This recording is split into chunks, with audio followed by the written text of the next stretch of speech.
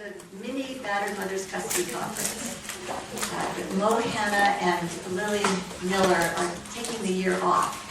And we thought we really can't pass the opportunity up to have a mini conference. We're calling it the Battered Mothers and Kids Conference this year. So there's no way we could fill their shoes.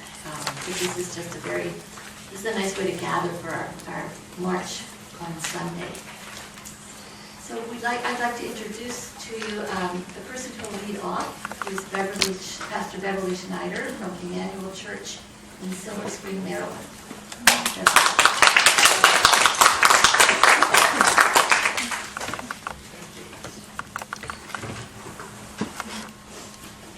Thank you. What a privilege. In a little while, you'll know a little bit more if I can get my... Listen, I'm trying to be up to date here, but it doesn't always work.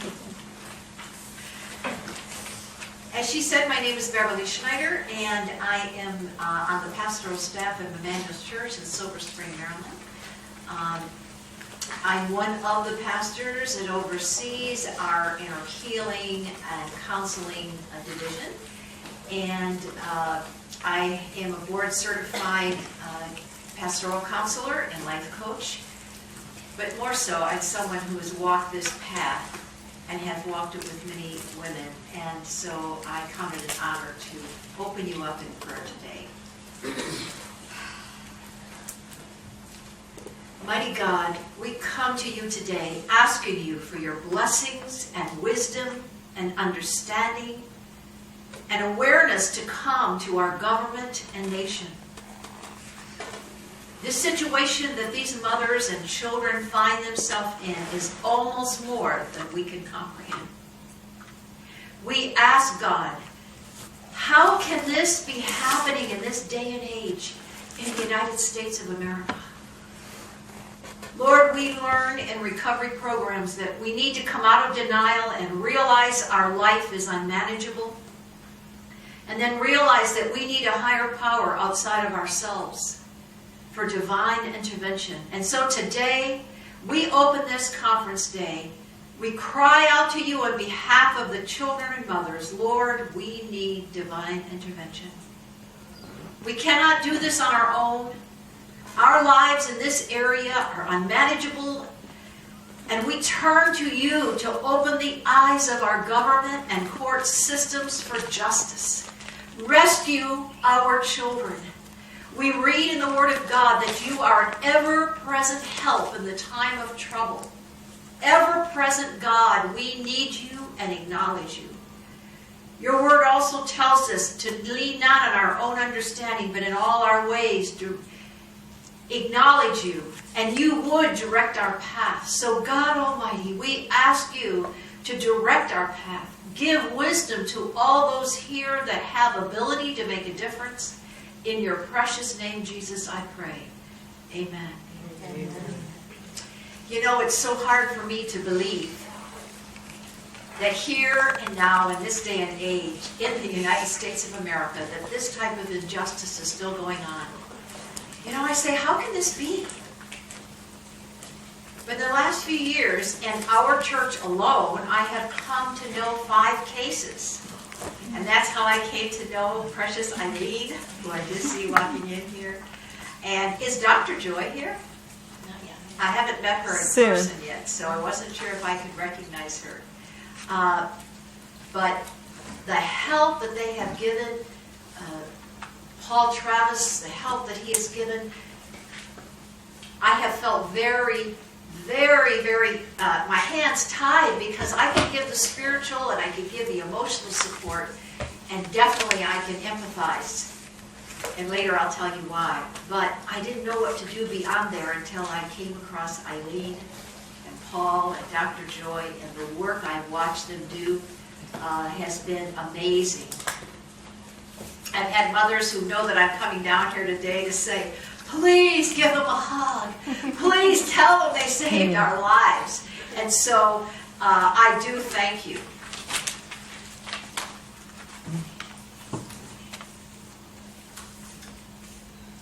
I had to make some notes because I have so much that's on my heart that I knew the only way I would do this in a few minutes would be to make some notes. So I'd get back to where I was.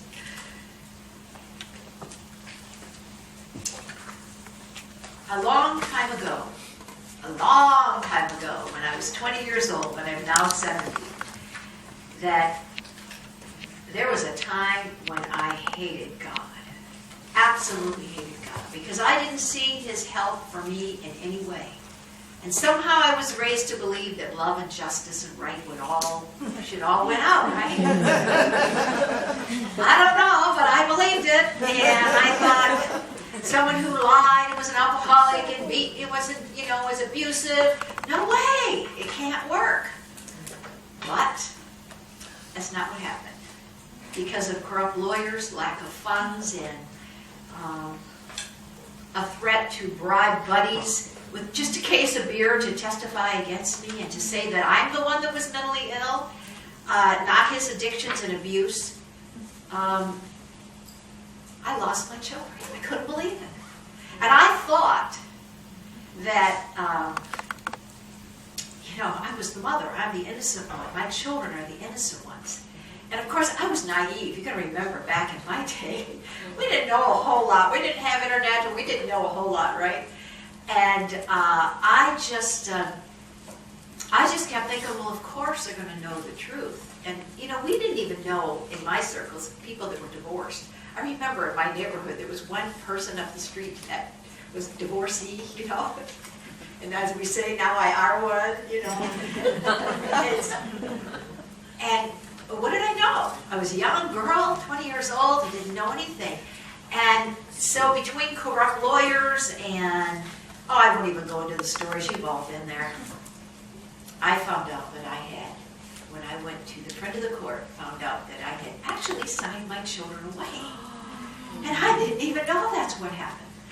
And I went to the friend of the court to have them come look at the house that I had provided, the income that I had, and now I could have my children come live with me, because I did allow them to stay with his mother, which was very grandmotherly, and I thought that was just, that was the good thing to do, the right motherly thing to do.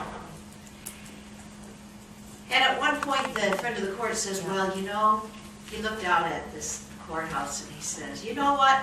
Or at this department, he says, you know what? He said, I don't know who to believe. So I think what I'm going to do is I'm going to take your children away and put them in that home out there until we can decide. And I went home that day, and some of mine thinking of Solomon and his wisdom. And I thought, to me that's like cutting your child in half, and you take half and you take half. And I knew that his grandmother, or his mother, would take care of them until I could get straightened out, and I knew we had a good relationship. So that seemed like the right thing to do, right? But then, when I went to get them back, I went to the friend of the court, I found out, no, I had actually signed them away. And that phrase, temporary order of the court, was just a phrase that apparently they put in so that you can make changes. But what was I to know? And so the pain, the helplessness led me to my first attempt at suicide out of desperation. And the third time I was going to attempt it, I had an encounter with God in my house. And that's why. The passion that you hear, maybe you think it was a bit emotional when I prayed. I tried to hold it steady. But I still cry out on the behalf of mothers and children. Because I know the pain.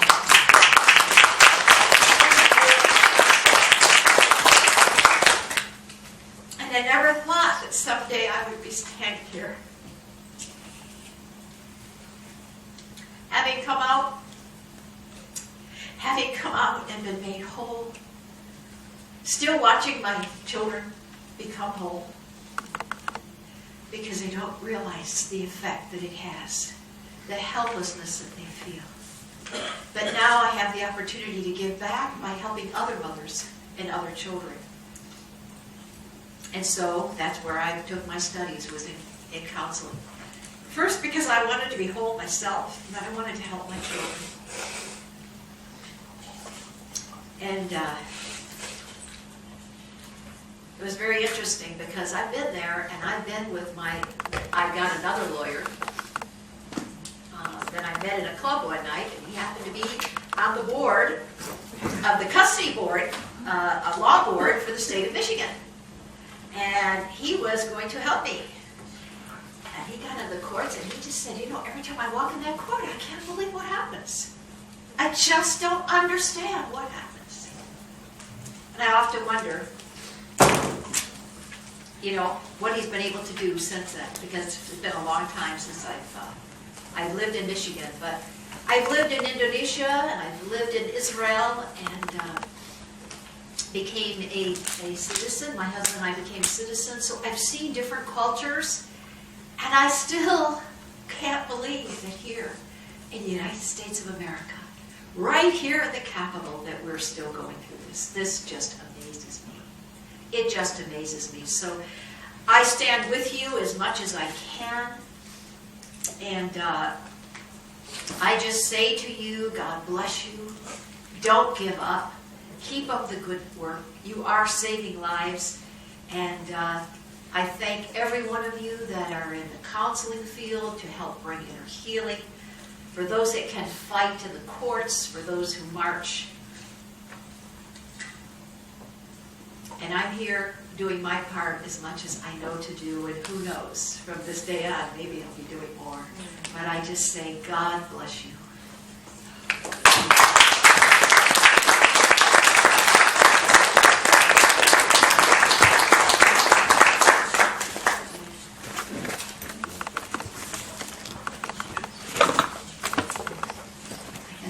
We were going to open with a prayer, and now I'm in tears. Thank you so much. Today we're going to have a couple of changes because Toby Kleinman can't come, so her husband will. So what I'd like to say before we start is I'd like to thank Mo Hannah. She'll be here later this afternoon. Mo Hannah, she'll be here right now.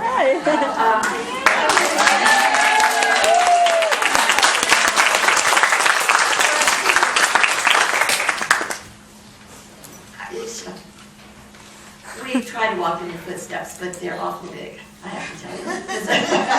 We can't handle one workshop. or get this coffee here on time. So total amazement at how you've been doing this for 10 years. I'd also like to give many thanks to Joan Myers, who's the person who got this beautiful venue for us. I mean, how many times can you imagine standing in front of something like this? George Washington University Law School. This is wonderful. And also there's some unsung heroes who are behind the scenes who can't be here. Lillian Miller and Rose Ginsburg. That's the two people. They're our web presence. You know, and anytime anybody says, boy, you all are doing this great job, I'm sure Mo and I both think, no, we're just the pretty faces in front. They're the people that are doing the work. And I also want to thank Panera Bread, even though it was a little late today. When it gets here, it's great. It is fabulous. And all the people here, Barry Goldstein, who's going to be speaking later, and Nancy Erickson,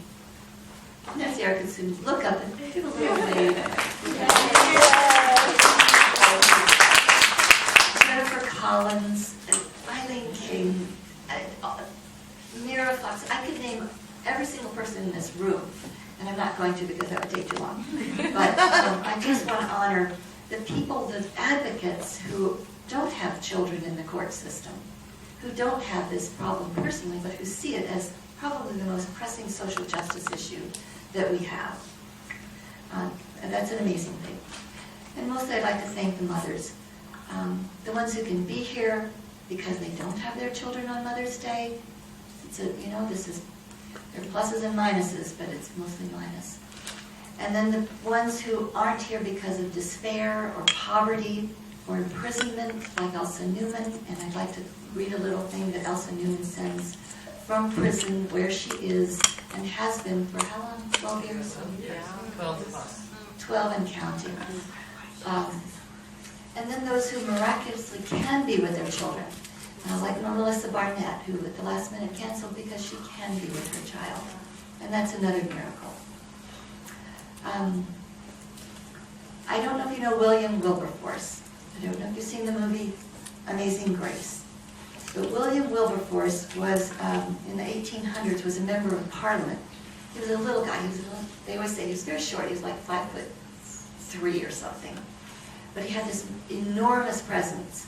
And he became a member of Parliament and an abolitionist in Great Britain. He is my model of perseverance. There's no one that I can possibly imagine who persevered more than this one man. Every year he'd bring forth a bill about abolishing the slave trade. And every year he would be knocked down. And every year he would get right back up.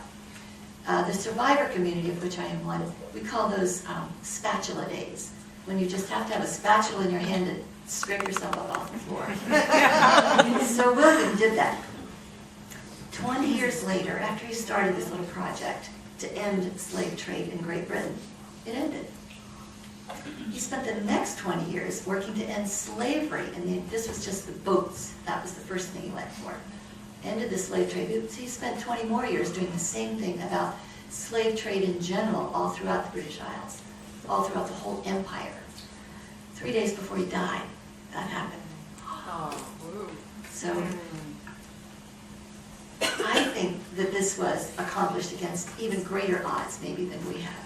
Even greater odds, because the slave trade was the basis of the economics of the British Empire. However, we have a modern day slave trade going on. Children are being sold. They're being sold to the highest bidder, or the one with the most beer, I guess, to be raped and beaten by their owners. Eradicating this scourge of neo-slavery is our passion. It'll take a while, because brutal men have always believed they own women and children. And that's been the case since the cavemen. Not the good men, not the men who are here, not the men who are working to help us, but there's a certain classification of brutal men. And who are atavistically back to the cavemen, and they probably don't even know it. As you know, batterers are 7 times more likely to physically abuse their children, 6 to 19 times more likely to sexually abuse their children. But like the slave trade in Great Britain, this would end. So today we're going to spend the day talking about mothering under duress. How to mother a child who is forced to live with an abuser is probably the most difficult, heartbreaking labor of love on earth. I don't know how we do it. I don't know how. I think that God is the only thing that's keeping us afloat, because I certainly know during the time I was trying to do that my feet never hit the ground. He was carrying me the entire way. So we'll get started. Joy Silbrick was going to start at 10. We asked her to come a little bit earlier, and she hasn't quite arrived. So She's here. She just went to bed. Could I ask a question? Absolutely. I brought the PSA videos from the Hot House Productions that Joy and I worked together with the students at Boston University School of Film. And if there's a time during the day where we can show those, we would love to share them with you. Wow. Oh, that'd be Wonderful. great. I think we should have Have them them running go during viral. lunch. All during lunch. During lunch? I think so. Okay. Awesome.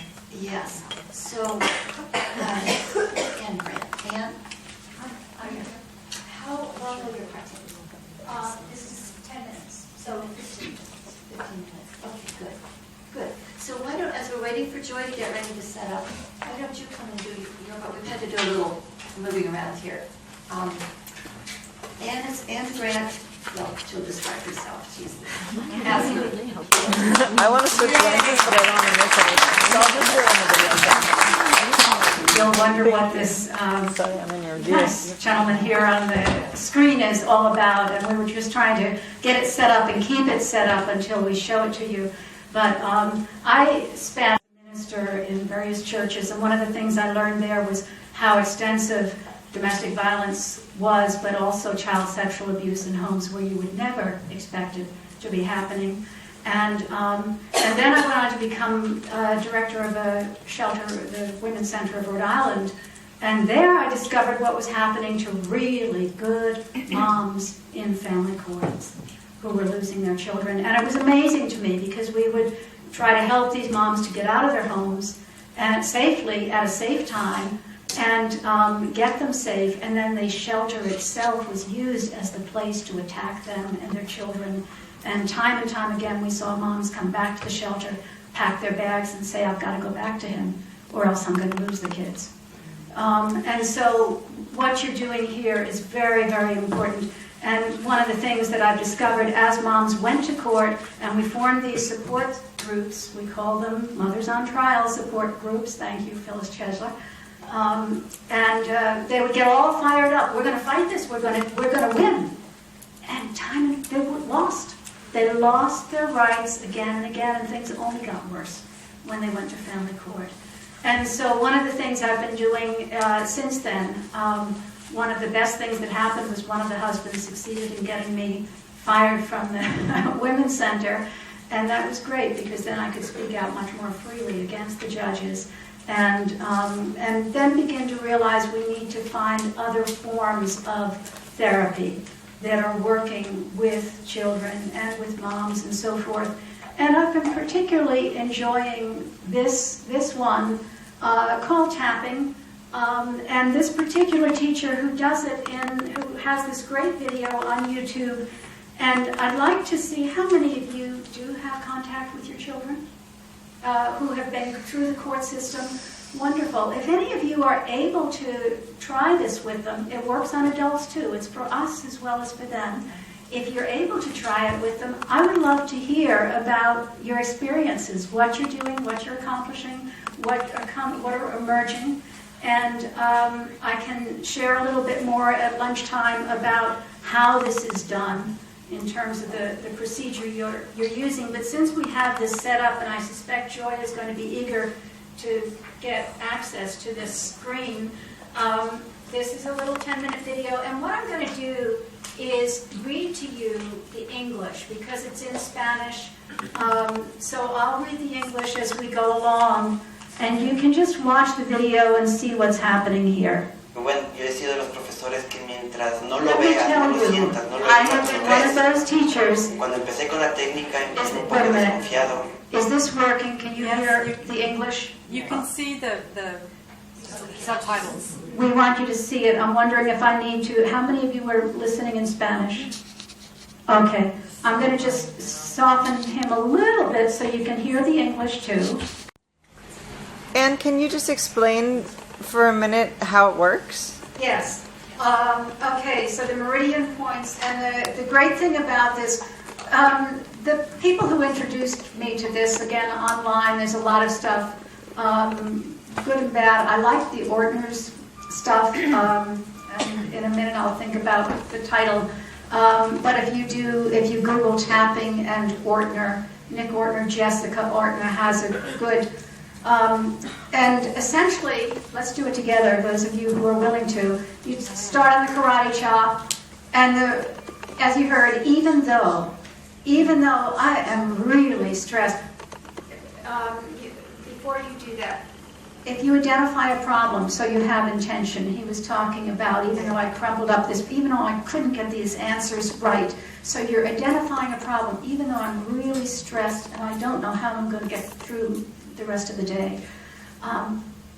For adults, I love and accept myself completely.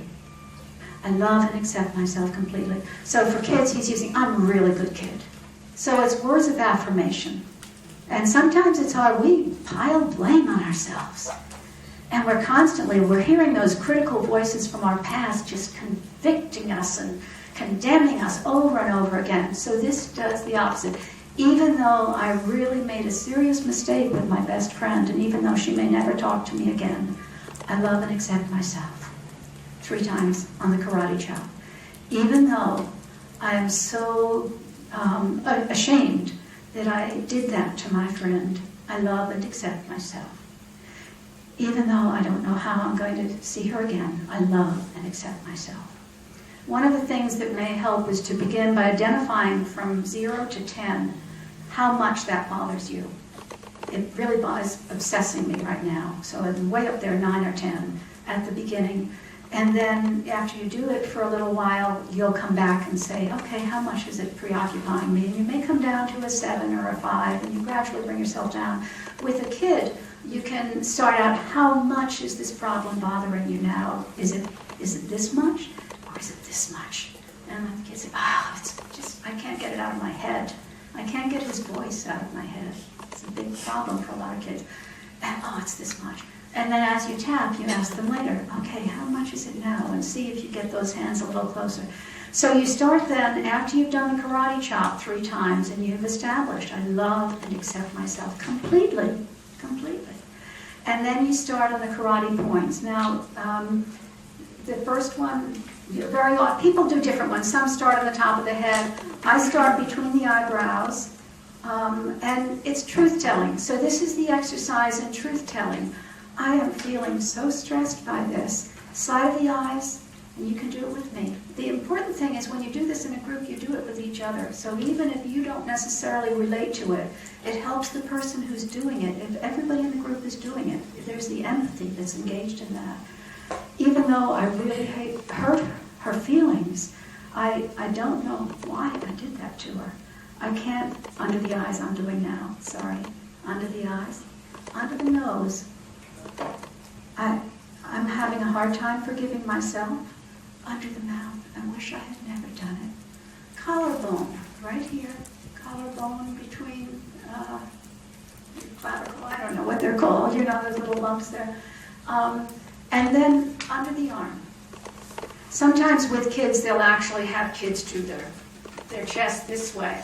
They've done this with descendants of the Rwanda genocide. They've done this with people in Newtown after the Newtown massacre. There's wonderful things. The Tapping Solution is the name I'm trying to think of. The Tapping Solution Foundation is actually having, in other words, if there are any people, counselors near Connecticut, they're having a free training for counselors in Newtown, not this Sunday, but I think next Sunday.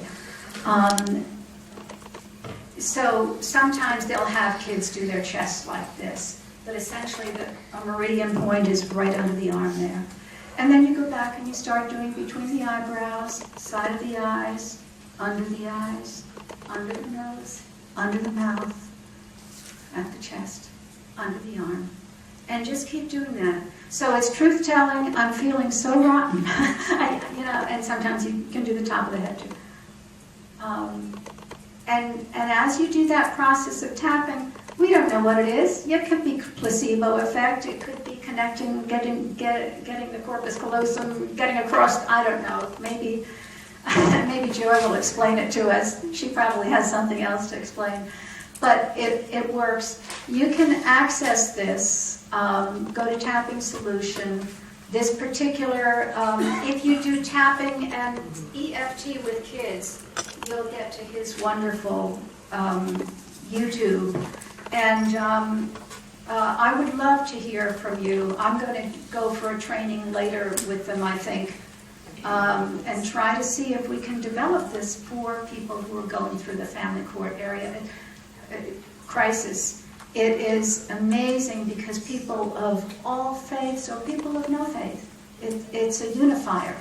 So it works for people regardless of their spiritual background, of their comfort level with different faiths, or whether they're completely secular. So I look forward to hearing. Parenting Project at Verizon.net. I would love to hear your results. I want to get this out of here so Joy can. She'll be able to really.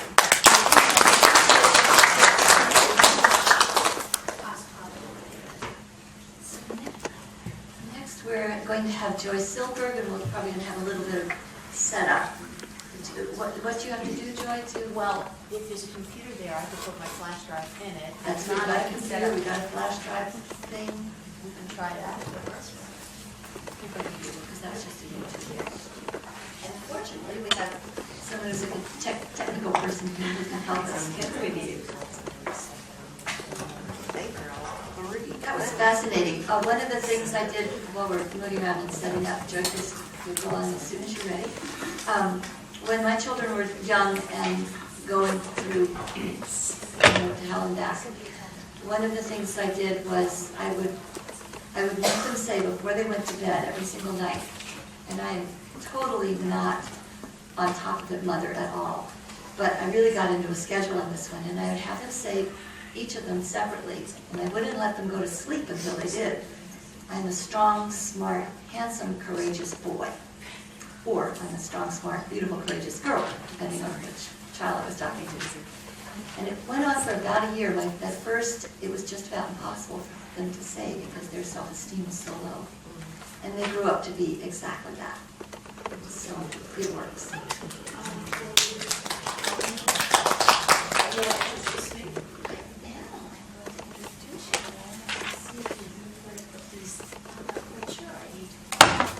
Wait for me.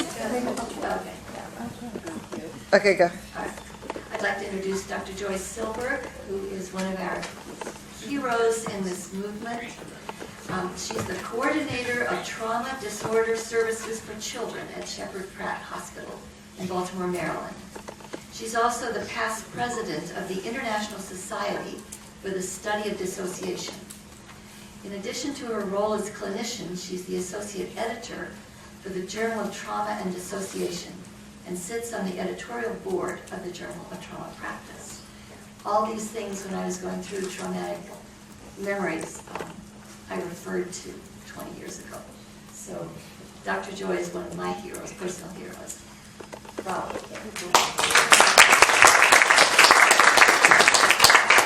Well, I may be her hero, but the women and loving men in this room are my heroes. And you're my heroes because I have lived the pain with so many of you, and I have seen what you go through, and I've seen you get up day after day, even though your hearts are breaking in two, and I've seen your fortitude and your strength and your perseverance and your intelligence and your love and your compassion and your being there for your children, even if you're only allowed a phone call or one email a year or whatever it is that the judge has said you're allowed to do. I see you pack as much love into that little bit of reaching out to your child as you're able to. And I see all of you as heroes. And I haven't lived from the inside the pain of the experience, but I've seen it hundreds and hundreds and hundreds of times. So I feel like I do know your pain. And I have felt the same pain or a similar pain when I've not been able, despite all of my efforts to rescue children. One of the cases that hurts me in my heart the most are twin girls in North Carolina. I don't know if any of you were involved in that case, but there were two beautiful little girls in North Carolina that I tried really hard to work on saving them. And we even won the appeal, and I was so excited. And I was actually on vacation with my husband in a park in Wyoming when I got the call that despite the appeal, the perpetrator had gotten the kids again, and there was no way that we were going to get them back. And I just started running and screaming. It was all I could do. And the park ranger saw this mad woman in the park running and screaming, and I was running so fast. And the park ranger, thought I was a lunatic. And my husband said, no, she's going to be okay. He couldn't even keep up with me. And finally, he stopped me, and I just started to cry. And then in the sky, and then we went out to dinner right there in the park, and then in the sky there appeared a double rainbow. And I looked at that double rainbow as we were having dinner, and I thought, okay, maybe these two little girls are not going to be saved today. But that double rainbow means that there are kids that are going to be saved, and those kids will be okay one day. And I just have to keep my hope, and I have to keep my faith.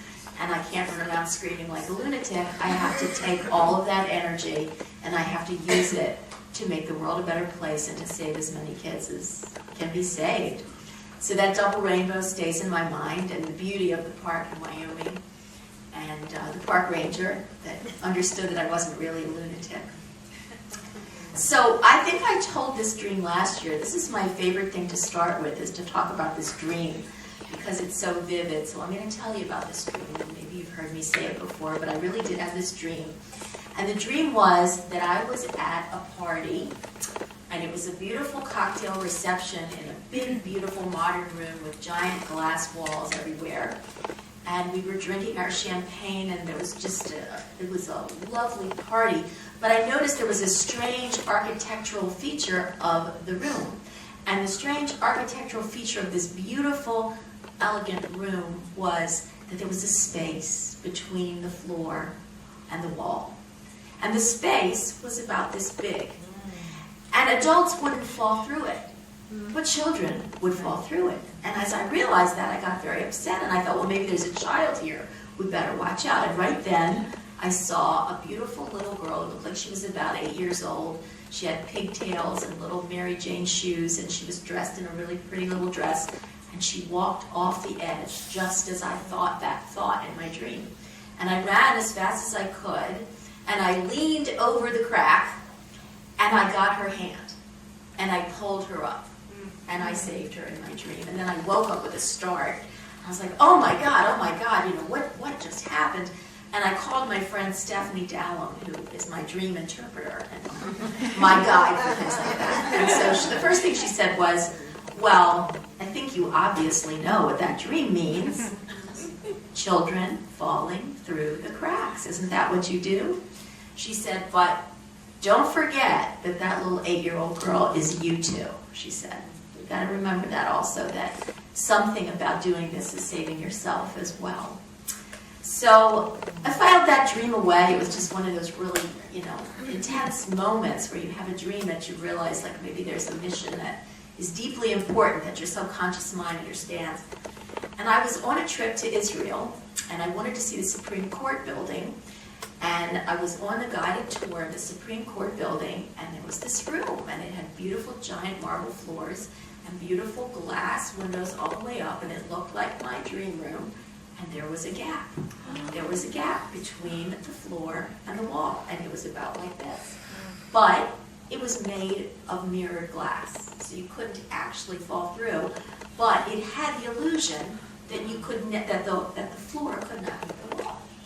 And I was just taken aback. I was so shocked because I had never been to the Supreme Court building in Israel before, and this was the room of my dream. And as I noticed it, the tour guide was saying, notice the unusual architecture of this room. And architects had submitted from around the world to be able to design the Supreme Court building in Israel. So this was the winning architectural design. And she said, notice the space between the floor and the wall. She said, that means that justice is infinite. And I raised my hand.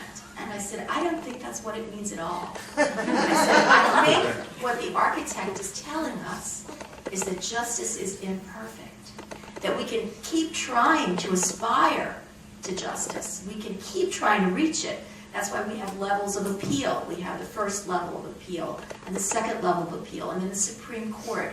And we keep trying to get it right, but we're only human, and we can't always get it right. And there's going to be a crack where the floor never quite meets the wall, because we're still aspiring to get there. And she said, wow, do you know the architect? And I said, no, but I just knew the room. So she said, well, I like your interpretation so much better than my interpretation. She said, I'm going to use it on my next tour. So I haven't been back to see whether she's now using my interpretation of the architecture of the room.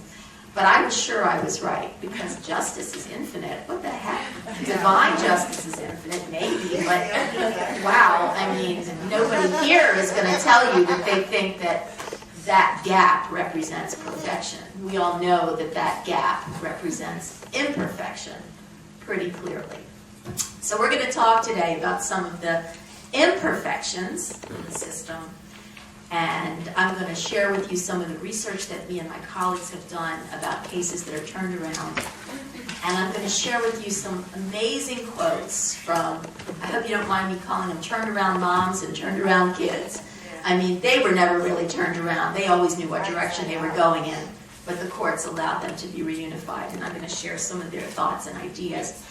But first I want to show you how smart you are compared to people who get paid a lot of money to work for the courts and to do a lot of really hard things. So I'm going to show you how smart you are. Because here is what I found. I copied this down on the back of an envelope when I was in court at Anne Arundel Courthouse. Anybody have a case in the Anne Arundel County Courthouse? Yeah, so you know Anne Arundel County Courthouse. And this is posted in the family room as I was waiting, so I figured while I'm waiting here, I better write it down. So these are the rights of children that are posted in the Anne Arundel County Courthouse. To be told that my mother and father will always love me, okay. To love both without being forced to choose or feel guilty.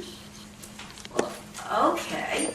To have decisions about me be based on what's in my best interest. Sure, whatever that means. Not to send messages between mother and father. Okay, do that. To be told that the family breakup is not my fault. Oh yes, we definitely have that right. To be spared from hearing negative comments about either parent. So, is there anything missing that that brilliant person who was paid to spend a lot of money to write the rights of children in the courthouse missed? Thank you very much.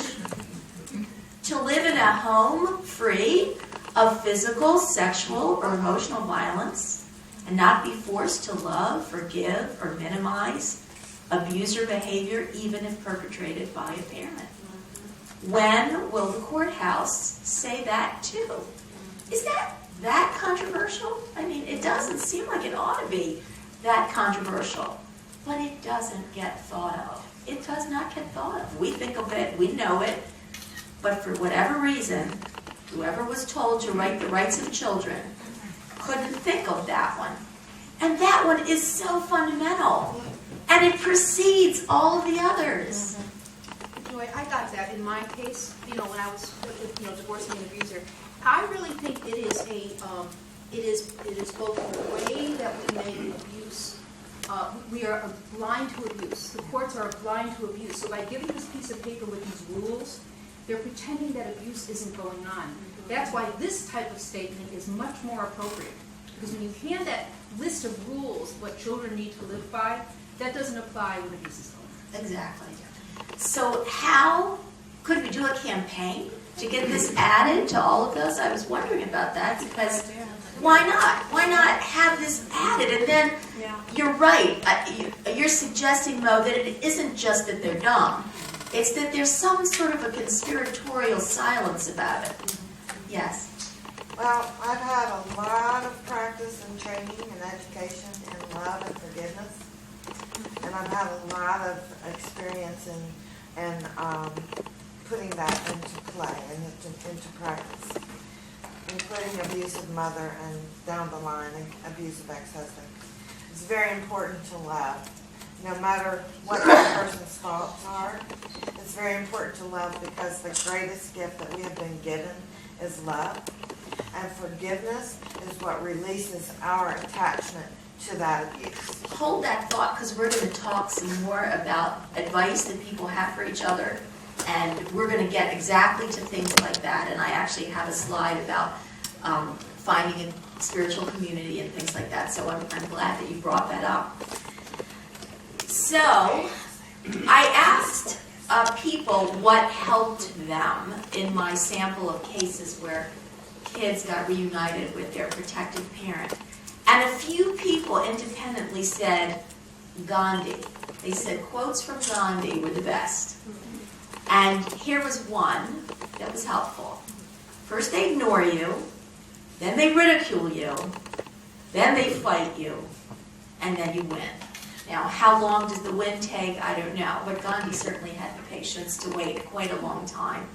And the idea of the passive resistance, civil disobedience, even if it's just internal in your mind, even if you're going along and saying everything that the courts are telling you to say that you may not even believe, and even if the child is going along on the surface, if they can keep the freedom inside their mind, they can keep that freedom that they are not going to be bought or brainwashed. If they can keep that in their mind, then they can win, even if they haven't won yet in the outside world.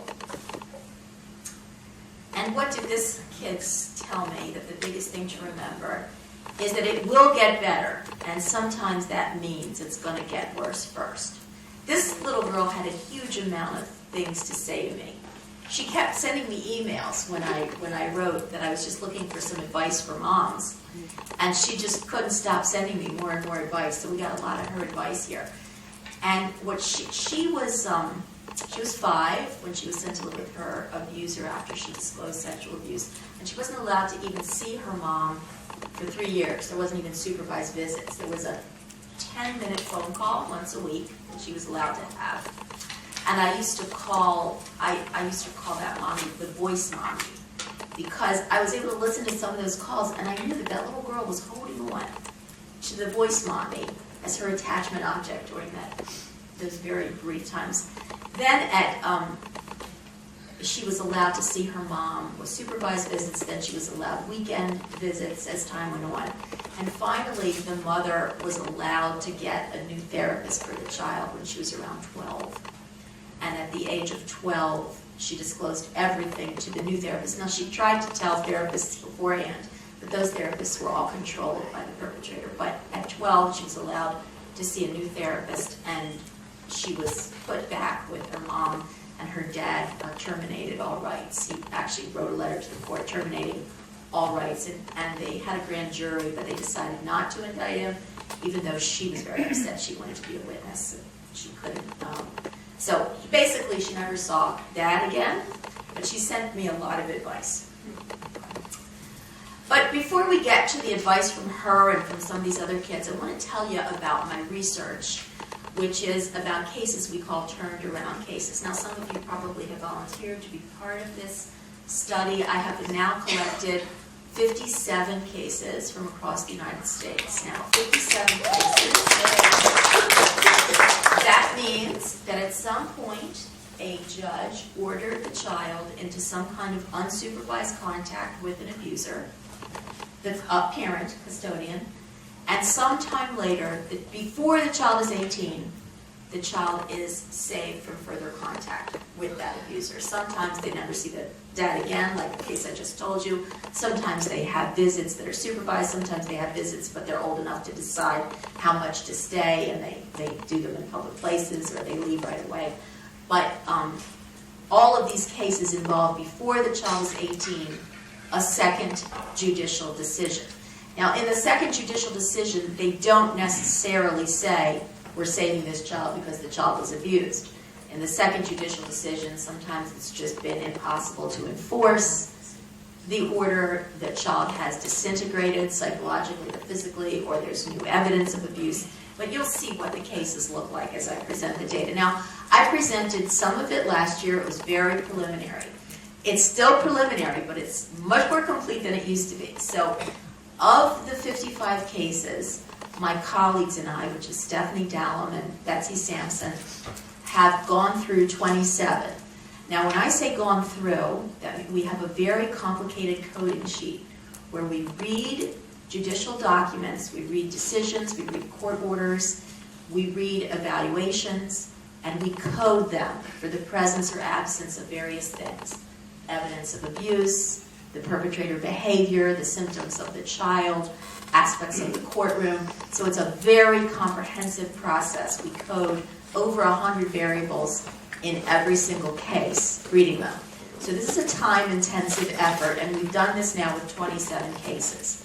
We are looking to get funding now for the second half of the study, because our initial funding came from the Office on Violence Against Women, but we no longer have that funding. We're trying to get the funding renewed from the National Institute of Justice, and we've submitted our application, and they told us that it's in review, so we hope that we can get it to do the second half. So what I'm going to show you today is from the first half of what we were able to analyze. But first, this is not from our research, but you've probably seen this on our website, and you've probably seen this number bandied about, 58,000 children this is happening to. So I thought I'd explain to you where that number came from. Well, we were, several of us were at a think tank, and I'm trying to think of who here was at it. Nancy, were you at that think tank? I'm trying to think. Maybe none of you here were at that think tank, but we got a grant for somebody from an advertising firm to, Eileen, were you there? Possibly, I think I was. Yes. I think maybe, you were there. There was a grant for somebody from the advertising world to do a focus group with us for a day and to give us ideas about how we could have impact on this movement. So a bunch of us went to New York City and we met with this advertising firm for a full day. And they gave us some advice. And one of the things that we put into action was they said, If you guys come up with a statistic, it'll be quoted forever and ever, and it will exist. And it actually, even if you make it up out of thin air, it won't matter, but it will be quoted forever after. Well, I didn't have the conscience to make it up out of thin air, so me and my colleague Stephanie tried to come up with a way to quantify how many kids this could be happening to in the United States in a year. And here's how we did it. First, the number of children affected by divorce in America is 1 million a year. Now, occasionally we have had a transcript attached in a brief. But so if that was there, then we had a chance to review that. I'm the one that selects the key documents. That's how the research runs. So I read pretty much everything that we are given, and then I select key documents. The key documents are Decision 1, Decision 2, any court orders from Time 1 and Time 2, and key evidentiary things regarding abuse that are in the record. Now, this isn't everything you could get. This is kind of a rough. Like if it's mentioned in the court record, it had to have been pretty overt, because there are a lot of things that have happened that don't even get into the court record. So what was the judge's rationale for not protecting at Time 1? And mostly pathology of the protective parent is the key one. So that's 67% of them, either parental alienation, enmeshment, brainwashing, obsession, or simply that the parent is just not credible, which isn't particularly labeling them as pathologized, just that they're not credible. So in 67%, it's the opinion of the professional or the GAL that's accepted. 44% was the professional, who is usually a custody evaluator. Sometimes the judge mentions insufficient evidence of abuse. 4% they say because the child recanted. Often what's said is, well, they both have problems, so the idea of abuse is on one side, but they both have problems. It's just easier for a judge to look at it that way. And then there are 3 of them where the perpetrator is more likely to comply with court orders, the more friendly parent, so, which trumps the abuse allegation. So in 59% of our sample, there was sole custody to the perpetrator. 22% is unsupervised visits. I don't know why we didn't. Oh yeah. So unsupervised visits for the protected parent, and then we have 22% supervised visits for the protected parent, and 7% there's no contact whatsoever for the protected parent. 11% are given joint custody. And in 26%, there is custody to the protective parent, but there's unsupervised access to the perpetrator. So the children are continuing to be abused during the weekend visits. So basically, 67% of the time, it's the protective parent's fault, which is the reason. And 78%, it's the mother's credibility that's mentioned as the reason at Time 1 that they're not going to protect the child. And full custody to the perpetrator 59% of the time.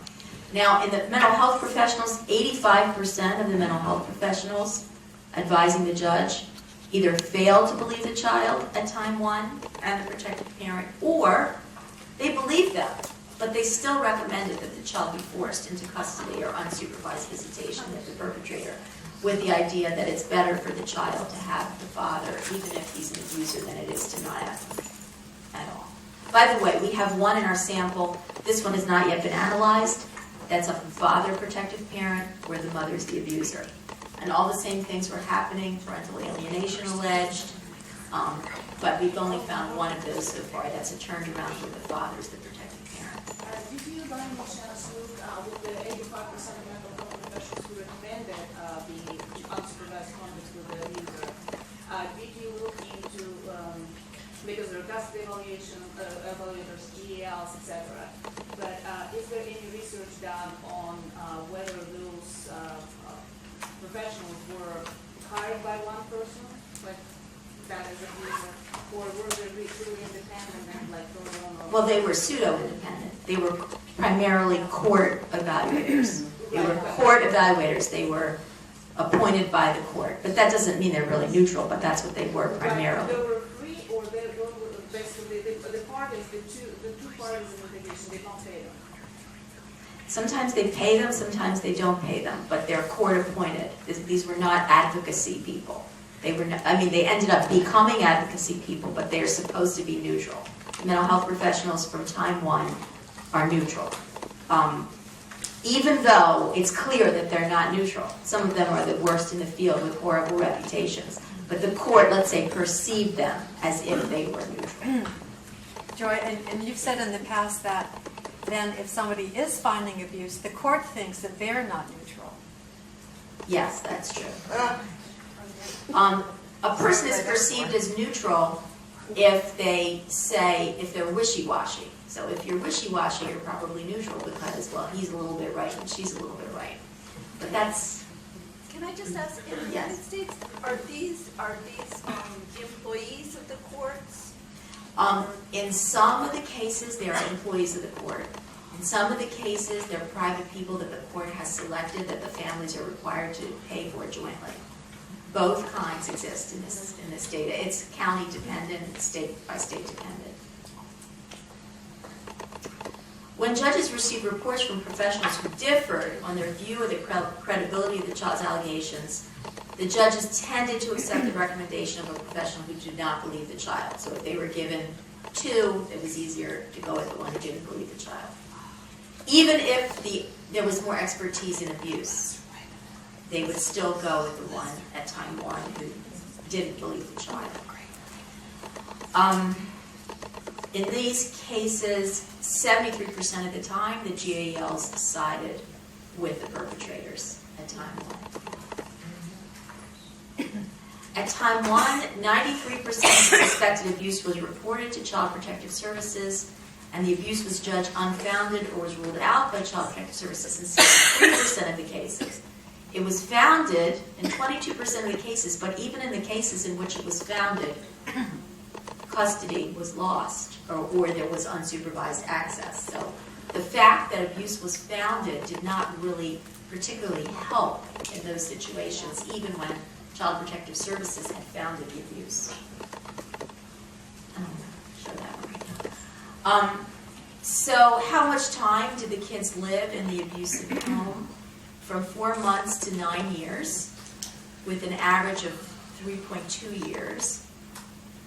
So you can see there's quite a range, and depending on how long the child is in the abusive home, certainly the damage that they experience during that time is much more severe. So perpetrator behaviors. Now this is interesting because we're getting this from court records. So we're getting this from how an evaluator said the person behaved in the office, from what we read in a transcript, what a judge says. So we're not looking at these guys ourselves and saying, here's what he did. So these are just mentions of these behaviors in the court records. So we've got anger, which goes up a bit at time 2, projection, which means blaming the child. We have that pretty much stays the same. Boundary violations are mentioned 46% of the time, which could mean boundary violations like coming up too close to the mother or coming up, bathing with the child nude or things like that could be boundary violations. Minimizing evidence or implausible rationalizations. I mean, some of the rationalizations of these people are so pathetic. Like, what did this guy say? I think he said something like, my penis slipped into his mouth when I was in the bathroom trying to wipe him. I was like, okay.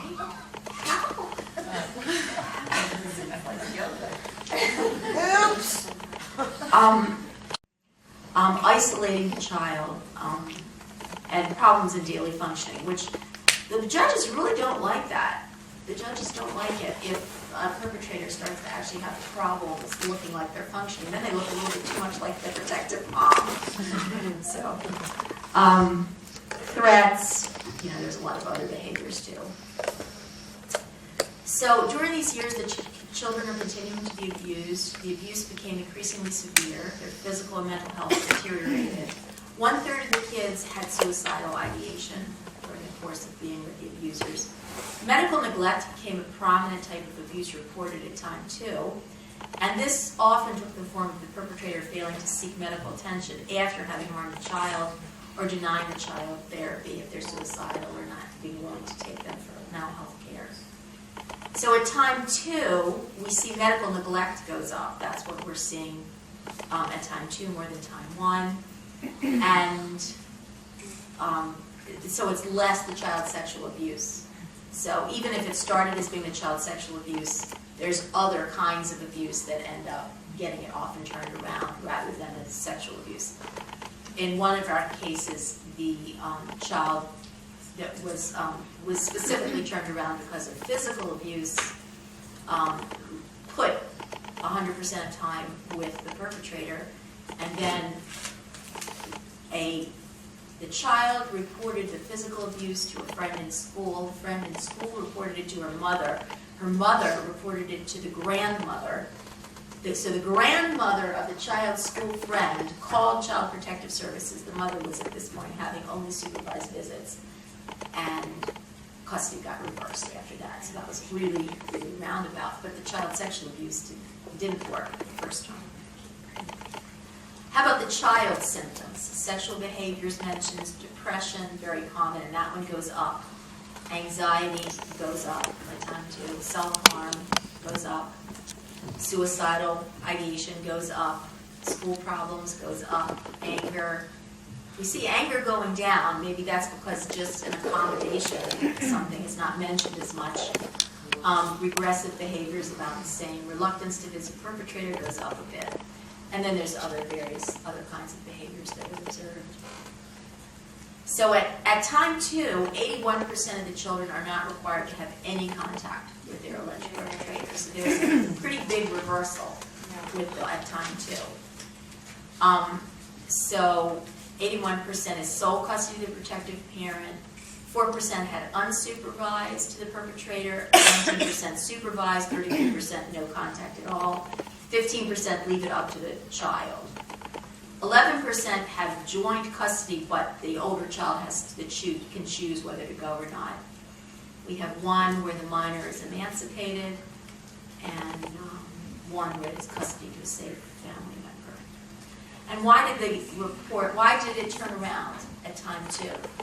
The most common reason it turned around at time 2 was reports from professionals who were specialists in child abuse or domestic violence. 30% it was the deteriorating mental health of the child.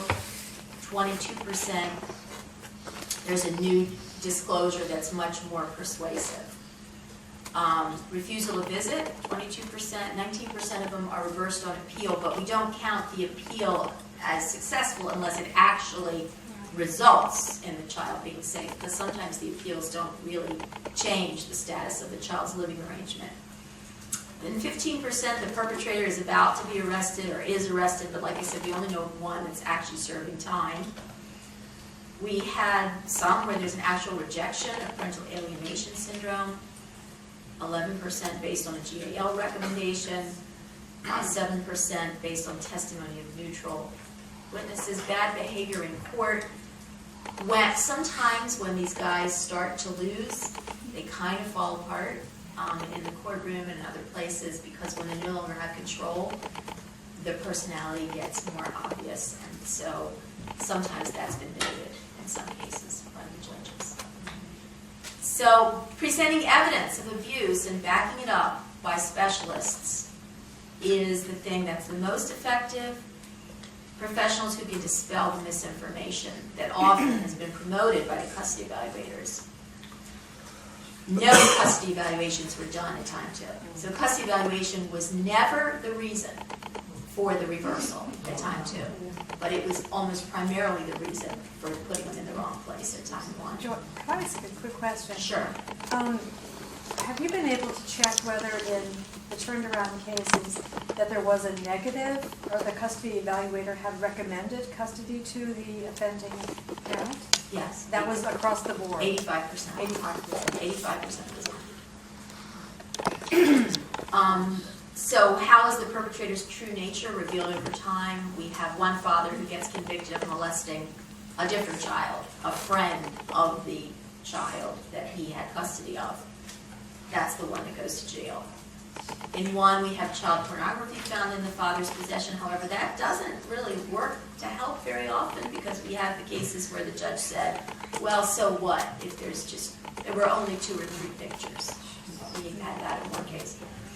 A court-ordered evaluation found abuse, and the father did not show up to trial after he was caught embezzling money, so that worked out well. A father, they found out that he made false allegations. The judge recognized the father's ongoing actions finally. Or the judge found out that the father was clearly lying. These guys lie like they breathe. And people don't recognize that. So I'm always for document, prove it. I mean, sometimes it's a silly thing, but I want to get to the bottom of it if it's a lie. So what are some of the legal trends? The judges relied heavily on the custody evaluators.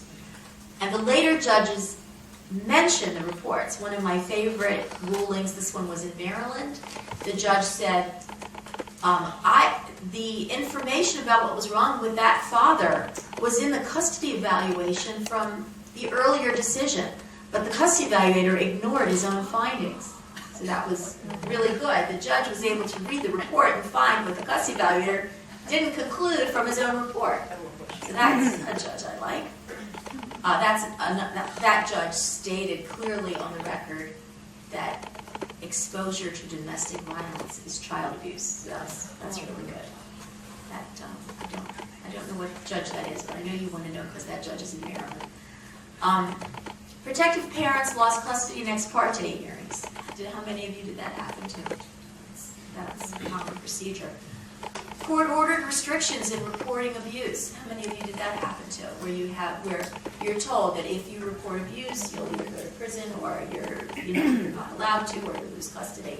And that's just so illegal. And I had one in one of my cases. I got a court order and it said, condition for therapist. Therapist may not report abuse to Child Protective Services. Therapist may only report abuse to the GAL of the child.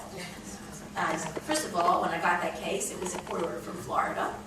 So I said, look, first of all, it's Maryland. I do not have to respect that court order. Secondly, a court order from Florida or even from Maryland can't get me to break the law in Maryland. And I have to report abuse. So what did I do when after 6 months of therapy, this child did finally report abuse to me? I invited the GAL to come to my next session for her to say it again in front of him. And then I made my call to Child Protective Services, and that was, after that call, was the last time the child ever had to have unsupervised contact. She sent me some quotes later that you'll see as well. So we're going to break. Let me see if this is a logical place to break. Let me finish this slide. And then I think we'll just do the rest of this one and the next one, and that's a logical place to break. How long do we have a break for? 15 minutes. Okay, well, we'll just finish this slide and then take a little break. The court-ordered restrictions in reporting abuse, we just went over that. DV findings, which originally were not admitted, later get admitted. And I love this, the self-advocacy of children. Children running away, filing their own motions, getting married. We had him here last year. The young man got married. Refusing to visit, refusing to leave a psychiatric hospital. One child on her way to school kept stopping at the ER, which was on her way to school, walking to school. She'd stop in the ER, say, I'm being abused.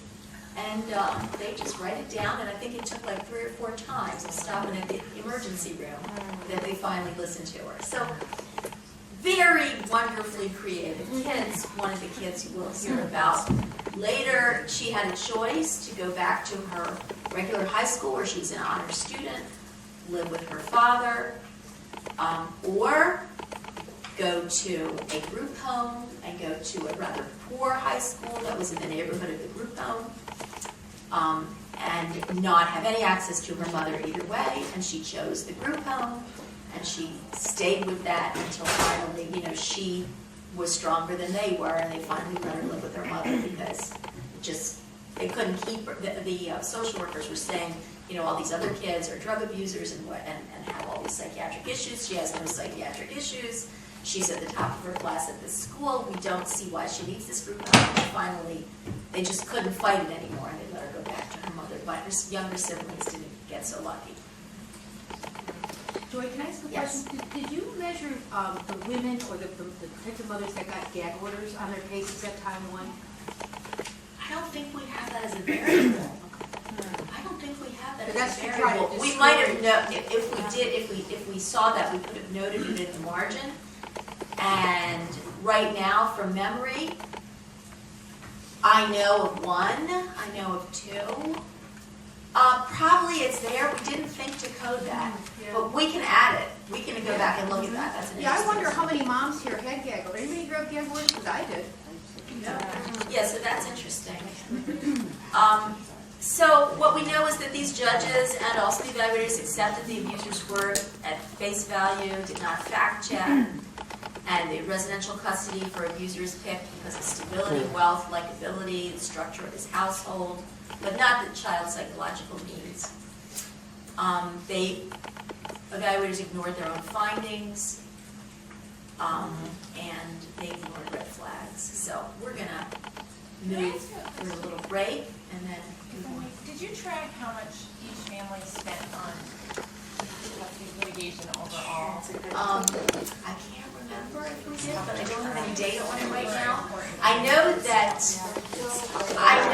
that Geraldine Staley did in her study of protected moms, and she found that there was a large percentage that spent over $200,000. I think a quarter spent over $200,000, and I think there was an average in the 50s or something. 100. What was it?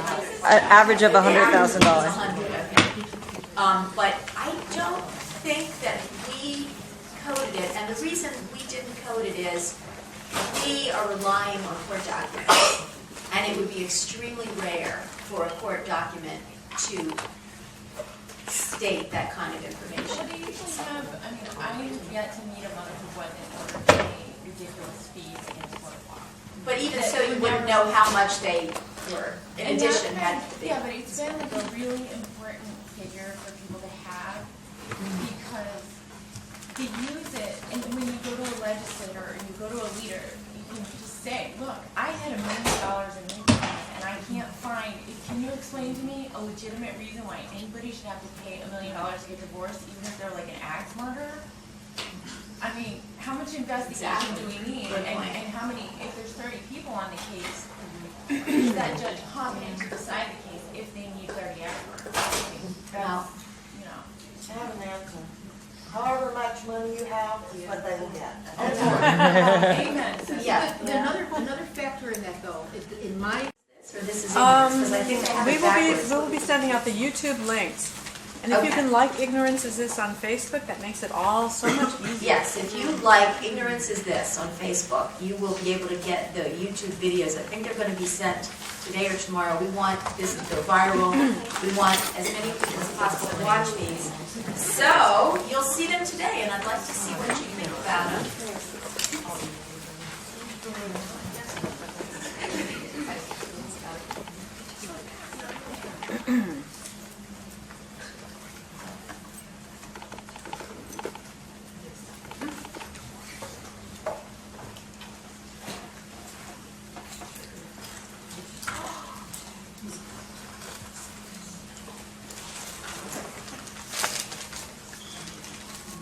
Isabella, could you do me a favor?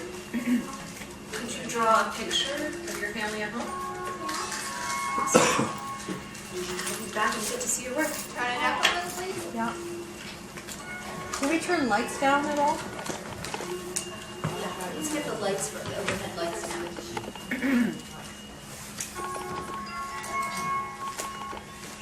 Can I see your work?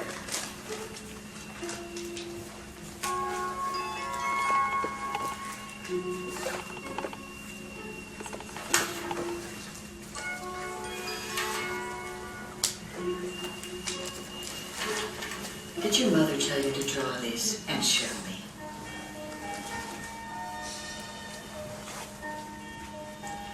These drawings are not admissible in court.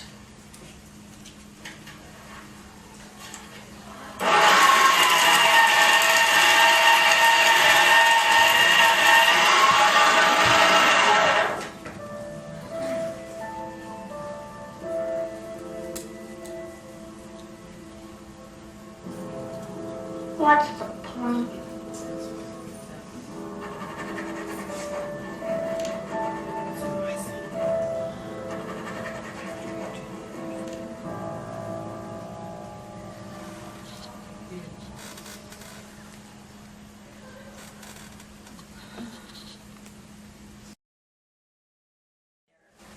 Presentation there.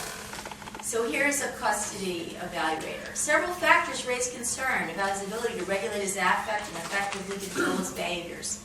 A number of statements in his journal refer to the fact that he tells his daughters that their mommy is a liar, that he encourages them over the phone to disobey their mother, although they are in her care at the time.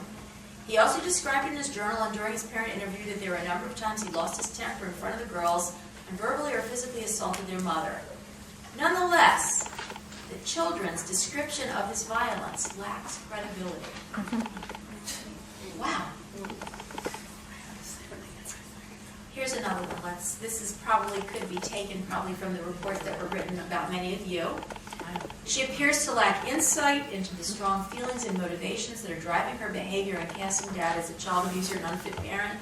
She's become obsessed and fixated upon her negative campaign to denigrate the father, regardless of the negative impact her behavior is having upon her son or her son's relationship with his father. She evidences narcissistic personality traits with a strong sense of entitlement, a willingness to exploit others to achieve her own ends, a lack of empathy or ability to recognize or identify the feelings and needs of others with whom she is in a relationship. It's pretty awful stuff. Mother lost the child at age 5, actually. I'm sorry, I had the two mixed up. So this mother lost the child at age 6, and the turnaround was at age 10 with a disclosure to the FBI. This is a quote from the grand jurors. The grand jurors duly impaneled and sworn upon their oath present that so-and-so did intentionally, knowingly, or recklessly engage in unlawful sexual penetration of a child. So he was indicted, and that was a copy of the report about the mother, which led to her loss of the child for 5 years. Then I want to show you this one. Mother has no insight into how her behavior alienates the child from the father, how her behavior creates the problems in her child that she complains of, how her repeatedly taping and questioning the child colors, contaminates, and creates the child's statements. The above, as well as her enmeshment and lack of control of her child's behavior, are harmful to the child.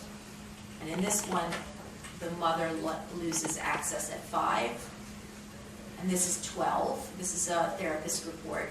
Child has consistently discussed a history of sexualized contact by her father since early childhood.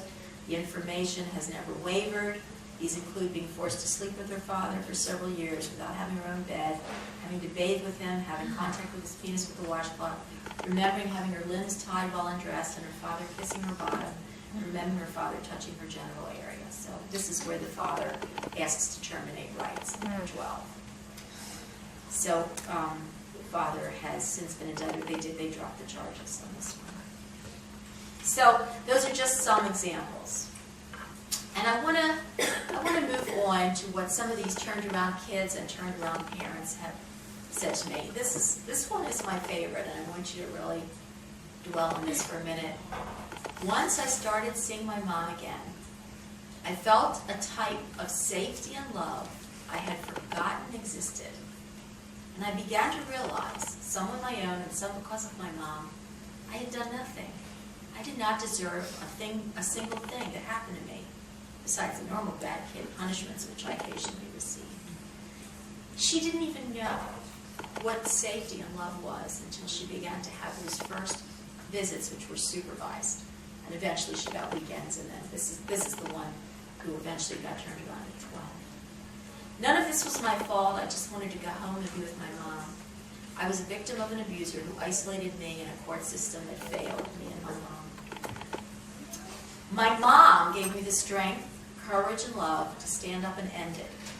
Some kids won't get their moms back for a long time, but I assure you, she never wanted to lose you and wants you back. Just talking to all those kids out there. Wow. This is another one. Just a simple question. What helped you get through it? She said, I knew no matter what, my mother always believed me. Protective mom, how did she get through it? I had my family, my friends, my faith, and some professionals who believed in me. Turned around kid, advice for moms, tell your child the truth no matter what. My mom always did. Even when our phone calls were being recorded or we were being supervised, she found ways to let me know she loved me and wasn't giving up. Hugely important for parents to do that.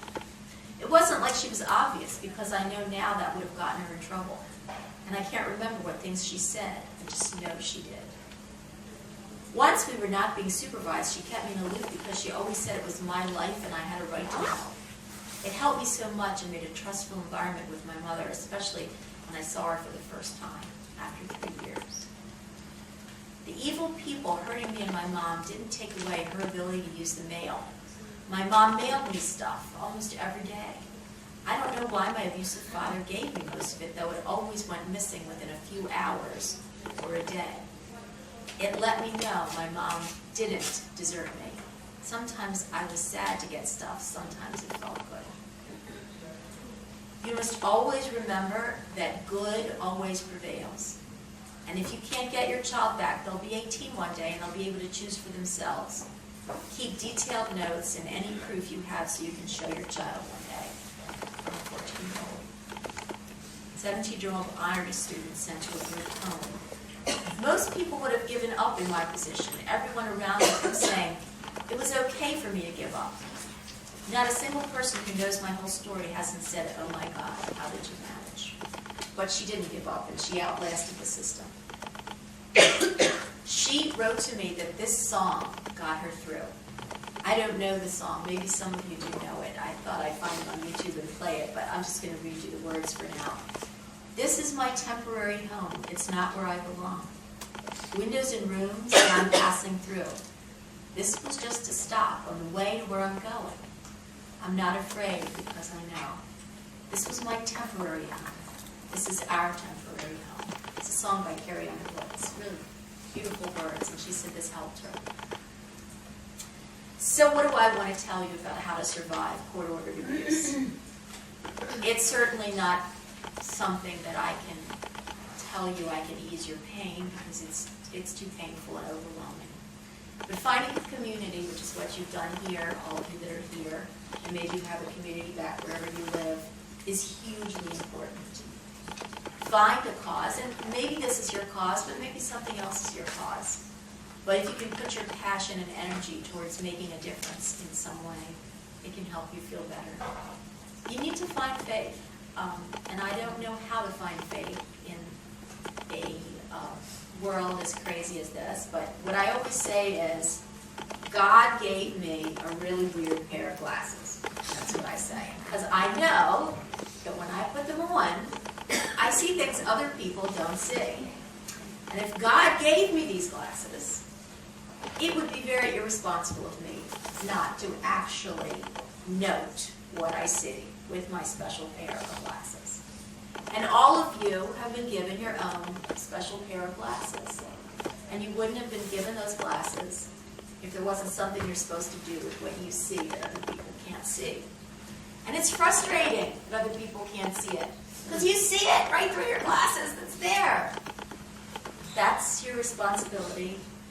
That's the responsibility those of us who can see it have. And that's where I find my faith, just knowing that if I see it, there must be a reason I see it, because a lot of people can't see it. As the young lady said, and the quotes that we looked at, find every opportunity to send love, whatever it is, however you can do it. They're as limited as you are. If you can't see your child, keep a diary of your love for that child, so that when they're 18, you can show them how you still wrote to her or him, and hope that one day you could show that diary of love to your child. This is a good one. Defy expectations when you are set up. You're going to be set up if you were at one point in a relationship with a batterer or a psychopath or someone who's trying to control you through the court system. And they want you to break down, and they want you to cry, they want you to be a victim, and that's how they get their pleasure.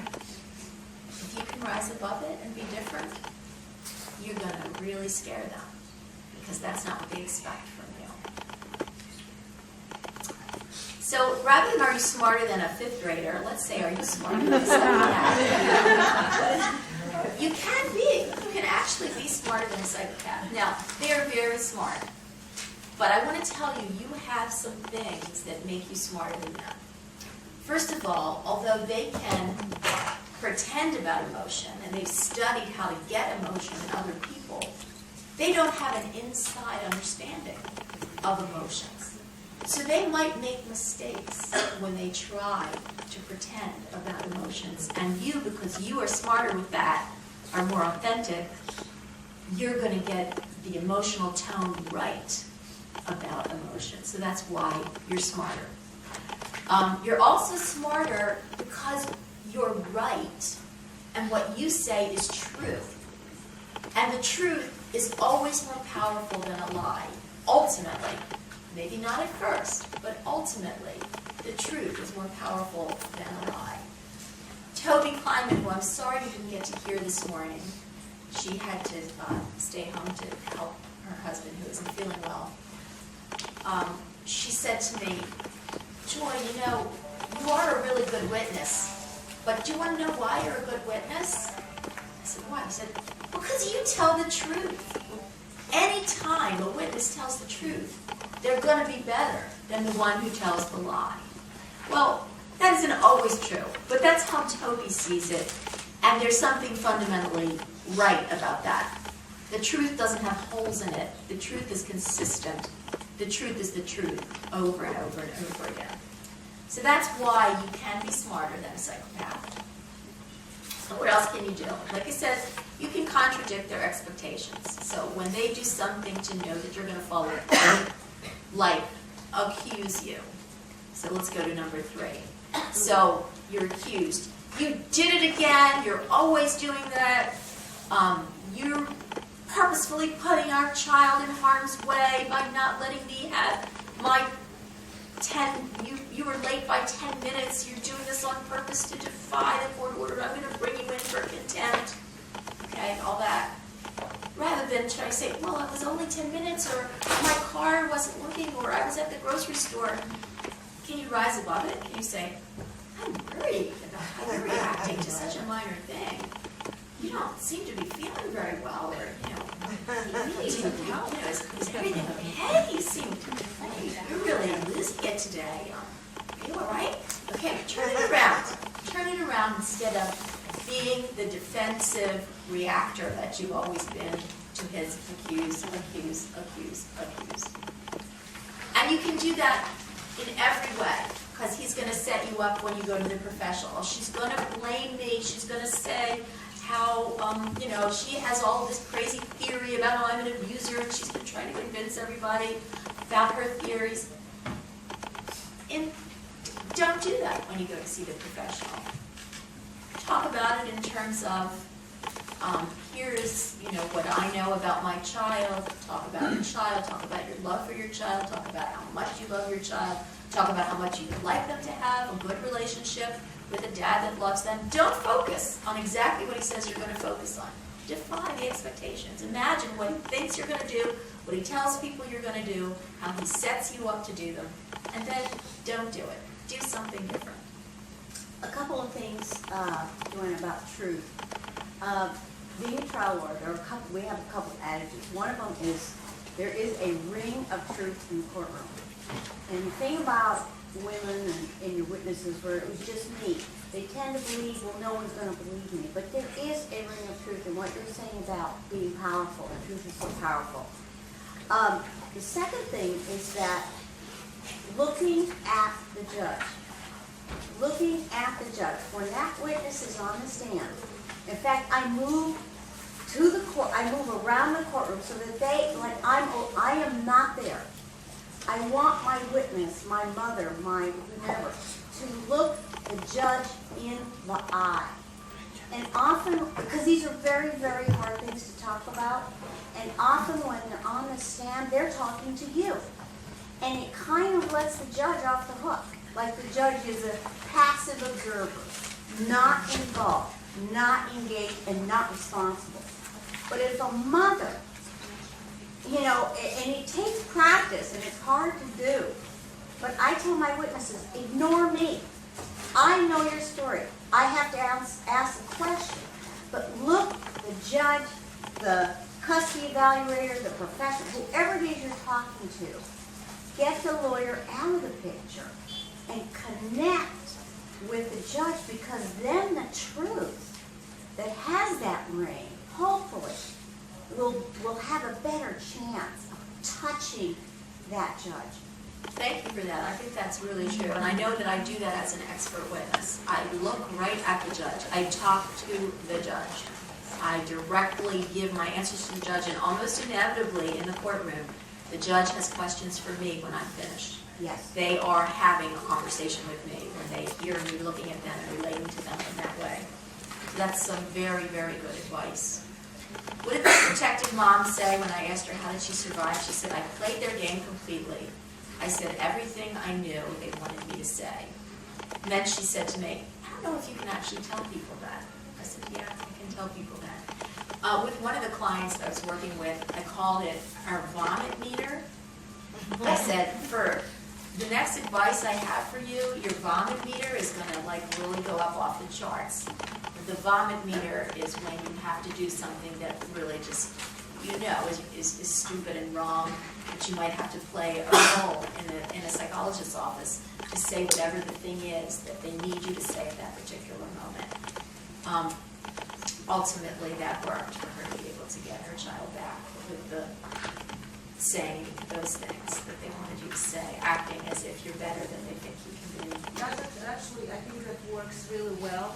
However, if it's in initial stage, let's say you have a custody evaluation, and you play along, you don't say any bad words about the abuser, but then how the court and the custody evaluator who is going to write the recommendation, how he's going to know that actually abuse happened.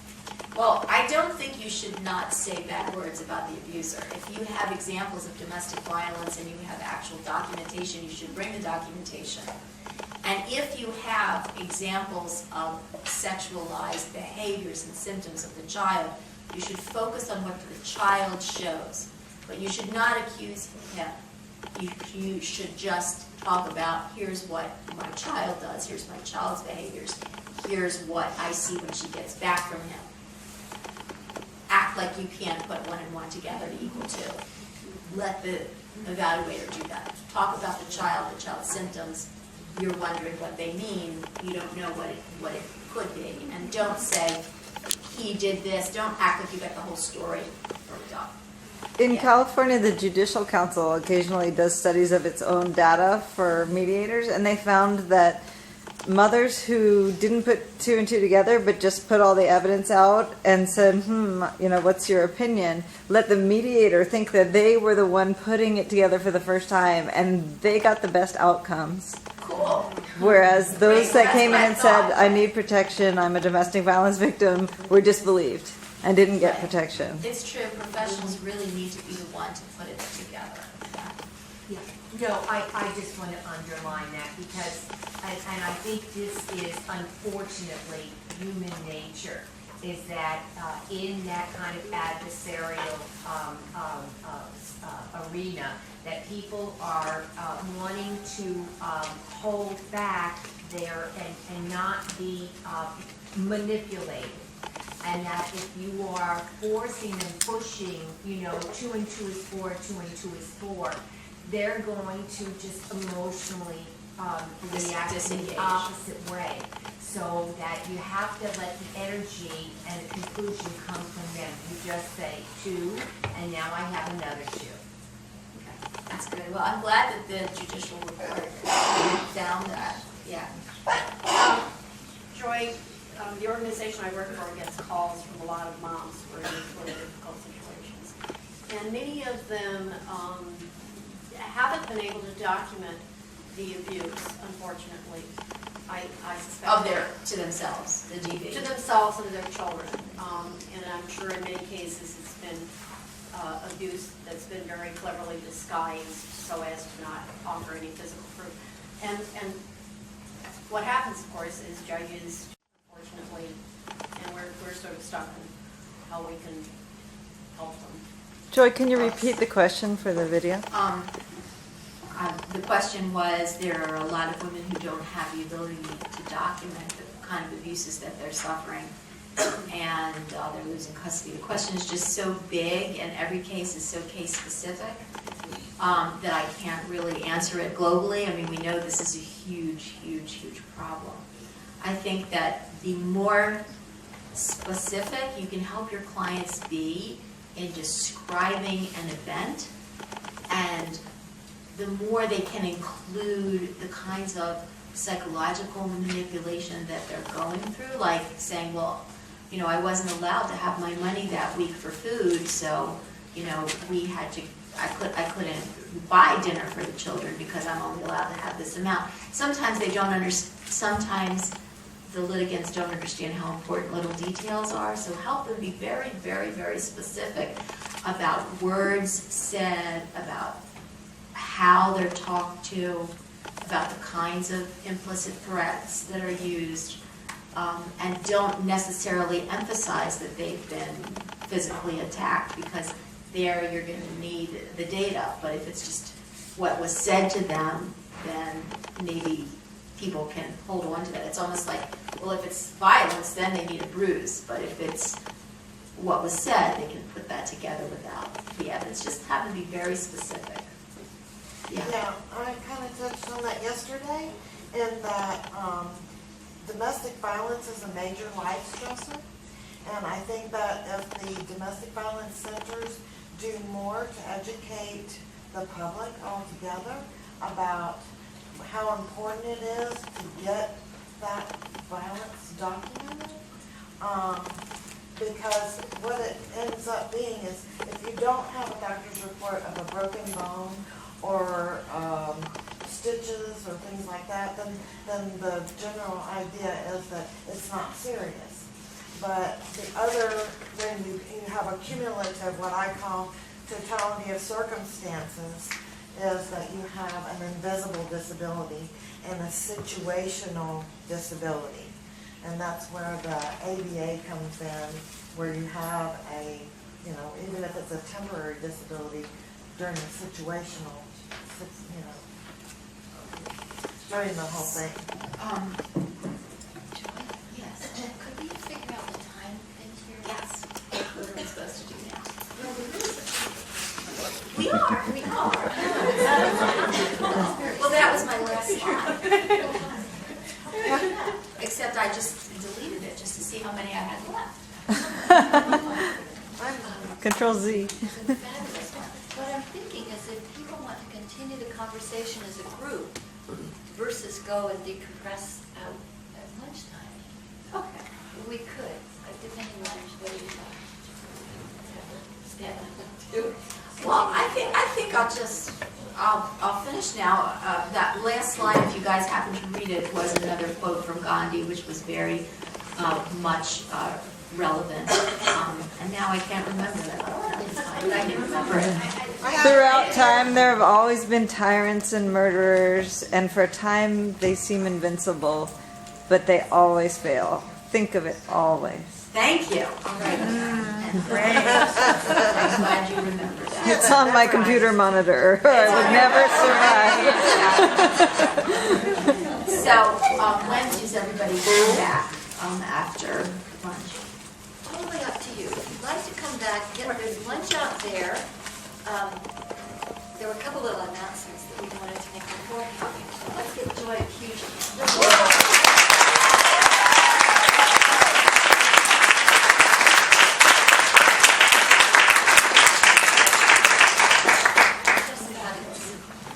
there were a couple little announcements that we want to make before we break for lunch.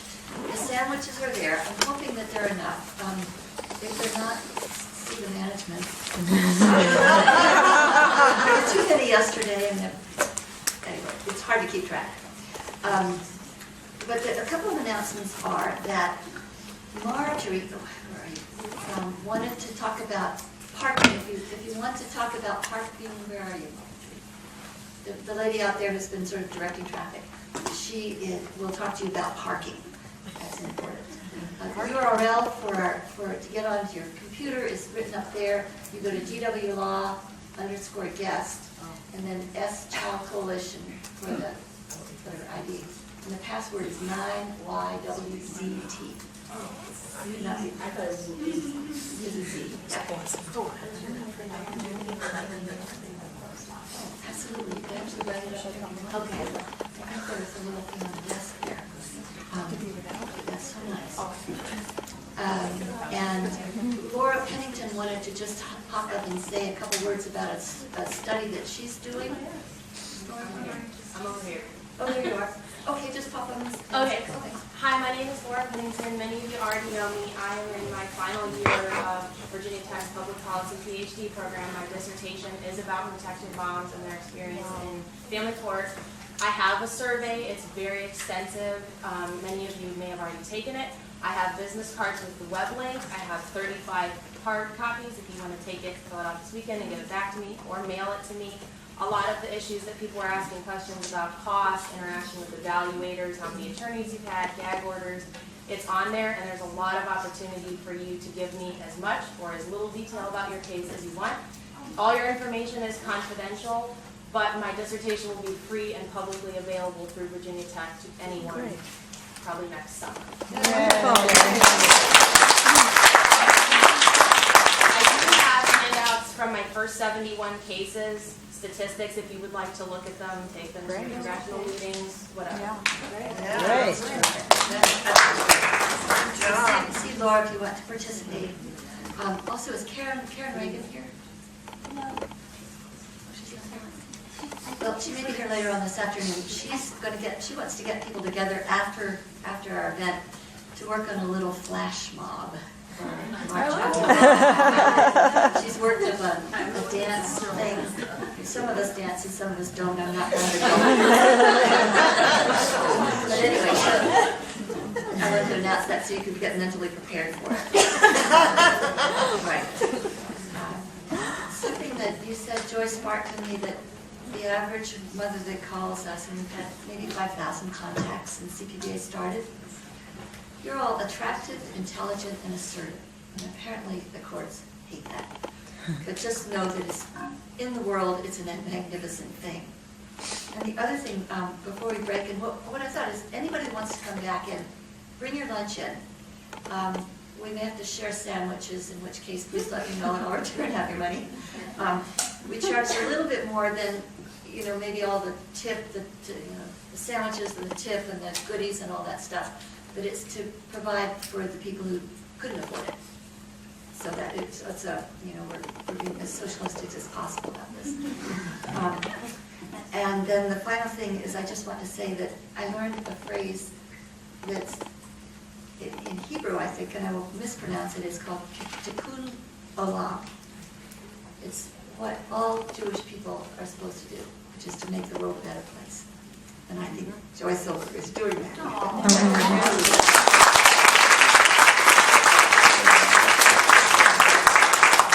Before they have lunch, we'll come back in about 15 minutes and we'll continue the discussion part if you need that time. And how people can reach out and anything that you want to share, basically. Yes. Do you know of any organization that helps with appeals? Yes. Pro bono? Yes. It is where we are right now. Joan Meyer is hosting us at GW Law School, and it is called DV Leap, DVLEAP, and they do some appeals. The project is particularly for appeals. DV Leap, and it's right here at George Washington Law School. And also Nancy Lemon's program at Bolt Hall in Berkeley. Okay, Nancy Lemon's program at Berkeley is another one that does appeals. Nancy Lemon at Bolt Law School in Berkeley, UC Berkeley. Nancy Lemon at Bolt's Law School in Berkeley is another place that does free It's called appeals. Family Violence Appellate Project. Family Violence Appellate Project. Other comments, questions? Yes. I question those judges that told those children that they didn't believe them. Are they still sitting on the bench? And also, the custody evaluators, did they receive any type of reprimand after there was turnaround? No, there's no consequences for the judges or for the custody evaluators. In one of the cases, I know that the mom herself called the custody evaluator, because they normally wouldn't even find out, to say, you know, this is what's happened. And as far as I know, he said, thank you for telling me. That was about the end of the conversation. So this project is a way to give feedback universally, but there's no mechanism for giving individual feedback to any of these judges or any of these evaluators. They're probably immune, aren't they? What? Wouldn't they have sovereign immunity anyway? Or Immunity. aren't they immune? Immunity. Oh, do they have immunity? Right, but it is a learning opportunity. But it's not, I mean, I don't know. In some states, they don't have immunity. If a custody evaluator breaks ethical rules and is negligent, we don't think they have immunity. Right. They don't if they break your constitutional or civil rights either. Judges also can be held accountable if they break your civil well, that's rights. good. If they break your civil rights, they can be held accountable. Yeah. Although, in my case, my attorney failed to bring in my constitutionally protected rights, and even though it went through appeal and they confirmed that I was a fit mother, that the Court of Appeals decision came back and said that the mother or the plaintiff failed to mention her constitutionally protected status. Oh, failed to mention that you were covered by the Constitution. Because you, unlike everybody else, might not have actually That's been right. covered by the It's not funny. Other comments? Well, then, Well, I mean, by I think it's time to introduce a powerhouse named Mo Hanna is known to everybody in this entire movement as probably the movement herself. She's a professor at Siena College in New York, and she's a state licensed psychologist in New York, specializing in couples therapy and trauma therapy. She's co-founder and chair of the annual Battered Mothers Custody Conference, which we all probably met each other at, and is the co-editor of Domestic Violence, Abuse, and Child Custody, Legal Strategies and Policy Issues, and the editor of Family and Interpersonal Violence Quarterly. I don't know how she finds time to do anything else. So, but Paying off, that's what I'm talking about. oh, good, okay. So I'd like to, Elsa Newman, who's been in prison for 12 years and ongoing in the state prison in Maryland, wanted me to read a little thing. It's too long, but I'm going to read a little piece as a prelude to what Mo is going to be doing. This is a woman who has been, she said, when a new judge was appointed in our divorce, everything went wrong. The father got more and more time with the children who were abused, and she was being billed hundreds of thousands of dollars by her attorney. She tried to complain. He retaliated by lying about her and said that she wanted to get a hitman. He never heard such craziness from me, she said. I avoided him because he kept charging me. However, his lies took hold. I couldn't get away from the lies. A year later, a family friend broke into her ex-husband's house, found him unclothed and in bed with my youngest child.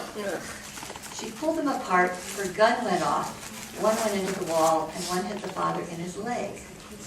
The divorce lawyer and the children's lawyer contacted the police and said that she, who was at a friend's wedding somewhere else, was involved.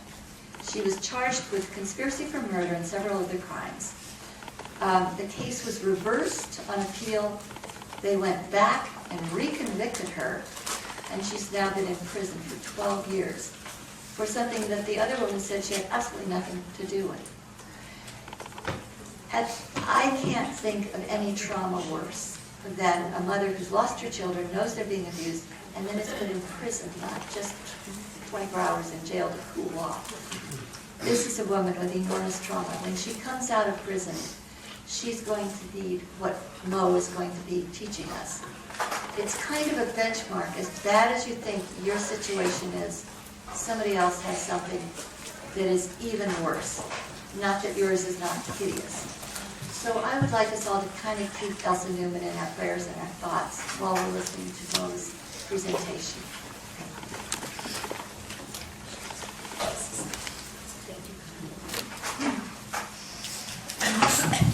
So, this is sort of a different talk for me, because I'm not going to talk about how to get through your case. I'm talking about how to get through your day. So this may not be necessarily relevant to everybody here. So, feel free to excuse yourself if you feel like this is really not for you. But I'm going to be talking about how to deal with really, really terrible pain.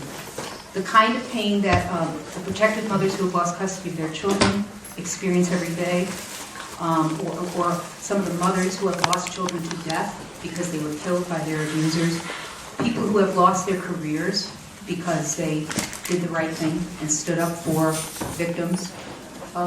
So that's what I'm going to talk about. And I'm going to talk about it as part of my own very personal journey with discovering ways of really just helping myself to get through things that you think you can't get through. And I'm sure this is ringing a bell with moms who had to go to court hearings over and over and over again. How many moms have experienced that as re-traumatizing when you have to show back up us? So notice these hands.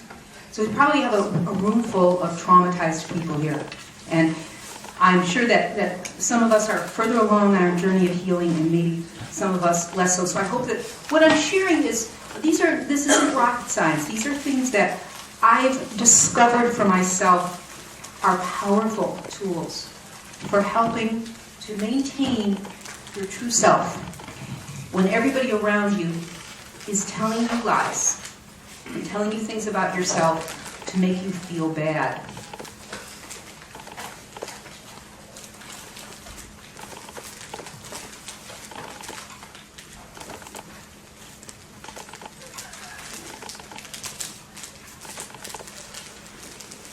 So I call this. Maybe we need to turn down the light. Yeah, it's a little bit clearer. How do we do this? Here?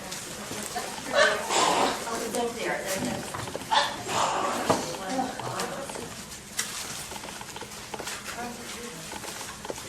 So, like probably most other people, I became involved in this issue. Thank you. Because of my own case. So I did go through a custody case, with all of the features that you hear, the accusations of parental alienation. I had a case where there was indicated child sexual abuse was founded, and even a second indication against the father of psychological abuse, believe it or not. So CPS was actually on my side. I didn't lose custody of my kids, but my children were not protected. I was one of those cases that Joy mentioned where, the children were forced into unsupervised visitation. So at the time I had four young children and went through my case between around 1998 and 2000. Now, 2 years of hell, but probably a lot shorter than what a lot of other mothers go through. So obviously, like so many here, I was traumatized by my case and took a couple of years of just working on myself and trying to get my sanity back, trying to get my emotions back. I mean, how many people find themselves not able to feel anything? Just to be able to feel emotion again after you go through long periods of abuse is a real victory. So I did get through that. This is the mouse. But you. Okay, all right. So this is just a couple of pictures of my children. I have 4 children, but the one in the middle is Monique. The one on the right is Willie, my son, and then a young woman by the name of Jessica, who was Monique. So one of Monique's best friends. She had many best friends. And then in 2007, this is what happened to me. So she disappeared from my life. Many people here know, people who have been around the conference for quite a while now. Monique took her life in 2007, April of 2007. So I thought that I had developed the kind of skills that I needed from having gone through my custody battle, living with an abuser, having my child sexually abused, and so forth. I thought I had what it takes to get through this. And when my daughter took her life, she was deeply depressed. I'm a psychologist, so you can imagine the irony of all this for me. So it's one of those things where people say, you know, if I ever lost a child, I couldn't survive. And that's exactly what I thought. That's exactly what I thought. I knew I was in very, very deep trouble when I had this happen to me because as a psychologist, everything I knew didn't help. So I'd like to just have you guys relate to this. Just if you don't mind, if you want to pass, I don't like to force people into these exercises, but I think it'll be a lot more meaningful just to bring this home. Think about your own life. Maybe you haven't been through something horrible. Maybe you've only had traumas with the small T, as opposed to traumas with the big T. But I'd like to turn to the person next to you and share, you know, what is it that you struggle with? And what works best for you? What have you discovered to help you to cope with unbearable pain? Let's just see what you come up with. Okay, just a couple of minutes.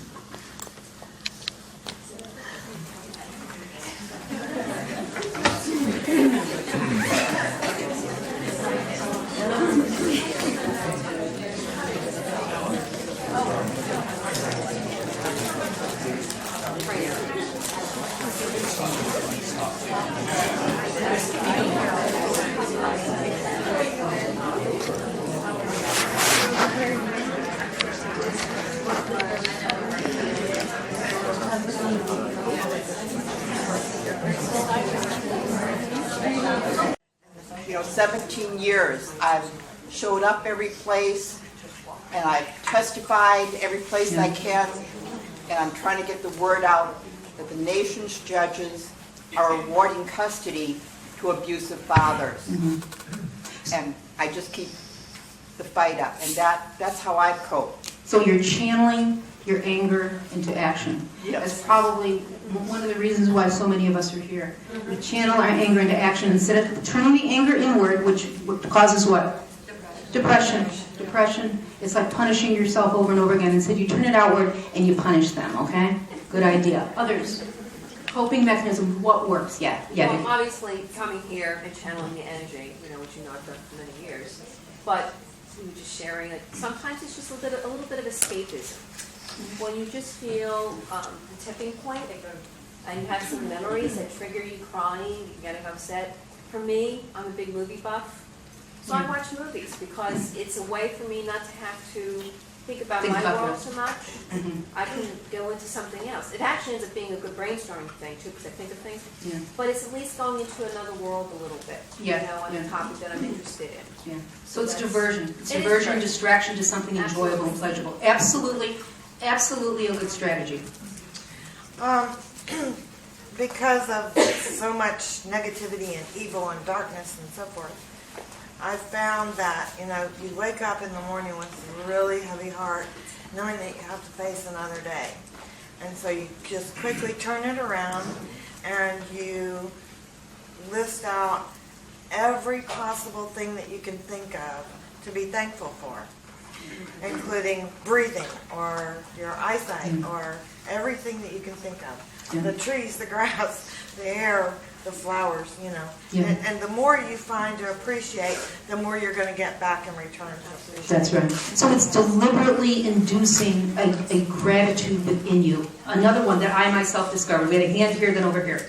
I agree too, and I think using like those therapy strategies, perhaps meditation, yoga, a lot of times I'll do that, even the tapping, I love it. And one of the things I noticed with tapping was that I told myself, I'm a survivor. I'm a survivor, and my children will survive too. So that's like a positive. It's like a positive cognition that you just hold on to because it's true. That's what's true. Yeah. So remembering the truth, reflecting on, remembering that truth over and over and over again. Who else had a suggestion? Yeah. When the pain's really bad, I look at the clock and it's like, okay, for the next minute, I'm just going to breathe in, I'm going to breathe out, and I'm going to get through this next minute. And then once I can do that, I go to 5 minutes, and then 10 minutes, and then I make it to an hour. And so when it's the day, it's like, I did this. I survived another day. I got through the day. Yeah. So it's breaking down the time and say, I can do this. You know, I can get through this next half hour. I can get through this 15 minutes. Absolutely. Something I myself have used. Yeah. I'm not a protective parent. I was an abused child. But for me, it was, I needed to learn how to become angry. It was something that I did in therapy and stuff as well. I was tired of being so sad. So I see that with a lot of women who are still really sad, and learning to have other emotions that you try to hide because you don't want to be like the abuser. It's okay to get angry. Absolutely. In fact, it's right to get angry over these things because that's a human emotion that tells us we're being violated. So to try to suppress your anger, so many mothers are told during their court battle to suppress their anger. It's not good to explode your anger, but suppressing it isn't any good either. You have to express it in some way and recognize it and respect it. Yeah, go ahead. Connie Valentine, your emails that you share with all of us have been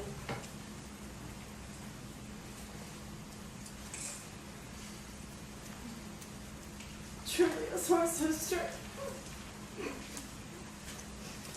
And connecting with all of you, and Mohana, thank you for your work. Connecting is what really helps. Sometimes it's very painful to read your emails or hear about your situations, but knowing that we're all together is huge. So validation, solidarity,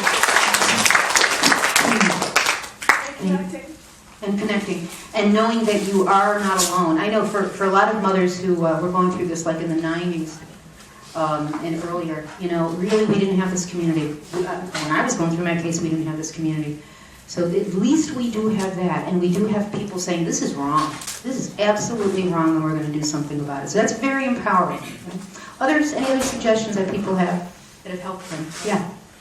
I had to trick myself on some of the things that still trigger PTSD for me. I'm afraid of the mail. I'm afraid of unexpected knocks at the door. I'm afraid to open an email in case it's going to be another abusive email. So like the emails, I would be on the phone with a friend and we would read it together and laugh about it and like put it in its place. So I didn't do that deer in the headlights thing. And with the mail, it's really stupid. I started entering contests so I would win things.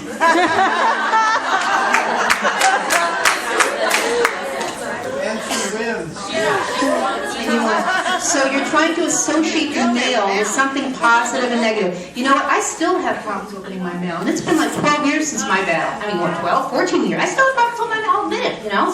It's one of those holdovers. And you know what? Probably like half the population in this country has a hard time opening your mail because you never know what you're going to get from the cops or from, a collection agency or some other abusive thing. Listen, I have letters from my court battle I never even opened, okay? I didn't bother. What's the point? Yeah. For me, what worked was turning my hurt into anger to fuel my fight. Right. I turned it around and I used that hurt to fuel me to fight for my children and to drum up that strength that I couldn't find by itself. With all of the hurt that was there, it seemed to drum up enough fuel to make me go in court like a gladiator. And that really helped a lot. And I mean, I think taking things one step at a time with ourselves when we've gone through something so dramatic and traumatic, we have to be patient with ourselves. I still can't get messages off my cell phone. But I am going into court with my head held high now. So I think being patient with yourself and loving yourself and knowing that you're a beautiful person and that you're lovable and that you're loved, is really important. And groups like this help. Yeah, and what you said, making it okay that you sometimes can't open your mail, or making it okay that you not always function the way you wish you could, just making that okay, understanding that that's what trauma does to you, and that healing is, in fact, that's what I'm talking about here really, is healing from trauma, whatever the trauma may be. I saw another hand, yeah. When I had my divorce and a lot of emotional pain associated with it, even though my husband and I had agreed on joint custody, so I didn't have to go through that kind of a nightmare. I went to see a therapist who suggested to me that we do some visualization. Actually, what he did, in retrospect, I see now that it was a form of hypnotism. And after that one experience, I found myself able to really put all that pain aside And what I felt, and maybe this was a subliminal suggestion that was made during this visualization process, I just felt a flood of well-being come on. And that lasted for several weeks, and it just enabled me to, sort of a bridge to feeling a lot better and being able to accept this new situation. Right. And it was really, I think, miraculous. Right, and so that's wonderful, and what I'm talking about is trying to come up with ways of creating that for yourself. Yeah. Okay, I mean, therapists are great. I'm a therapist, yes, exactly. But ideally, we want to have strategies that we can create that kind of inner peace for ourselves. Yeah. Right. Can I make a request that for purposes of the video, since this camera's not very good at picking up anything but you on the microphone, can you try to recap in just a few words the key parts of what each person says? Because I don't even have releases from everybody here to have their voices on. So I'd just like it to be you with your recap and then your suggestions. Okay. From here on in. Okay. So are there any other? Yes. So A wonderful gift to get ourselves is a little rosemary plant. And before you're going to court, rub your hands along it, rub it on your skin. It's a marvelous, comforting aroma. And when you get into the courtroom, because you may wash your hands, make sure it's on your skin. Mental clarity. The rosemary oil. So in other words, something that's that smells nicely, rosemary oil, other kinds of essential oils, and only you know that it's on you, but it's like a message to yourself that you're nurturing yourself. And rosemary, of course, has some really nice properties, has some good healing properties. So do orange and lemon, by the way. Orange and lemon oils. Yes? On April 16, 2007 was the very last night, or April 15, 2007, it was the very last night of me saying goodbye to my children. And as I was leaving, court ordered to unsupervised, and I was coming down the driveway in the taxi, and I went to this apartment that I had set up. I purposely did not bring a coffee pot with me. And when I went into this little apartment, I just sat on the floor and I cried. And I said, "Dear God, I am just going to cry all night, and I'm going to cry through the morning. But in the morning, when it comes morning time, we are going to fight. We are going to do everything we can to bring justice to this." And I didn't know that, what was ahead of me, but I knew that I was going to empower myself after 24 hours of crying. But the best thing that I did for myself, coffee is very important to me in the morning. Anybody that knows me or rooms with me has to have a cup of coffee. So what I deliberately did not do was I did not bring a coffee pot into this little apartment, so that every morning I would shower and get dressed and drive to my local Dunkin' Donuts where they knew me, they loved me, they were kind to me. And I'd go through the little drive-through, this little, I went from this big Suburban to this little tiny $2,800 car, which I was so thankful for because it got me to get my coffee. And this was my lifeline for like 3 months. Every single morning, shower, get dressed, go get my coffee, and you know what I mean? And so for 3 months, it got me out of bed, it got me dressed, it got me out in the sunshine, and then I was like ready to fight the day. And it wasn't until I was going to be okay, I was like, okay, I'm buying a coffee pot.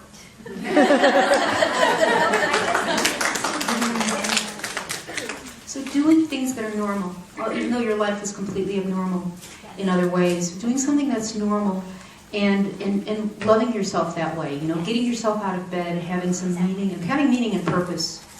Oh my gosh, is that ever key, right? That's why so many of us have become activists. It gives you such meaning and purpose in life to not only, to take your power back. It's like a way of, your power was taken from you and now you are taking it back. Yes? I would just mention a couple very simple things, more rationally. Just try eating healthy, and maybe taking something like a self-defense course. Take exercising a little bit, taking care of your physical being. Yes, I would agree with you. That's something I would certainly recommend. I call it, it's like a multi-legged stool. So if you want to get better, you work on your head, you work on your emotions, but you got to pay attention to the body. I probably abused my body for the first half of my life. I kid you not, probably longer. And once this happened to me, I couldn't do it anymore. Couldn't get away with it. Okay, that's probably, and that was after going through a custody battle and abuse and all that stuff. So everybody's nodding their heads. We all know this, okay? What I want to say is that these things work, and I'm telling you they work because I use them, and I have been able to survive and thrive. Okay, and for all I knew, you know, I mean, when I was at first, just like when you first lose custody, when you first have a loss, you really wonder if you're going to be able to stick around. You know, I really questioned whether or not I was going to be able to continue. And here I am, okay? And it's only because I was gifted from many different directions with different things that got me through and enabled me to literally heal. Because the damage is inside, you know, our minds, our bodies, our hormonal system gets so screwed up. You know, one of the things I realized I had to do, because when Monique passed, I had already been working in the Battered Women's Movement, and we'd already been having the conference. And I think I was operating mainly, you know, on the energy we talk about, mainly on anger. I mean, how can you not be angry about these things, right? So, but when you're always angry, think about what that does to your body and to your brain. And what I would like to propose is that we can do this work and keep that energy flowing, but without the anger. Because I think the anger is damaging. It hurts us. And it's like we're continuing to hurt ourselves. You know, and we've already got enough hurt and enough pain in our lives. Was there another hand? I want to see anybody else. Yes? What I was going to say is, at the beginning, I was in so much shock that I was just totally blank. And it took a long time for me to be able to cry. Yeah. And then once I finally did, I was processing the whole thing, and I've realized that I'm not going to find the solution out there. Right. And that the education that I've received from this whole process is a tremendous gift that I have been bestowed the responsibility to share with other people to prevent this from happening to others. Right. At some point, it's going to turn the other way. That's right. That's right. Well, the moral arc of the universe, right? Remember the moral arc of the universe. Yes. And if, you know, eventually we're going to win. The invaders always lose, as they say. Okay, the invaders always lose. You know, Gandhi said that, and it's been said by many wise people. So eventually we're going to win. It's how do we maintain ourselves in the meantime, right? And this is no small matter, because I don't know if we have the institutional memory, but Connie, you may remember, Barry, you may remember mothers who have committed suicide after they've lost their kids, mothers who have killed their kids. A couple of mothers, you know, one or two mothers I know of, you know, there's probably many, many more. So this is very, very serious stuff. This is traumatogenic. I'm sorry, I did not summarize what she said, Miriam. I apologize, I didn't summarize what she said. Yeah. I had a friend who was getting divorced around the same time who had a very peaceful divorce, no abuse. She only didn't have her kids 2 weekends a month. And, you know, it was one of those things where it was so painful, but she was really struggling, and she ended up taking Zoloft. And it was really helpful to her. So I was having the same reaction where every time the phone would ring or my email would ding, I would literally shake and sometimes throw up. So I went to my general doctor, and I took 50 milligrams of Zoloft just for a couple months, and then I was able to use these other techniques. Yeah. And it kind of just creates like a little bit of a space Yeah. before you have that physiological reaction. Yeah. And you could say, you know, I don't have to answer that call. You know, I Right. can let it go to voicemail, or, you know, just whatever. And I did a lot of these things, but thank you everybody for sharing what's worked for you. But I think my nervous system was so activated all the time that I was just always shaking That's and right. vomiting. And at that time I still had my kids part of the time, and I didn't want to be like that. And so it was just, you know, kind of a small amount, and I only took it for a couple of months, but it was really helpful. Oh, It absolutely. enabled me to do these other things, which over time made a big difference. And then the other thing is, it's really empowering to find a community and do things to help other moms or other people who might be in your situation. But even just things like, you know, helping out my church volunteers at a food bank. Just like doing those things that you would do in normal life that make you feel appreciative of even what little you have, Yes, because you that's have the right. health or ability to go and do that. Yes, right. It sounds really stupid, but it makes me feel like I have value as a person. Yes, absolutely. Yeah. So in other words, you said, you know, you took an antidepressant for a couple months because you were too low. You were probably too paralyzed. You know, trauma really. Anybody here feels paralyzed when they're trauma? You can't even make. You can't go to the grocery store and make a decision. You know, you can't. So you know, I think we all get that. And so for you, that worked for a while, but then using the techniques. But before that, I couldn't. You couldn't really exactly. function. That's I was very shaking true. and vomiting. Yeah. So your nervous system is so out of whack. So if you need to take an antidepressant, take an antidepressant. Here's the other thing I say. There's some days where you should just stay in bed and eat Cheerios, okay? It's okay to do that. It is okay, all right? It doesn't make you a slouch or anything else. It's self-care. It's having mercy and compassion on yourself when very few other people do. Yes? Sometimes I'm not okay. And just living a life that my daughter would want me to be living is the only way to do it. You got it. Yeah. You took the words out of my mouth. That's one of the things that got me through. You know your daughter would want you to be triumphant, to thrive and survive, and to do it well and to live for her. Okay? And yeah, right on. Okay. Other suggestions. So I have a lot of suggestions. We're probably not going to get through all of them, okay? But I'm going to give you some of the main ones, and I'm, of course, happy to share these slides with you or to consult with anybody afterwards if they want any advice. So there's principles and practices that I have in this slide, in the slideshow. So these are things that you already know. And I'm reminding you, just like I already knew these things, but I really needed to be reminded. And I needed to cling to these ideas and practices regularly. And when you do that, it changes your brain. It changes your body. You know, it changes how you function. But you have to do it regularly over a period of time. I will tell you, it took me to really recover, I would say it took me 2 to 3 years where I began to feel normal again, okay? 2 to 3 years, and I began to feel normal again. And healing comes when you can think of what happened to you without it having a charge, okay? Now, I know that's a very long-term goal, but I have clients I've had who have said to me, you know, when I was little, my dad was mean, or my mom was an alcoholic, or, you know, they were not taking care of me, or they were doing this or that. But it changed when I turned 17 or 18. And the gratitude that I hear from these people that have grown up in those kinds of conditions is incredibly inspiring. It's never too late. It is never too late. We've learned, Joy's not here, but Joy knows this, and many people know this, that we're finding that the brain is much more elastic, changeable than we used to think.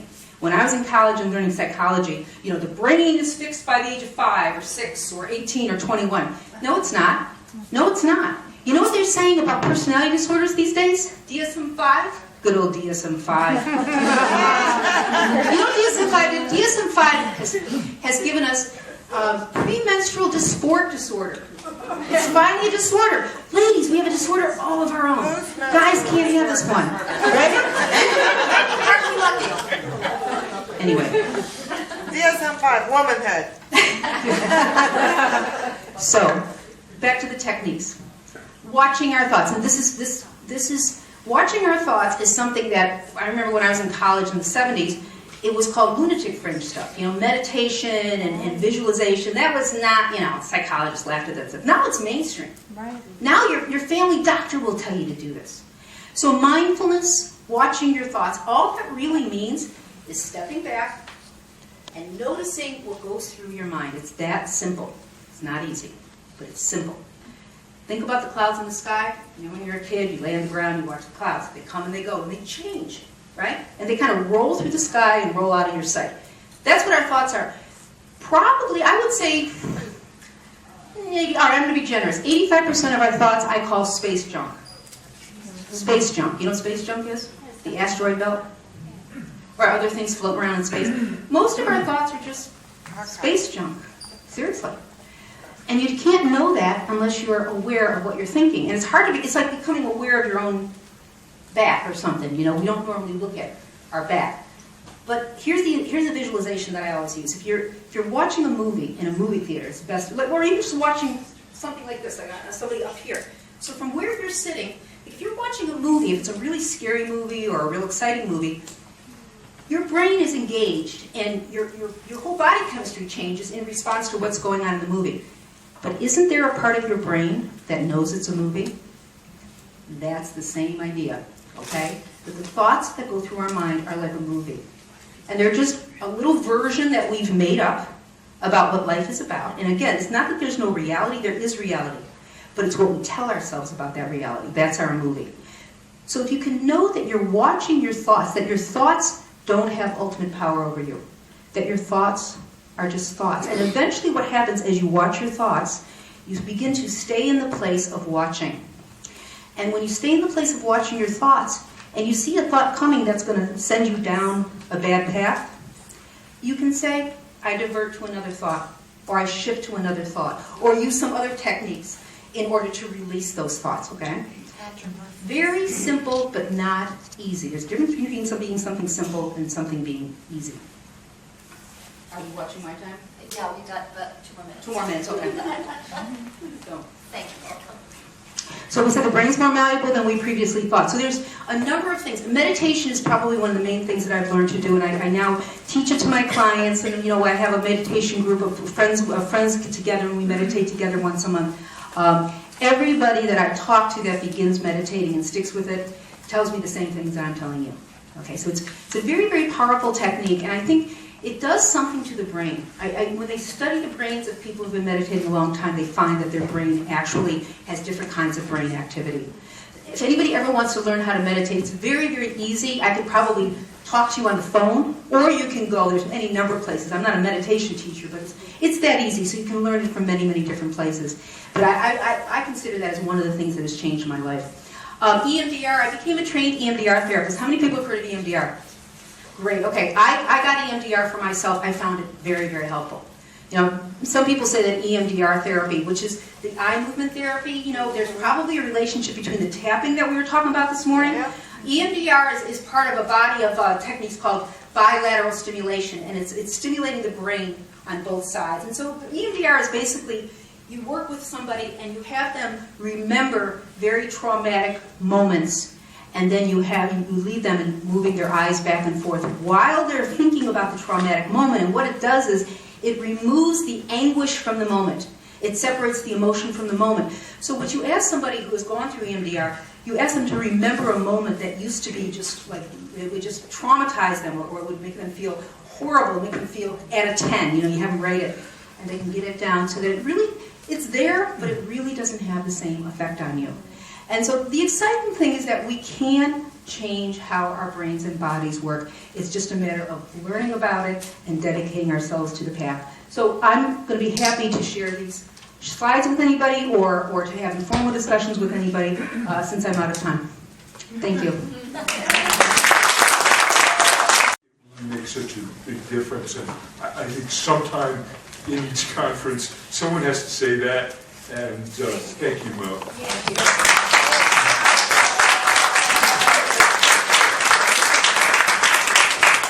And I also have to share that it wasn't inevitable that we were going to be here today.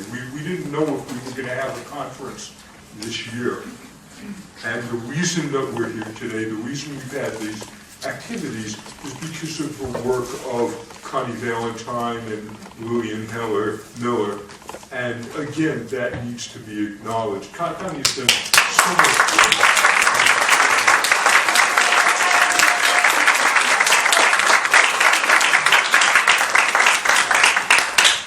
Deserves all the appreciation that we can give her.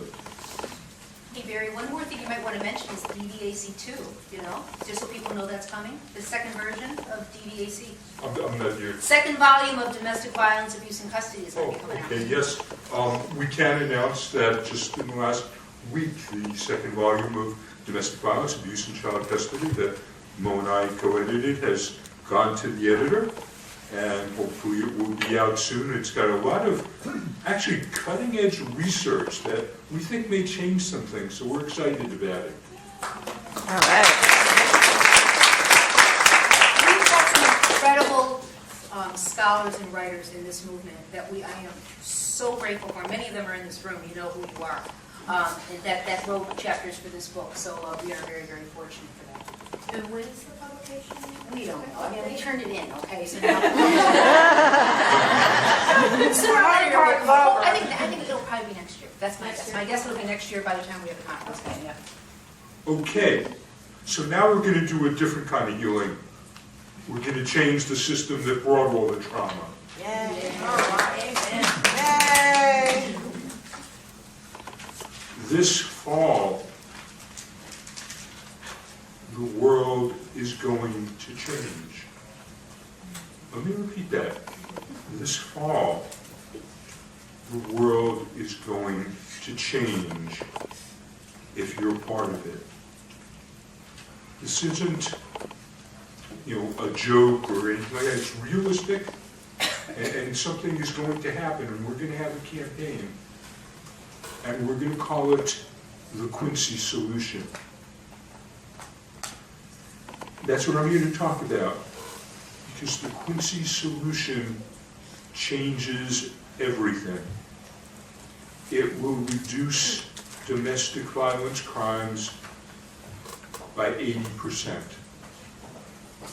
It will save $500 billion every year in the United States. And as part of the system, in order to have those benefits, it reforms the broken custody court system. And one of the things I want to emphasize here is that we've been doing this for a long time, and you are rightly angry at all of the horrible things that have been done to you by the courts, about the way that you've been mistreated. But one of the things we've been doing is we've been responding. We've been responding to the courts, responding to the abusers, and it really hasn't worked very well. What I like about the Quincy Solution is it gives us an opportunity to take the offensive, to change the subject, to change the discussion, and to give them 500 billion reasons to do the right thing. We would change the system just because we're tired of children being mistreated. They haven't done that when we've asked them to do it just because it's morally right. But I think they may do it so they can share in that $500 billion. And that's going to change the discussion, and that's going to be why the world is going to change. Let me give you some background, and then we're going to go into what's involved, and then we're going to go into the campaign. And that's audience participation. Not as much here as when you go home and when we start the campaign. Because I'm excited about this. This is what we've been here at the Battered Mothers Conference for the last 11 years for. One of the reasons that we know that the Quincy Solution is going to work, because these practices have worked in communities like Quincy, like Nashville, like San Diego. So these are proven practices. In Quincy, Massachusetts, in the late 1970s until the mid 1990s, we were able to start a process. When I say we, one of the people who was really a big part of it was the district attorney, Bill Delahunt. And there were two things that came together for Bill Delahunt. One was he took a look at the personal records of the prisoners in a nearby high-security prison. And he found out that virtually every prisoner had a childhood history that included domestic violence and very often sexual abuse.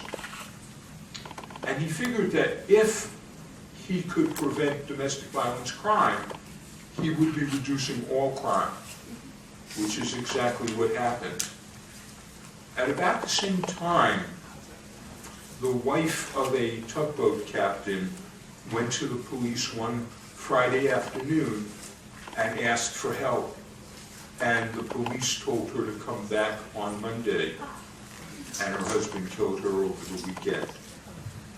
And Bill Delahunt told me that that was inspiration for starting the Quincy model. And what happened was a group of professionals, including the judge, Judge Albert Kramer, probation, police, they came together with a group of best practices. And let's talk about the best practices, because that's part of the, it was part of the Quincy model, it's going to be part of the Quincy Solution. What they did was they had strict enforcement of criminal laws, orders of protection, and probation rules. They had practices that made it easier for victims to leave their abuser. Think about that for a second, because I don't think that's what's happening in the family court. Practices that make it easier for victims to leave their abuser. That was and is an important part of this, because it has value, and we need to think about that. And finally, they had a coordinated community response. That was the program that dramatically reduced DV crime in Quincy and elsewhere. Now, what was interesting was, in a few cases, the complaining witness stopped cooperating because her abuser filed for custody. Now, that didn't derail the Quincy model, because at that time, it was rare. That's why we didn't have a battered mothers conference in those years. As you know, the abuser tactic of going after custody as a way to regain power and control over victims is standard now. So that if that is allowed to continue, if it had been allowed to continue, that would have undermined the Quincy model so that it wouldn't have worked. We can't allow abusers to use the custody courts to maintain control, to undermine the laws and the policies designed to prevent domestic violence. So the Quincy solution, in addition to the practices that worked in Quincy, we have 3 additional types of things we will include. One is to use the new research that is now available, because we're talking about 2 decades later. There's now new technology that's available, like GPS. And the custody court has to be part of the Quincy solution. And, you know, it would be possible for court professionals to take a look at the ACE studies, to take a look at the Saunders study, to understand the research that Joy and so many other people have been talking about how frequently the courts fail to protect children.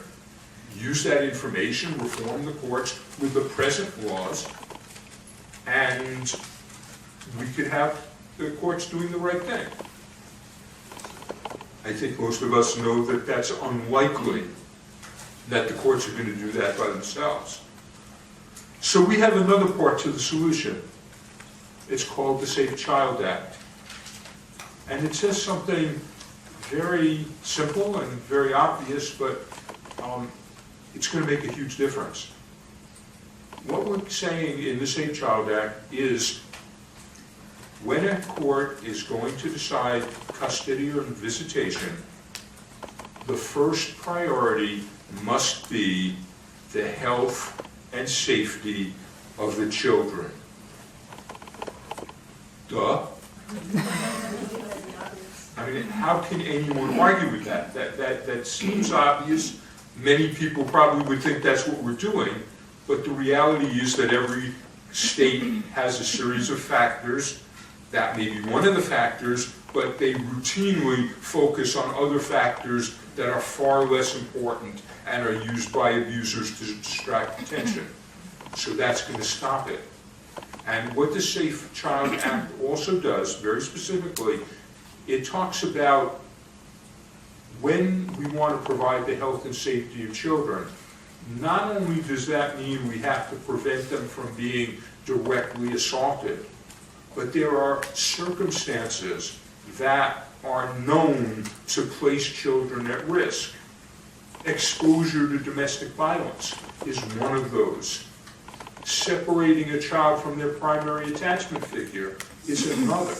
And the law specifically says that the courts have to consider avoiding circumstances that have been shown to place children at risk.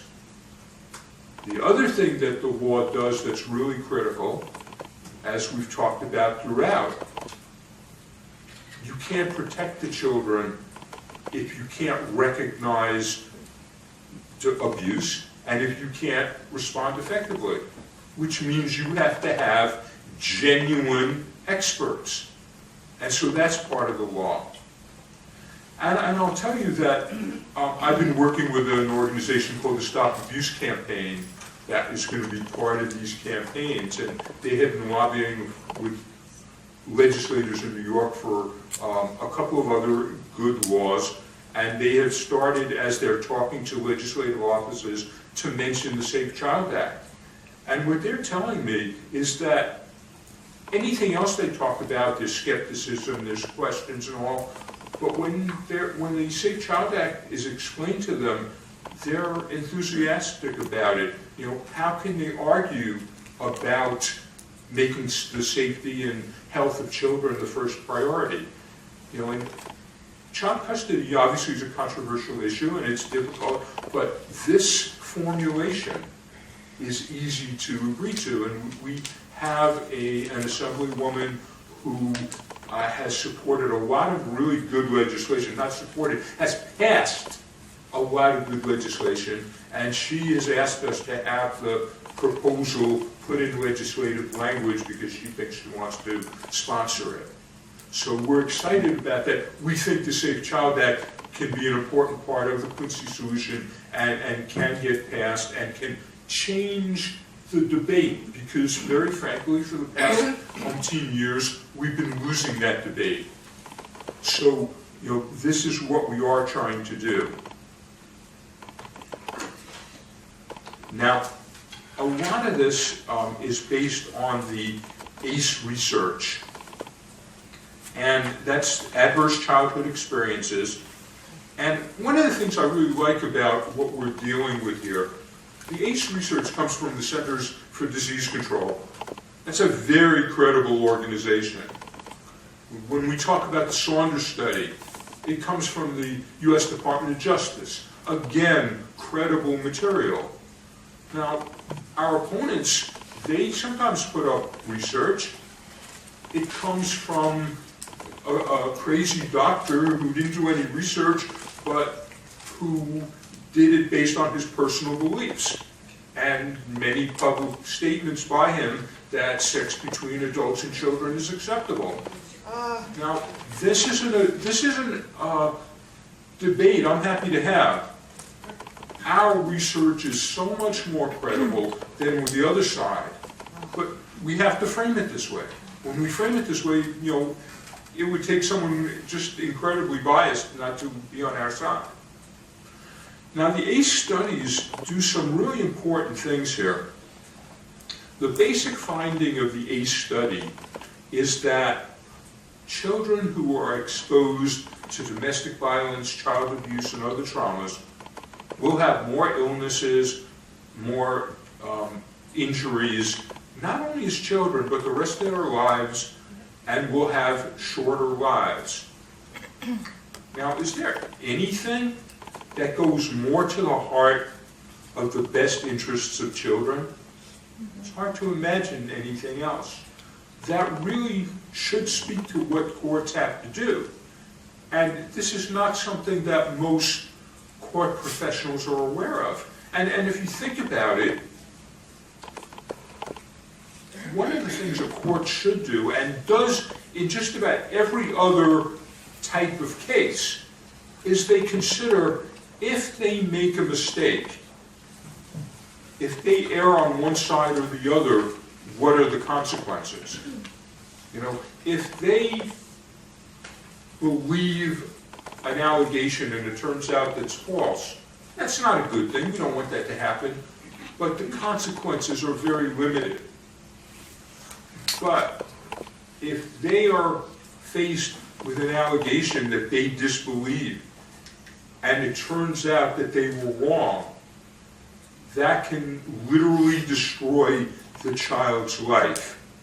That's catastrophic. That's the kind of consideration they should be considering, and that's what the ACE study brings to this discussion. The ACE study also has really important implications for society. Think about it, in 1964, the US Surgeon General issued a report connecting smoking with cancer. And if you think about it on first reading, that's a really scary kind of thing. Think about all the harm that we were doing in society by tolerating smoking. All the people's lives who were shortened, all the pain, the suffering, the cost. But there's also something really exciting about that information, because it was an opportunity. It meant that we could work to stop and prevent smoking. And if we did that, it was going to be a tremendous benefit to society. People were going to have longer, healthier, happier lives. And that's what's been done. Today, the American Cancer Society, the American Heart Association would not dream of doing their work without a component to prevent smoking. What the ACE study is saying is that preventing domestic violence, child abuse, and other similar traumas is causing catastrophic impact on issues like cancer and heart disease and diabetes and autoimmune diseases and substance abuse and AIDS and the 10 leading causes of death in the United States. And what this means is that we can contact these good charitable organizations that are trying to, help society and suggest that they should have a component that says, let's work to prevent domestic violence and child abuse. And Dr. Vincent Fellini, who wrote the original report on the ACE research, is on board. He's going to be part of that. So they're going to hear from someone who really has some prestige and some clout. So we have a chance to do this. And imagine if we're working on a domestic violence law or a proposal, and the Heart Association is working on our side. Yeah. But we can really change things. As I said, we can make this very different if we put this together.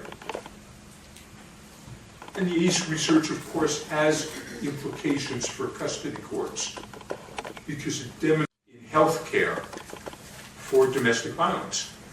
And every study before that had limited their investigation to the cost of helping her heal from the immediate wounds. But what the AVA study did is it looked at long term. The fact that domestic violence, child abuse, it's about stress. And stress is connected with a lot of major medical problems, as we were talking about before.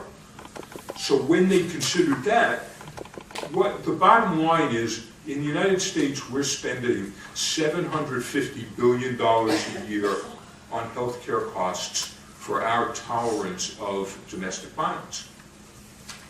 When I then took a look at the costs for crime, those are over $1 trillion. Now, obviously, there's a lot of crimes that have nothing to do with domestic violence, but I believe that about $200 billion every year is related to domestic violence. And remember that children who witness domestic violence are more likely to commit other kinds of crimes when they grow up. Finally, you have victims, children, and even abusers who don't reach their economic potential because of domestic violence. So we are well past $1 trillion in economic costs to society for tolerating domestic violence. Think of it as a hidden abuser subsidy. And what we're trying to do is cut that abuser subsidy. And throughout, I have tried to be conservative. I understand we're not going to eliminate all domestic violence or all costs.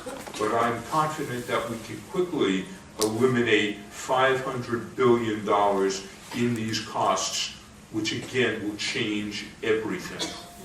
And that's what we're going to do.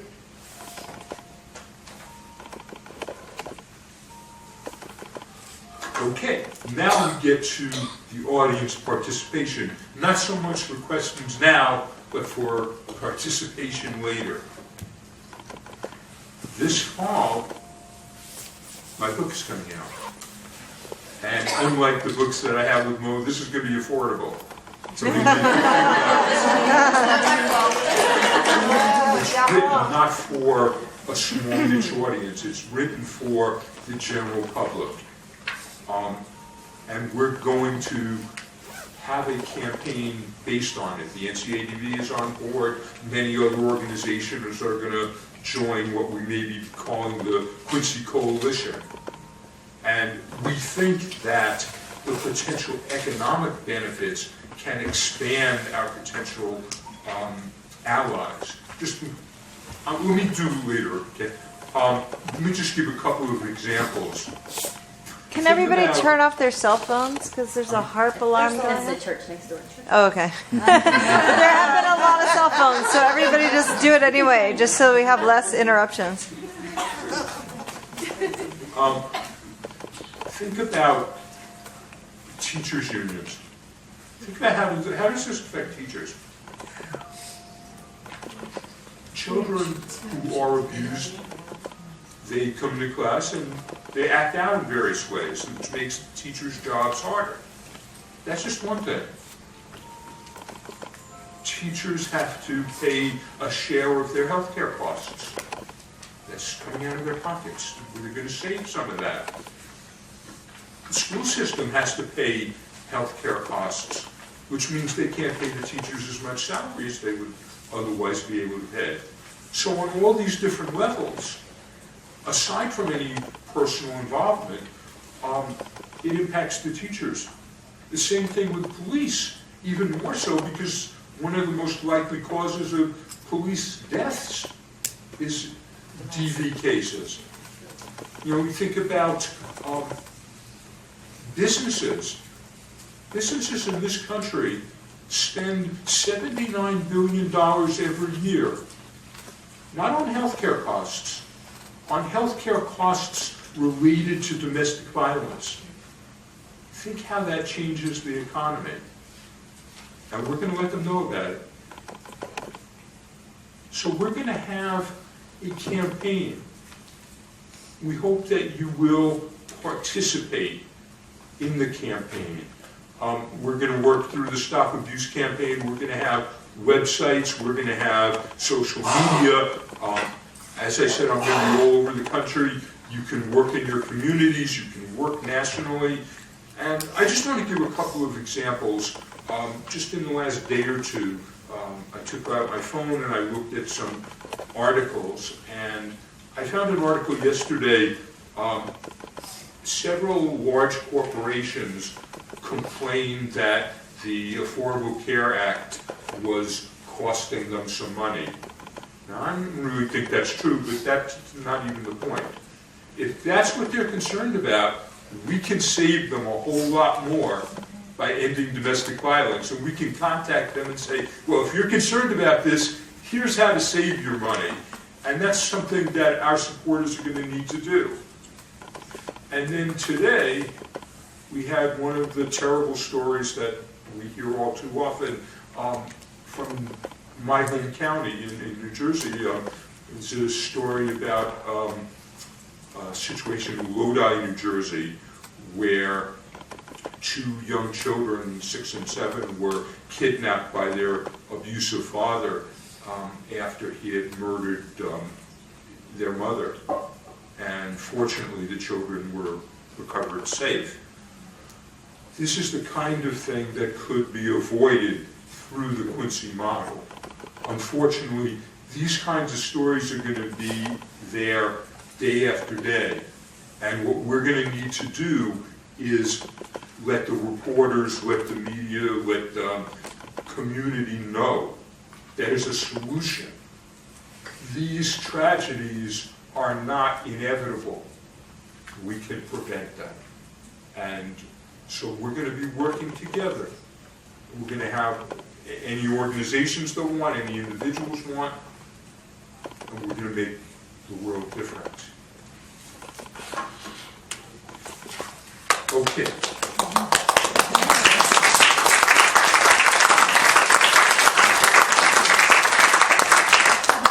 I must tell you that there are rewards for doing this work. Clearly, they're not economic.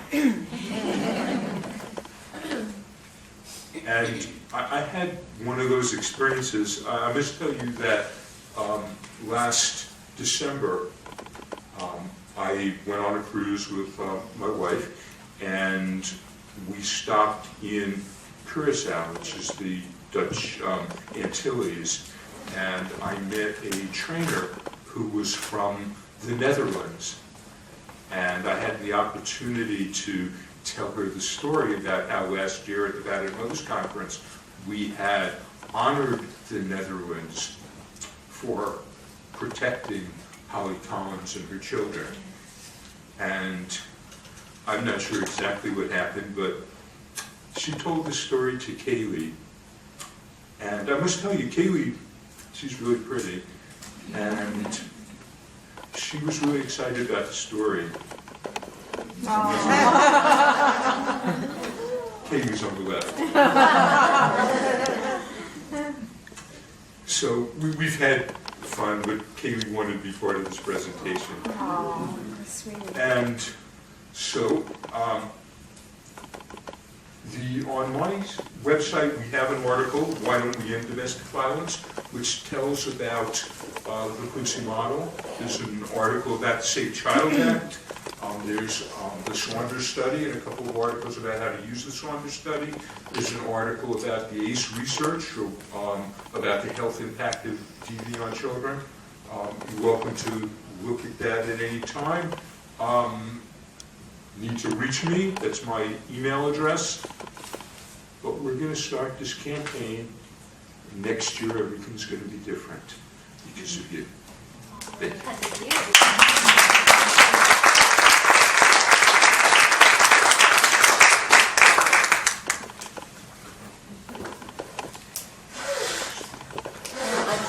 Personally. I'm not sure how to get this out. We probably ought to do the close it down thing. All right, back to technical assistance. Casey? No. Nancy has questions while we're unhooking this. Patrice and Barry, while we're waiting, who are going to be talking about practical strategies for mothering children when they're forced to live with abusers. And I'll let you introduce yourselves because I'm not absolutely sure that everyone wants their name on camera, but I'll allow you to do that if you wish. Do you want to be on camera? Yes. Okay. All three of you? Nice. Okay. I just won't say my name. Okay. Good afternoon. I'm Linda Marie Sachs, and I'm a Florida protective parent. And I'm also, years later, the Florida National Organization for Women co-chair of the Child Custody Family Law Committee addressing this issue in our state and nationally. And I thank you from the bottom of my heart for the opportunity to be here today to inspire and inform and encourage other mothers to know that this is happening in the United States of America. You didn't do anything wrong. We believe you. And when you call on the phone and you're in tears and you say, why aren't people protecting my children? I'm the great mother. I have no drugs, no alcohol, no abuse, no infidelity, nothing on my side. And my daughter and my son are doing this, and this, and oh my gosh, I didn't know. Why aren't they protecting me? So we get the calls at the beginning of the cases, at the middle of the cases, at the end of the cases, years later after the cases. And I'm eternally grateful that we have the internet now. Because the internet now is bringing all of us together, and collectively, between all of the protective moms, the amazing documentation that these mothers do in their cases, they know their stories inside and out. Oh my goodness, they are the best little mini attorneys I have ever seen. I'm just so thankful for all of these courageous mothers who document, and who have become little mini lawyers and who have brought this issue forward. So collectively, we're here today at the 11th BMCC, and I'm thankful to all of the national advocacy organizations who brought this issue forward, who's united all of us, and who are actually making our voices count. And I know that one day justice will prevail. So, but I just wanted to let you know that in April 3rd, 2007, after a 3.5-year divorce that I initiated, class mom, soccer mom, the best car seats, the best safety things in the house, the little locks, I mean, oh my goodness. Class mom, everything, nothing on me, squeaky clean, no drugs, no alcohol, no abuse, no infidelity, nothing. Sitting in the courtroom on April 3rd, 2007, as the judge was announcing his oral ruling, and I hear the words, father's going to get sole physical custody of the children and mother's going to go unsupervised. I stood there and the world was spinning, but I wanted to keep my composure because I've never let, opposing counsel, see me cry. I sat there and I said, Your Honor, supervised visitation for me? I have carpool at 3:30 and 4:30. I'm bringing the class mom spring party to my daughter's 4th grade class. Supervised visitation for me? When does this supervised visitation start? And the judge looks over at opposing counsel over here with the 2 big high-power attorney firms, and there was no one over here, for me. And they're having like a private conversation, like, well, when do you want her out of the house? Well, how about like 10 days? And I'm like, excuse me, hello? How about 30 to 60 days, Your Honor? I need to find a place to live. Supervised visitation for me? And they look over, and the judge, and they decide, okay, she'll be out in 14 days, and that's when her supervised visitation will start. Now, the judge just determined in his oral ruling that I'm not credible. The father's a wonderful father, and father's going to be the one to facilitate a close and loving relationship for the children to see the mother, but yet he asked for sole custody and asked to erase me from the children's life. For what? Because I'm a great mom, because I loved my children, because I stood up and asked questions like, why are these things happening? Why are they saying, doing, and drawing all of these things at school and in therapy sessions? So because of that, I'm losing custody and you're taking me away for no reason? But I didn't have a computer. I did not know that this was happening. This was April 3rd, 2007. When DCF was investigating, all of a sudden the computers left the house. The computers everywhere left. I did not know. I didn't even have internet. Or even, my daughters were typing up my class mom letters. I lived a very sheltered life. In my mind, I thought, the judges, the police, DCF, once they hear about this, oh my gosh, they're going to be our gladiators. They're going to come in and swoop in and protect my children. And each and every time it was no, no, no. They dismiss, ignore, and suppress credible evidence of these cases over and over again. So I sat at the table and I thought, oh my goodness, I'm the one having to leave my children in 14 days. This is unbelievable. I've never heard anything like this in my life. How could this happen to me? So as I left that day, I'm thinking, oh my gosh, the judge, he said, I'm not credible.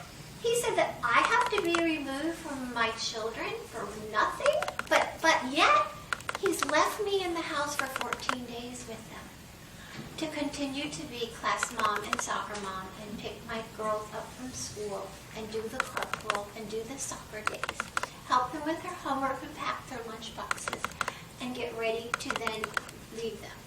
So 3 days into it, I had to tell them, although for 3.5 years of the divorce, while we all lived in the same house with my husband, who I was trying desperately to divorce to protect them, my children, I never told them what mommy was doing. You know, Mommy was sitting at the soccer fields writing motions to remove from trial docket, the hearings taking place. I knew that the judges were not paying attention to rules of procedure. I knew what they were doing was horrifically wrong. And I never brought that to them. Mommy, they just knew Mommy was, you know, writing things for meetings, sitting at the soccer field, writing motion to remove from trial docket. Well, as that week came forward, I had to tell them 3 days into it because my sister was coming in to help me pack and help me move. So I'm just like, girls, I'm so sorry. So the best thing that I could do that day was tell them the truth. I told them that I loved them. I told them that I believed them. I told them that I never imagined that the judge would order me to be leaving them, but that I would do everything. They said, Mommy, fight for us, do something every day to get us back and don't ever stop. So I told them that I would always do something to get them back and I would never stop. But I didn't know that this was a national crisis all across the United States of America. But the very next day, God's blessings are everywhere. I was on my way into a domestic violence support group meeting that I have been going to for the last couple of years. And while I walked into the meeting, there were a lot of ladies there who were regular ladies living this with us for the last few years. But there was a new girl. And sadly, she was beaten all up all over her face. But when we went around the table, I said to everyone, and most of them knew, you know, oh my gosh, I'm fighting for my children. But I said, I have to leave the house on April 15th, 2007. And they're like, he got custody? Oh my gosh, this is unbelievable. Well, the lady who got beaten up, she looked over and she said, hey, my friend, the same thing happened to her. See me afterwards in the parking lot. I'm like, okay. So I get out in the parking lot, and she's like, oh my gosh, your story is just like my friend's. And I'm like, what? Next thing you know, she puts her friend on the speakerphone, and she's like, you didn't know this was happening? Oh my God, meet me Saturday morning, my house. I said, okay, I'll bring the Dunkin' Donuts coffee. So as I walk into her house, right, she's like, where have you been? Don't you Google? And I'm like, I don't have a computer. She's like, oh my gosh, sit down. This is Boot Camp 101 for mothers going through the child custody crisis in America. As I sat there, I was like, huh? Madness to Mutiny, Why Mothers Are Running from the Family Court by Amy Newstein and Michael Lesher. It's a must reading for any mother going through the family court. It's like Boot Camp 101. I call this Boot Camp 101 now for moms who find out about this. Okay, I get the book. And then she's like, oh, thank God somebody else in our town has this problem because now I can hand it all over to you. I am tired of this. So here the stat comes home, right?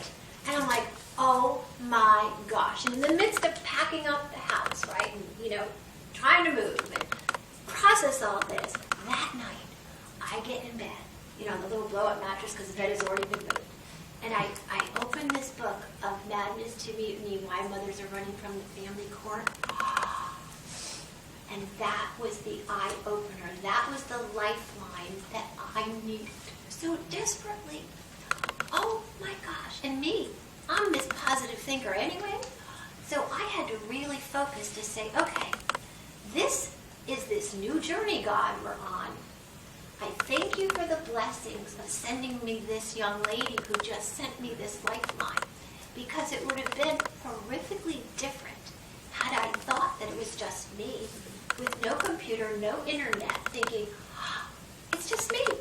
But I was aware now of this failure of the courts across the country to protect our children, and that great moms, really fabulous moms, were being taken away from their children. So I started a new journey, and a few days later, on that April 15th, it was the very last day to see my children under the mommy-daughter situation, but it was a whole new journey. And I became this, oh my goodness, I became positive. I'm positive anyway, but I had to continue to stay positive for my children.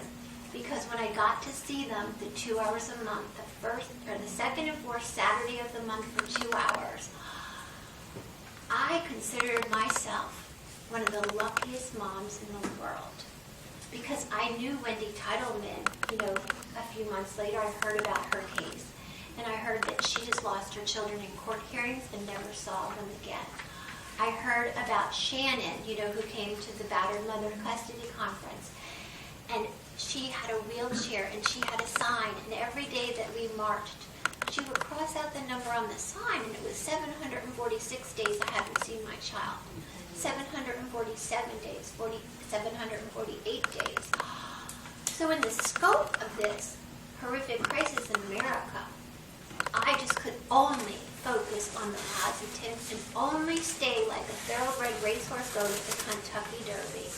I was not going to have any anger, anything. I was going to learn as much as I could about this subject, number one, and I was going to count my blessings, number two. And boy, when it got to supervised visitation on that second and fourth Saturday of the month, my very first visit, I hadn't seen my children in a few weeks. I thought, okay, class mom, soccer mom, what are we going to do to make this the best hour in the world? So I had this beautiful picnic basket that we had picnics with, right? So in the visitation center, I was really, really lucky. The visitation center was something put on by the Junior League, and I suggested in court that day. They were like, well, you need a supervisor, and he's suggesting himself and his parents, and I said, oh, no, thank you. But I said, there is this thing called Family Treehouse, and I only knew it because years ago, a friend of mine who was the president of the Junior League, the Junior League ladies, they did the treehouse, and I only knew because she was involved in the Junior League, and she was telling me how they were creating this thing for supervised visitation parents, the drug parents and the jail parents, and I'm like, thinking, I could never be there, but I'm so glad that you're doing this wonderful thing. So here I am at the Junior League Supervised Visitation Center, and I'm thinking, I'm the luckiest mom in the world. I've got second and fourth Saturday from 9 to 10. So getting ready to see my girls, packing this picnic basket. Oh, it was a week-long event. I'm ironing my cotton tablecloth, that matched the blue dishes, that matched the cups. I got them on the phone, I'm like, now I'm bringing you breakfast, because a mom would feed children her breakfast. So I'm like, well, what would you like for breakfast? I can bring scrambled eggs, bagels, cream cheese, fresh fruit, apples, juice, spring water, anything to make it special. So each and every time I brought my picnic basket with my breakfast for them, when I got in the visitation room to see them, I was sitting there, they would come in, Mommy! I was so thankful that I had that time with them. Then we'd go into the kitchen, I'd set out breakfast, serve them breakfast. After breakfast, they were still little, so I wanted to, because we always did arts and crafts. I brought arts and crafts. We continued on with my family traditions, our traditions that I had instilled. At Christmas, I was still bringing gingerbread houses, and we would make gingerbread houses. The tablecloths then changed for the season, if it was Valentine's Day, or in that week. The table was reflecting Valentine's Day, with the little theme paper plates and the little heart things, and you know what I mean? Because that's what they had at home. It was Valentine's Day, the whole house of Valentines. So on their birthdays, we're eating cake at 9 o'clock in the morning for breakfast. It doesn't get any better than this. For graduation, when they graduated from 8th grade, from middle school. Are you kidding? At home, I would have balloons and the graduation things in the driveway. Graduation.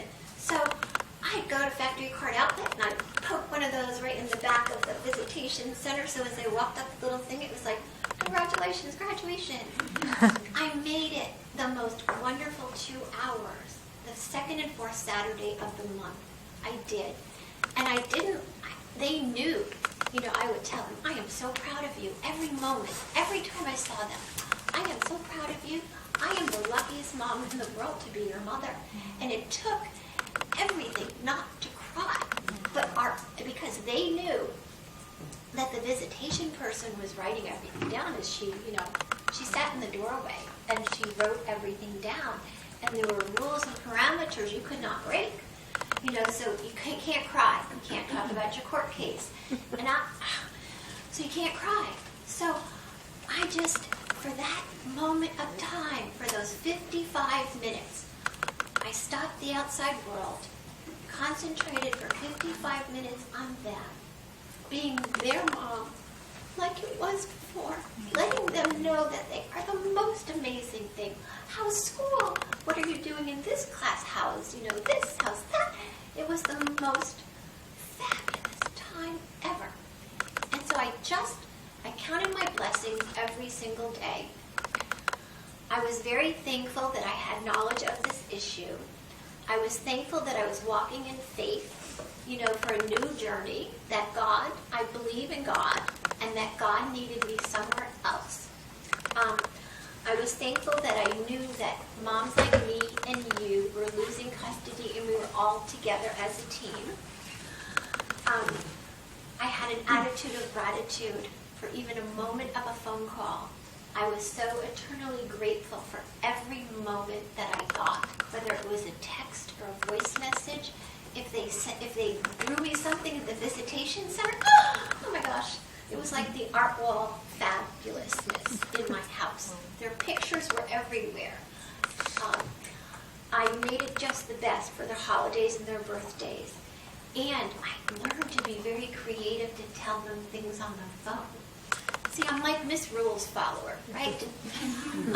I know that I'm not allowed to, I know that I would just never do anything they're not supposed to do. But I found very creative ways. Like, once I moved, they saw where I moved, but then I moved once more time, and they didn't see that. But I wanted to let them know, your bedroom is there. So one day on the phone, very nonchalantly, I said, guess what? He said, what? I said, your Aunt Lori and Caitlin's coming to visit, and do you think it would be okay if they slept in your beds? And then, our beds? And I'm like, yeah, your beds. You've really got some nice beds and cute little comforters, and do you mind if Aunt Lori and Caitlin could sleep in your beds while they visited? And they're like, oh no, that would be fabulous, Mom. That would be great. It was my little way of letting them know I have their beds. Now, their beds are still there 8 years later, but the good news is they're still there, and they know that they're there. And then just telling them how proud I am of them. Every single time I talk with them, I tell them how proud I am. And now, with smartphones and such, they're so techy.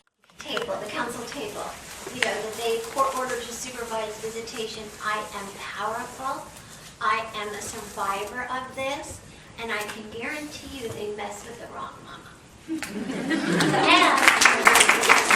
And I always say, even my U.S. Supreme Court cert petition, there were like 5 justices one day. There were 5 words left because you have to do a count, on the little counter. No, seriously, otherwise they'll reject your cert petition.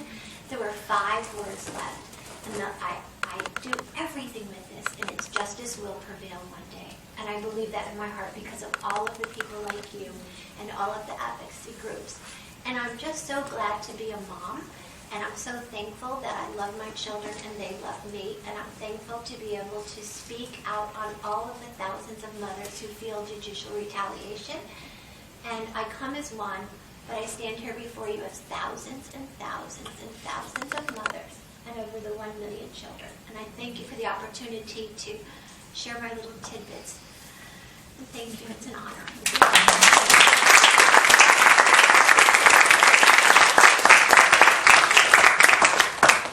Good afternoon. Good afternoon, everyone. I am a protective mother, and I want to give thanks to Mo and also to Connie. I feel like you're in this by yourself. It was when I went to the Battered Mothers Custody Conference in Albany, New York, that I realized I wasn't in this fight alone. Can I see a hands of the first time anyone is here for this? Wow. So now you do know that you're not alone. Know that you are loved. Give yourselves a big hug. No matter what the courts paint a portrait of you, no matter what your ex's family paints of you. You are a mother, you are a child of God, and you now know that this is a spiritual war that we are in. This is very serious. I look back in history. I'm a buff for the History Channel. Like what Mo had stated earlier, that she looks into things other than what we're fighting, and we're living at times that just are unprecedented. So it leads us to believe that this is something greater and bigger than we can handle. If there is something this evil that exists in the world, then there has to be something this good. And I am a firm believer that good will prevail over what we are going through. And I'm a firm believer in affirmations. Mo was speaking prior about speaking things into. We have to speak life and speak things into existence. It wasn't until I had to step out of my own case when I had to represent myself in court that I realized that it wasn't about me. This was something bigger. It was for my children. It was for everyone else's children. And that is what gave me the drive to move forward. And the more they came at me and tried to discredit me, and maybe still they're doing it today, it makes me want to fight in the movement all the more. Because where there's righteous, no matter what is said around you, that righteous will prevail. And I want to share with you, because most of our stories are very similar. There was a before, during, and after with my case, and with many other cases, but we were all good, and we are all good mothers. And after your children are taken, you have to learn the new normal. And that new normal puts your mind in an area that you never thought you would venture into.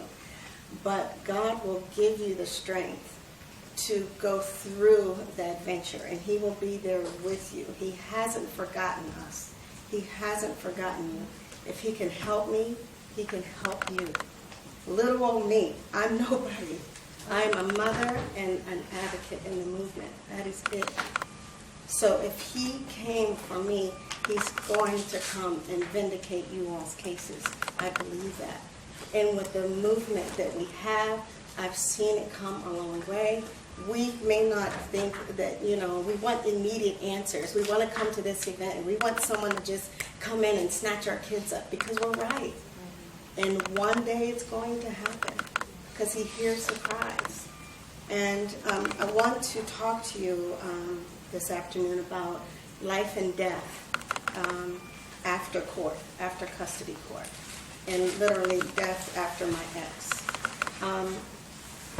I would tell you all to prepare a plan for when you do get your children back. Prepare a plan in terms of the schools that you would like for your children to attend. They're going to need some kind of therapy when they come back. I didn't have a plan when my children were returned to me. In fact, I got them a week before school started. So I had to do the best that I could. But my advice and strategy for the mothers that are here is to plan ahead of where you would have your child be, what camps you would want them to go to. Look into these resources in your spare time because your child can come back to you in a twinkling of an eye. The question is, are you prepared to handle what you're going to get back? Because the children that were taken from you, in most cases, they don't come back the same.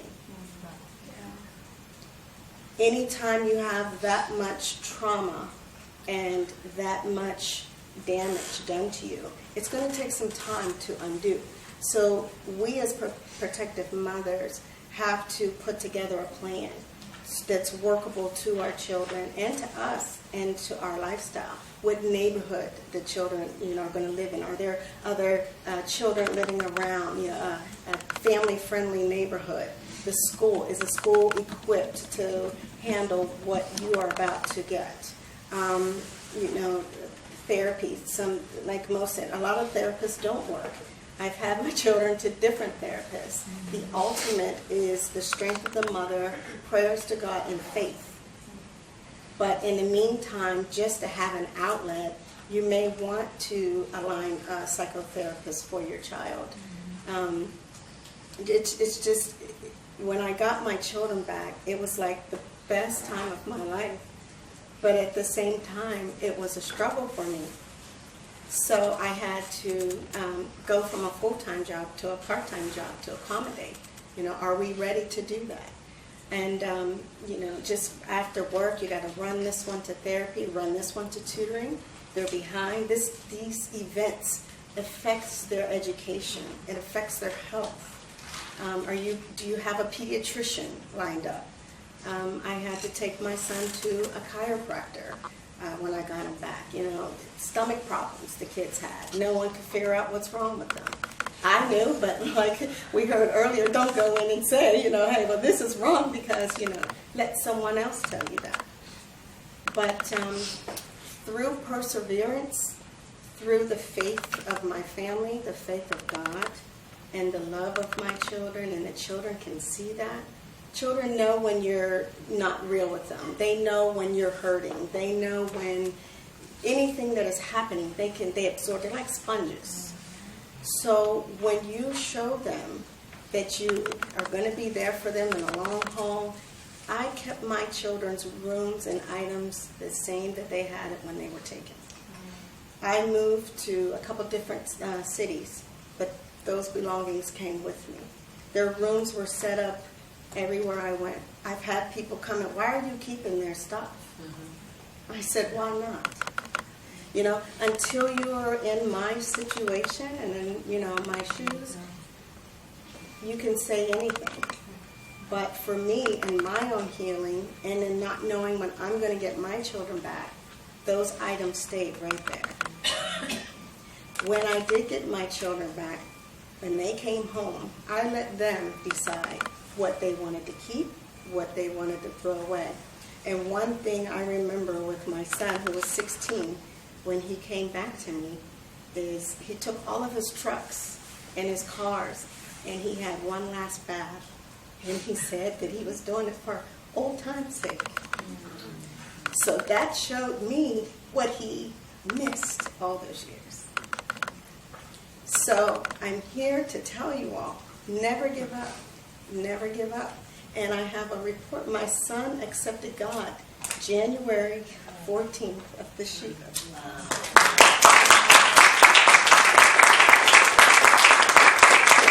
So prayers do work. Prayers do work. And many of you, Eileen, Connie, they know what I've been through with my son. And for the first time, I'm getting texts every now and again. What are you doing? I would have never thought to get a text from him like that. So I know the power of God. I could sit here and all of us can go on and on about what's going on in family court. But what God wants us to do is look to him, because God's timing is not like our timing. We sit back, we can go back to the gold rush movement out west, and we can say, why does God allow so much suffering? So much pain, I don't understand it. But we have to remember that God put his son and watched his son die on that cross for us, his one and only son. So who are we any different than God? But it was for a purpose. So God looks at what is happening to the mothers and the children. And he will vindicate. He will vindicate. His timing is not like ours. We can look back decades of what's gone on in this world and wonder, where is God in this time? I've gotten angry with God myself. But I had to know that he was still there for me. And I'm glad that I never gave up on God, because I probably wouldn't be sitting here today. So I leave you with, prepare for your child to come home. And like Helen, her grandkids are here with her. But prepare a plan for them of resources, because they're going to need them. That is most important over anything, because you are going to be on their path of recovery. And I just want to say, and I want to leave that, you know, we all love, you know, our children. And I hate to say to death, but we do, you know. But we love them endlessly. And they love us. And even though you may call to speak with your children, and I used to get the phone hung up, slammed in my ear, guess what? And no argument, can I talk to my son? Da-da-da-da. Hang up on me. Call back. Can I talk to my son? So as long as I was within that court order and I did what I was supposed to do, there was nothing that he can do. And your children hear you calling. So don't give up. Don't stop calling. Don't go to, not go to supervised visits. I had supervised visits for 8 long years. Did I want to go? No. Not only did I have supervised visits for 8 years, that 7th year, when I got unsupervised visits, they put me through 10 more consecutive visits where I had to drive 10 hours. 5 hours up, 5 hours back. Sleepy at the wheel and all, had to pull over. Could have lost my life on the road.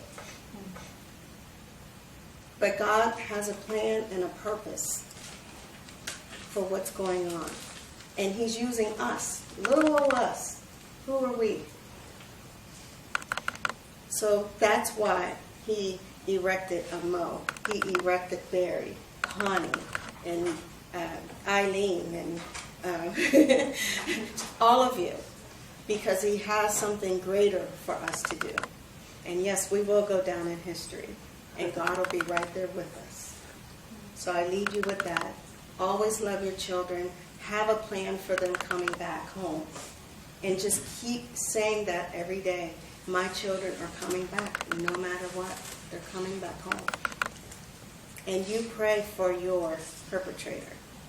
And you watch and see the power of God. And I leave you with that. Thank you.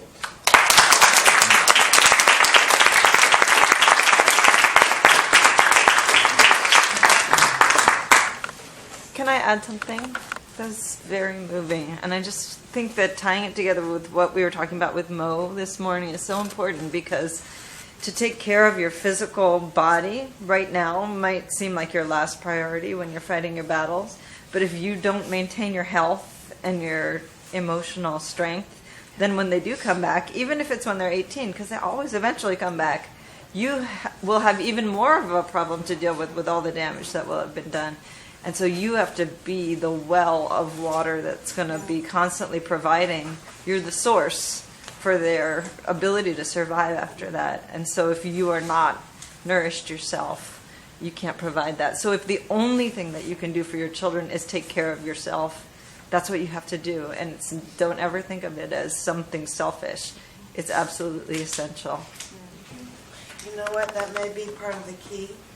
Because you have to fill yourself up before you have enough left to give up. Exactly. And we have to heal our wounds before we're open to take them to be strong enough. And I think, too, that's why they say on the airplanes, when they do the safety rules, for the parents, put your oxygen mask on first so you can breathe and to put it on the child. So I think it's kind of the same thing. You know, we have to take care of us before we can take care of them. How much time did you want me to speak for? I know you're running behind. We've got 15 minutes and then we'll have a little break. So, okay. All right. Hello, everybody. I wish I could do some exercise jumping jacks with you guys right now, because it's all heavy stuff. We need our energy right now. My name is Patrice Lenowitz. I'm a protective mom. I also am the founder and co-facilitator of the Nurture Parent Support Group for Survivors of Domestic Abuse, which has essentially saved my life.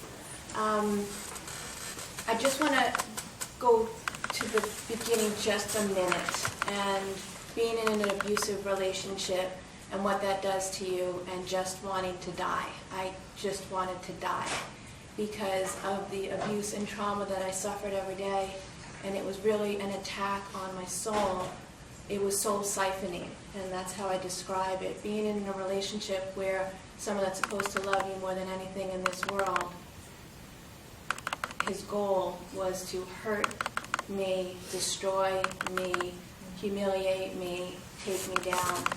And that was very disabling, and to say the least, and that was an 18-year relationship. So I just want to start with that because I want everybody to recognize it didn't happen overnight.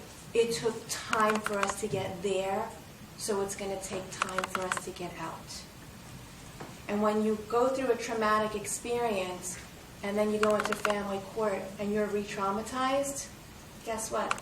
It's going to take you time to get out. And I like to give everybody the permission to say it's okay that I'm still angry. It's okay that I'm in pain. It's okay that I can't get out of bed sometimes. It's okay. It's really important to give yourself permission to feel that pain. It is real. And you deserve to love yourself to wellness.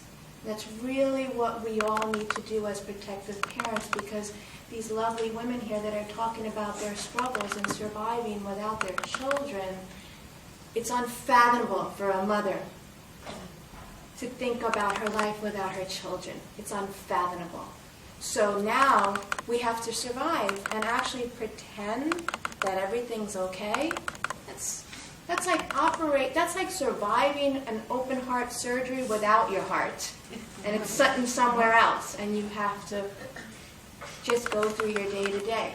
So in that, I just want to say, through my personal story, my personal journey, if I didn't have a support group in my area that I was able to turn to, I don't know if I would have made it out of this. And I remember it was suggested to me to attend a local domestic violence support group, but I really wasn't a battered woman. I wasn't put in the hospital, so I didn't feel that that was me. And it got so long, and it was for such a long period where I almost lost my life when I had tried to leave, that I'm like, okay, yeah, maybe I do need to go. So I figured I'll go, and I will just sit there for one session.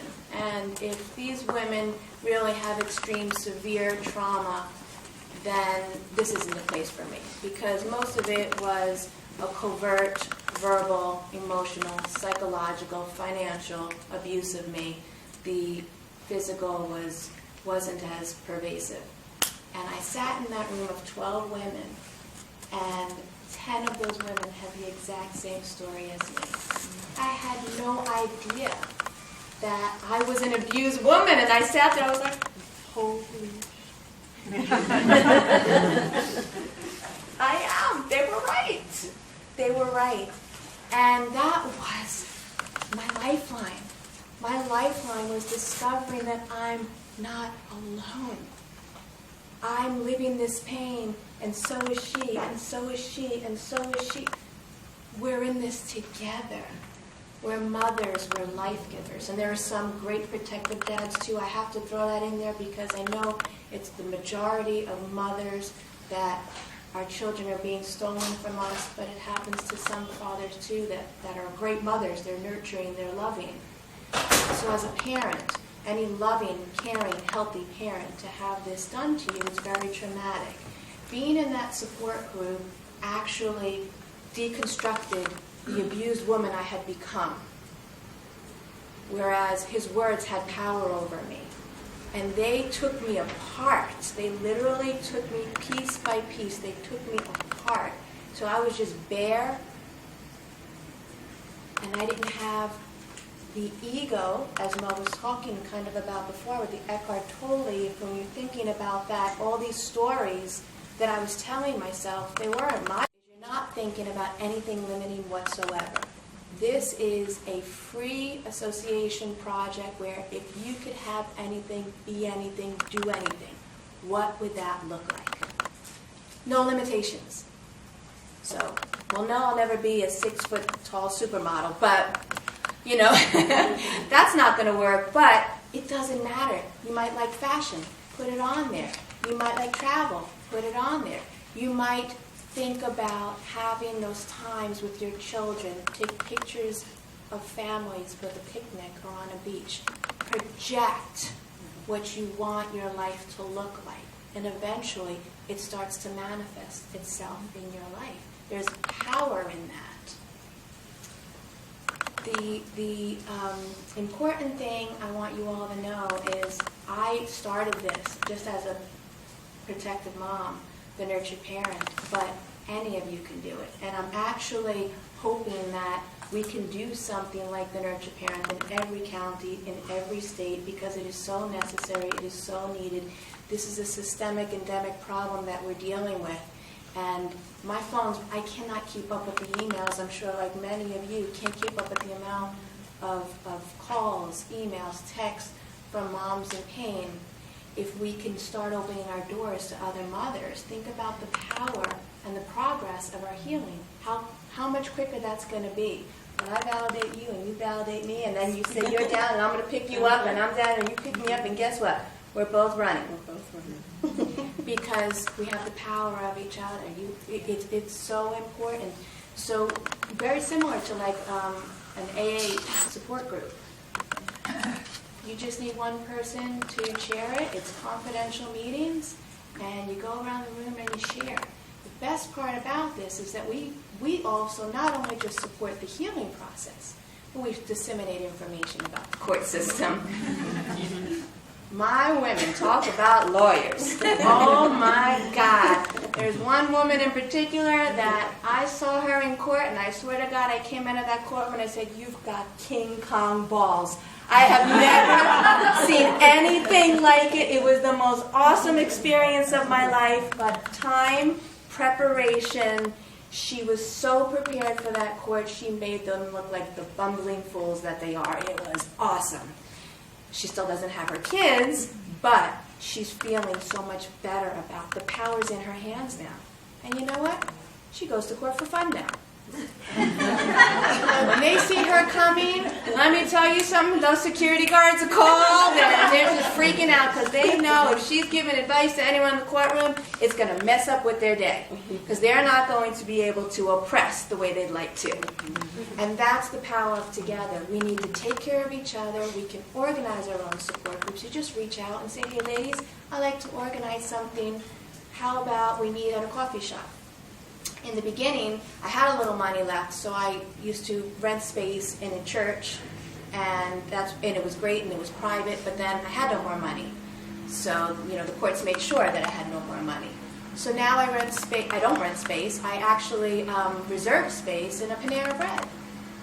They have a private room. You could do it anywhere. You could do it in your home.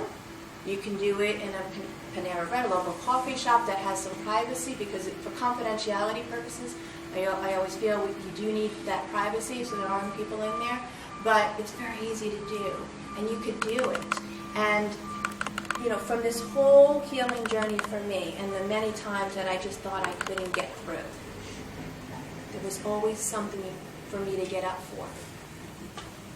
Even when I was having my worst moment, and it's a Tuesday, and my support group starts at 10 o'clock, my kids were having a horrible time with their dad. It's a crisis situation. Diapers is involved. I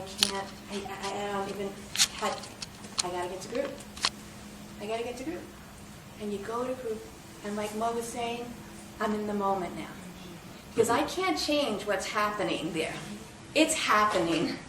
I can try and head things off, but it's already happening. So there's nothing I could do about what the courts are doing and Child Protective Services, how they're failing our children. At the moment, I can't do anything about it. What I could do today is make sure I sleep well, try to get in some exercise, and when, a lot of protective moms were bankrupt, we don't have the money, the ground outside is free.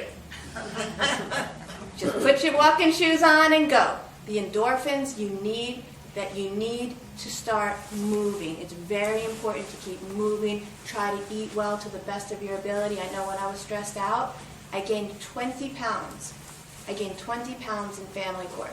I'm a little woman, 20 pounds. People thought I was pregnant. Not a good look. But I was stress eating, but I was eating really bad and unhealthy. And then, it's much more fun putting it on. It's not fun taking it off.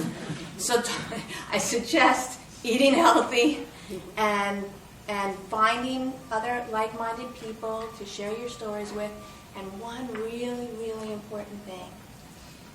If I could leave you with one thing, this is what it would be. Think of your world as this circle. And in this circle, you only want a place healthy, loving, kind, compassionate, supportive people in that inner circle. And anybody that is not supportive or kind or negative, put them outside your inner circle. They're not in your inner circle anymore. They steal your thunder. They siphon your soul. Why would we have anyone in our lives like that? Now, it's a pattern, like anything else. If you're used to having negative, unhealthy people in your lives, well, you kind of attract them. If you start saying, I'm going to have healthy, positive, loving, kind, considerate people in my lives, guess what you're going to start attracting? And you'll feel it. As soon as those negative people come in there, and you're going to be like, no thank you, because I need positive people around me. And that's very easy to do. That's a very easy thing to do. I love you. God bless you. Now I gotta go. Take care of yourself. Reach out. Start your own support groups if you can. And know that you're not alone. This incredible movement has given me so much. And I know people thank you all the time, but thanks, it's not enough to say thank you. Because the first time I came, Mo, to your conference, I brought women from my support group. But I brought them thinking that I could help them. And here we are all these years later, and now I just started the Children's Justice Campaign with Kelly Rutherford. It's been a progression of opportunities for activism. Barry's amazing. I work with Barry. He helps my members. Recently, I have a success story where we actually got a pedophile arrested. One of my moms in my support group who almost lost her child. 2 years ago, almost lost her child. When the child reported it this time, thanks to Barry, calling him in the middle of the night, Barry! Because I know she's going to lose her child if she goes through the proper channels. So we headed off, got her to the emergency room, had them call the cops, demand the prosecutor. That little girl was taken to the prosecutor's office. That moment, sung like a canary, and that SOB's in jail.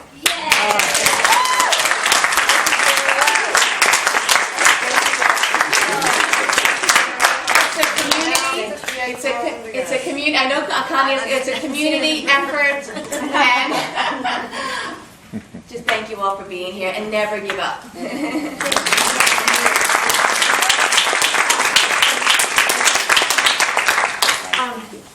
We're a little past our break time. There were a couple people that wanted to give one sentences on how they mother their children.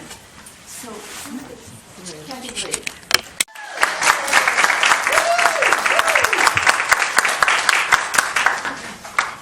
All right, so my name is Ann Stevenson, you just heard. I'm really kind of shy in person, but I write well. Not well, but just, I have a big mouth when I'm writing. So forgive me if I get nervous or I stumble. That's why I have PowerPoint, so if I stroke out, then you saw my PowerPoint. Basically, I found BMCC back in 2010. I came to a conference, and there were a lot of moms there, and there was just a lot of crying. And the focus, I felt kind of hopeless. And it was very depressing. And I think you guys have come a long way since then. Because what was most depressing to me was that you had a bunch of women in a room, and they knew, gosh darn well, what happened on their case, which was that you had a group of professionals, a lot of these people. I'm not saying fraud is on every case. I'm saying that this happens quite a bit. That you have a case and somebody raises an allegation about violence in the home, violent criminal activity, and so they appoint a bunch of people onto the case to evaluate, assess, treat, represent, and suddenly you find yourself in bankruptcy court with no custody, and he who has the last dollar wins. And I felt like women knew that this was not an accident. It wasn't a bunch of judges who just didn't know what they were doing, because if you need 30 judges if you need 30 experts, if a judge needs that many people to give them directions, they probably don't belong on the bench. And if they need you to spend $1 million to close a custody case, there's something horrifically wrong with that picture. And I believe that the men's rights movements know this, and they've been onto this fraud for a very, very long time. So, without further ado, one of the first articles that I ever wrote, I'm an accidental journalist. I don't know what to say about that, but one of the first articles that I ever wrote was called The Top 5 HHS Programs Endangering Women and Children. And I wrote that article about the fatherhood programs because I felt like we needed to incorporate what they were doing and how federal funding affects the outcome of your custody case. And since I wrote that article, I've come a long way on my views as well, as you will see. So, first I gotta go through my disclaimer, which is, I'm not an attorney. So if you need legal advice, this is not gonna come from this presentation. And can you not talk so close, because it gets fuzzy when you're too close. Okay, so I don't even know if you can hear me now. But, Yeah. Okay, so nothing in this presentation should be construed as legal advice. Go get an attorney if you need legal advice. I'm not qualified for that. I'm a journalist. I can't tell you if you should have gotten custody, but I can tell you that in a lot of these cases, there's nobody impartial to decide who should have gotten custody. And that's why I'm doing this. And I'm not trying to sell you anything. I want you to take all your money and spend it on your kids when you get them back. So I think part of this is that, let me go forward one. Okay, is that I wanted to change the way we talk about, quote, domestic violence. Like, we need to change the language that we're using to describe what we're experiencing. Because if you know it's fraud, I don't want to see things like domestic abuse, because domestic abuse is not a crime. I want to hear people talking about violent crime, because that separates out people. First of all, it doesn't alienate people from your discussion by insinuating that it's a man on woman, or that one problem is, or that it's a domestic dispute that needs to be dismissed because it's a private matter. It makes it clear we have a violent criminal in our midst, and that he poses a serious threat to public safety. The second thing is that I would like to separate the father's rights groups, that whole genre, from the male offender advocacy groups. Yeah. I think there's a lot of really great fathers out there who have been victimized by the system. And I don't think that they deserve to be called fathers' rights people. I don't think they should be blended together with groups that are advocating for criminals. When we talk about judicial corruption, yeah, that is what we're talking about a lot of this time. But it's really extortion, because they're saying, guess what? I'm going to take your kid away, and now you've got to purchase those custody rights back. And you can't quit, and you can't take your business elsewhere. And that's, to me, extortion. I want to hear about abusers getting custody. I know that this is happening, but again, abuse is not a crime. I think it's more child trafficking, because they're deliberately placing children. It's a foregone conclusion before anybody testifies in a lot of cases, not every case, about who should have custody. And they deliberately place children in violent situations. So that's first off. Second off, I want to find a way to include the fathers in this political discussion.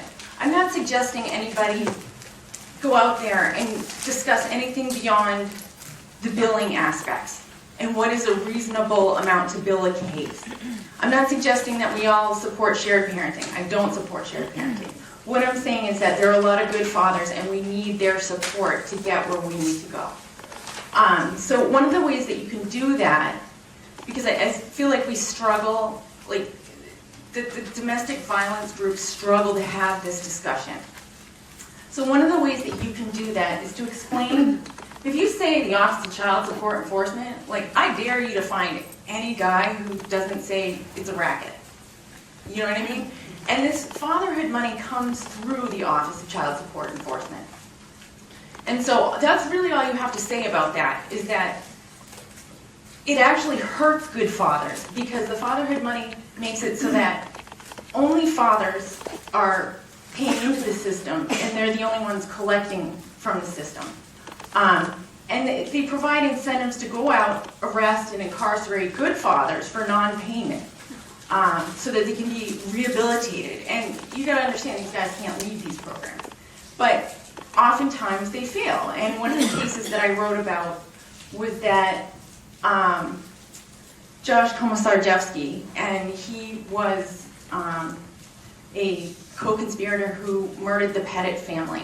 And he, at the time, he had been at a prison a good 2-3 months, and he walked into court with a GPS bracelet on his ankle and got sole custody of the kid he never knew really outside of prison walls. And then not even a few weeks later, he goes out and murders the family. And he had help from the system. So the bottom line is that your ideal position is always going to be that child support enforcement should be a gender-neutral program, which is for the benefit of children. And children should be placed with the most fit parent, regardless of gender. Okay, so we already went through that one. So the first thing I want to talk about in terms of getting the actual presentation part started and how we're going to discuss lobbying is, what is fraud? It's the intentional use of deceit or a trick of some dishonest means to deprive another of his or her money, property, or a legal right. So these are the kind of like the complaints that I hear a lot from women, and they don't necessarily frame it as fraud. They say, well, in my custody case, false information was deliberately put in there, and there was perjury, and all sorts of lies, and people, lied their pants off, basically. And they say, they excuse domestic violence. They covered up evidence of violent crimes that are happening to my child. They say they were driven into bankruptcy by court orders requiring them to pay for professionals that, A, they didn't want on their case, B, they didn't need on their case, and they couldn't object and they couldn't take their business elsewhere because they've been court ordered to pay for this. And they wouldn't be in this mess but for the misconduct, the professional misconduct of the professionals on the case. And they walk away and they have all these disabilities and severe anxiety attacks. And I know so many women that just never are able to recover from this. And I have such empathy for them because I feel that they walk around for, with a big stack of papers and a thumb drive, waiting for somebody to come along and saying, like, please believe me that this happened.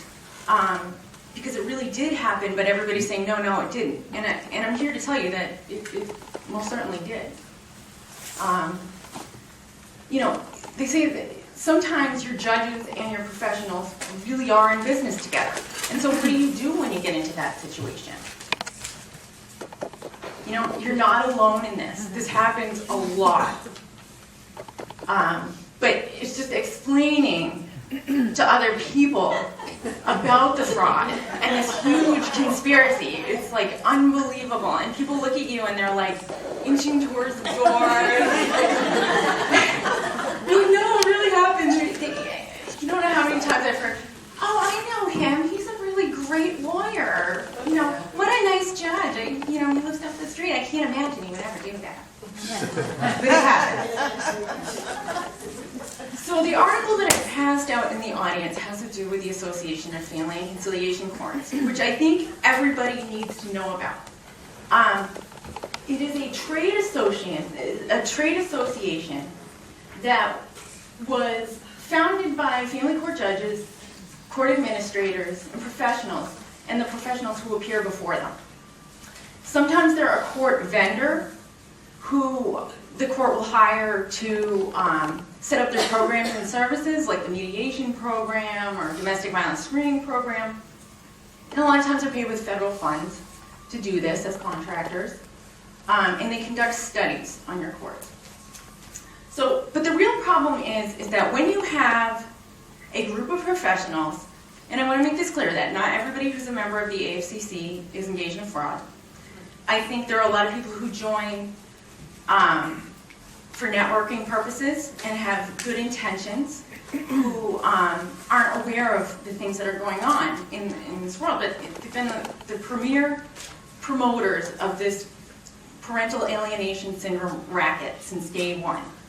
And when you have judges who are promoting a syndrome that is not recognized by the mainstream mental health community, you have a problem. That's fraud.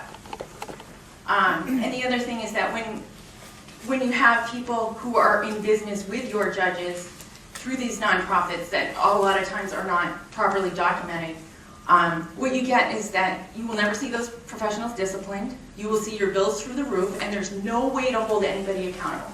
And that is why I oppose the AFCC and the judges. It would be one thing if it was just attorneys, or if it was just attorneys and mental health people, but when you get judges involved with that, I mean, I know a lot of states who have problems, but so this is an article that I wrote about because I think it's important to show progress for this stuff.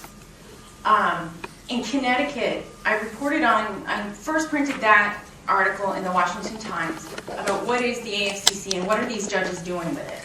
And the parents kind of had like a massive uprising. The fathers and the mothers who had been previously separated got together and they lobbied their legislators and they said, we are fraud victims. There's nobody deciding our cases on the basis of the merits and the evidence. And they had a hearing and 80 parents showed up, which is phenomenal. And it lasted 15 hours. It was ridiculous, but it was all on, they televised it. And it was on, the Connecticut Public Television thing. So that actually ended in, they did pass some legislation, and one of the problems was that they appointed the problem to the task force. But they did pass legislation that's supposed to be stemming some of this fraud, and legislators, it passed unanimously. So that was good. Another example of fraud that I can give you is this woman, Danielle Ross. She was in Lackawanna, Pennsylvania, which is the next county over from Luzerne where they had the Kids for Cash scandal. And she was a GAL. And her supervisor was Anne-Marie Termini, who was a leader in the AFCC, who sat on some of these councils. And she oversaw the GAL program in that county. And what happened there was that she only hired one GAL to handle, every single case in Lackawanna County, and she was basically extorting the parents and then wouldn't report it on her tax return. So she was billing the county and then she didn't report it on her taxes. So the parents got together, they went to the DOJ with all their bills and they said, let me see the tax forms for this woman. And she ended up getting indicted and she's going to be cooling her heels in federal prison for a while.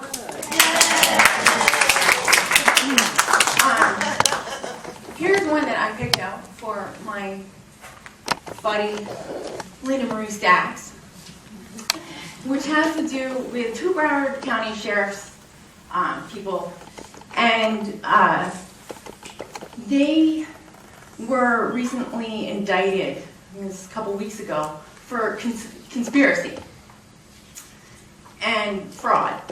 And the issue was that it had to do with Scott Rothstein's Ponzi scheme. So Scott Rothstein started a law firm, and he, up until 2000, I'm just going to read it, because I think that's more efficient.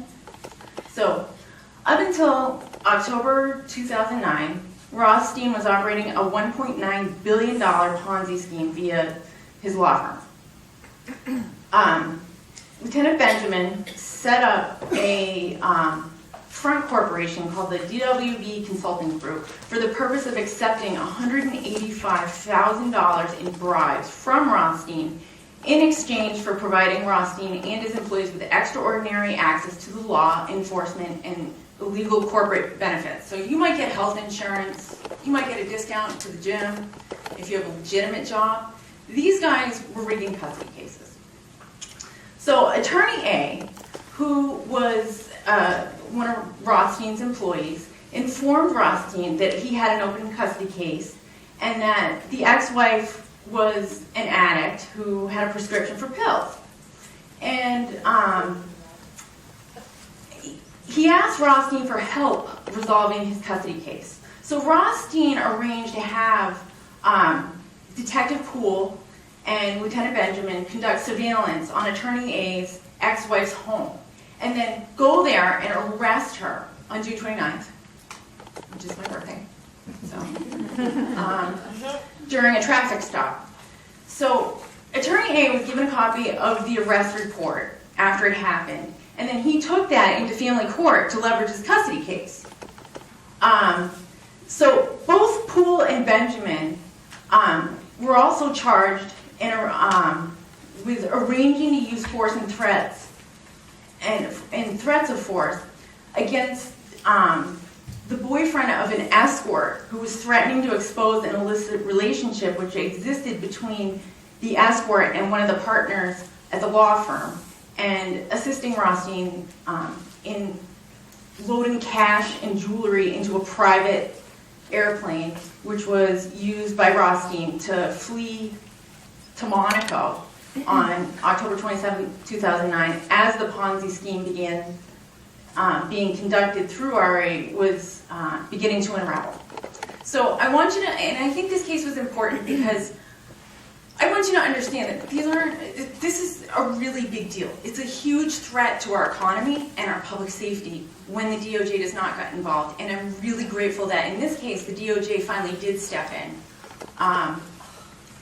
And that these are guys who hide money for a living. So if you think that they're not going to be sitting on the boards of your local child, benefit nonprofits, together with the people from the doctor's offices and figuring out how to use your nonprofits as a tax shelter, I think we know that this is definitely happening. I'm just going to go through this one really quick. This is a couple out of Arizona who had a supervised visitation center. They were recently indicted for a kickback scam where they were extorting parents. And in the manner that I suggested in the first place, which is that, they would do custody evaluations. She lied about her credentials and her degrees, and then they would extort the parents and submit false claims. So if you didn't pay up, they would submit a custody evaluation that was against you. So, I don't know, that probably never happened to anybody here.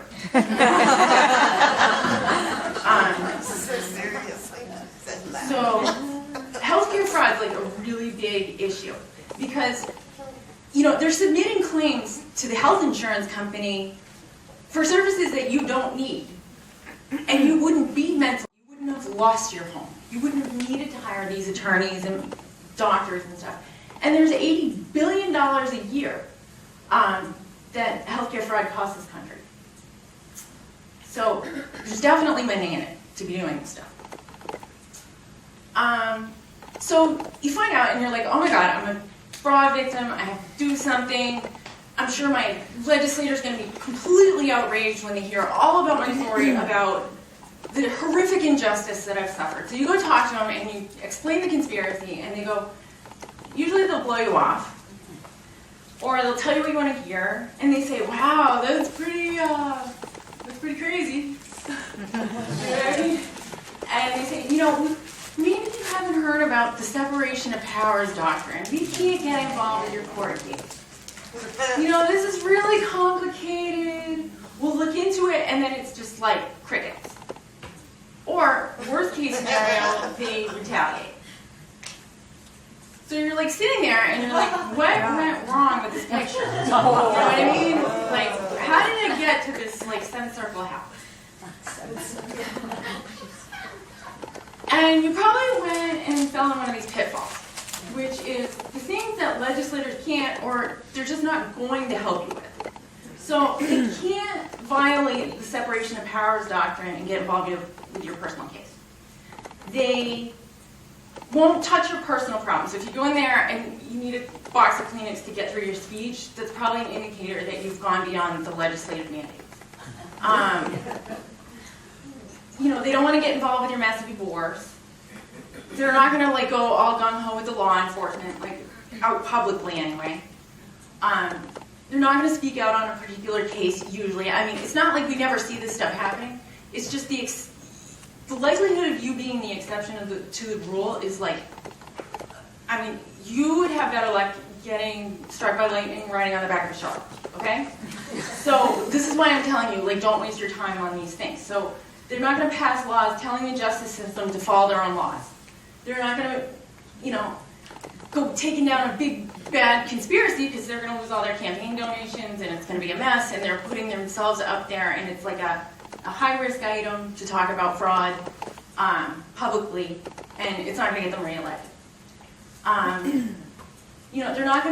They're just not going to talk about anything that has to do with that's going to negatively impact the next election or their campaign. So, needless to say, don't waste your time. There are things that legislators will help you with. They'll hook you up with tickets to the White House if you contact them 2 weeks before. They will cut items from the budget, and they are very good at requesting audits of certain publicly funded programs and services. You can get them to pass like a mandate or a law, but it almost never happens. So it kind of falls into I've never seen anybody get their kid back because they passed a proclamation saying that what happened to me was wrong. So, again, they're not going to get involved with DCF workers. They're not going to single out your judge and start a big inquiry. Like, that stuff never happens. I'm not saying it never has happened. I'm saying that the likelihood of you doing that tomorrow and having good results is, like, not there. So, this is the bottom line asking for investigations. A lot of times we don't realize that when we're going to authorities, what we're actually doing is creating like a really fantastic systemic witness for the perpetrator. Because your real enemy in this situation is not the perpetrator. The perpetrator, the evidence against the perpetrator in most of these situations is so overwhelming that like any idiot could assess it and be like, this guy should not have custody. And so when you go to the system, there are some things that you need to know. And one is that fraud is almost never prosecuted. Almost never. Because it's difficult to root out and people don't have time. The second thing is that violent crimes occurring in families is almost never prosecuted. Would you guys agree? Has anybody here had any wonderful experience where more often than not, like somebody who assaults somebody else is prosecuted and has a criminal record to show for it? And Rarely. yeah, so, okay. Third thing is that 93% of the time, when you call DCF, the report's going to get thrown out. They're not going to issue, only 7% of the time, the cases are substantiated. And then half that time, they take the kids out of the home and put them in foster care. So I would never call DCF because, first of all, they don't have any law enforcement capacity. I would sooner call my ex and, roll the dice there. So you may as well just call him and be like, hey, I got this great witness for you. Call him up. He's going to operate for free. He works for the system.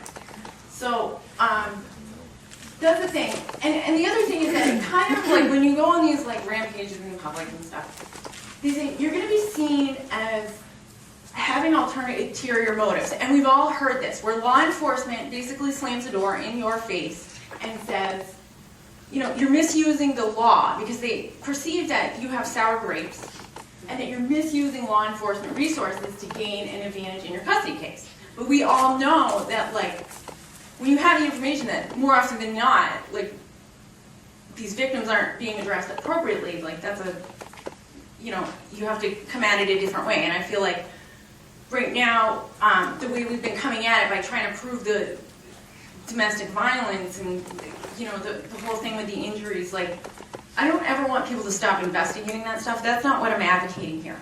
I want everybody to document. I want everybody to go to law enforcement if you feel that that's the best route for your child. I'm not saying don't do that. I'm just saying that these are the risks that you face when you do that.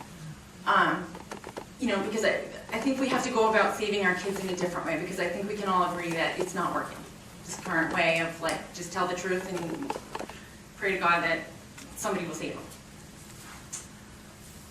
But, you know, usually they're not going to do anything, but a group of parents who have the same professionals, and they have proof that they're paying out millions of dollars that doesn't add up for services they don't want or need and can't afford most of the time.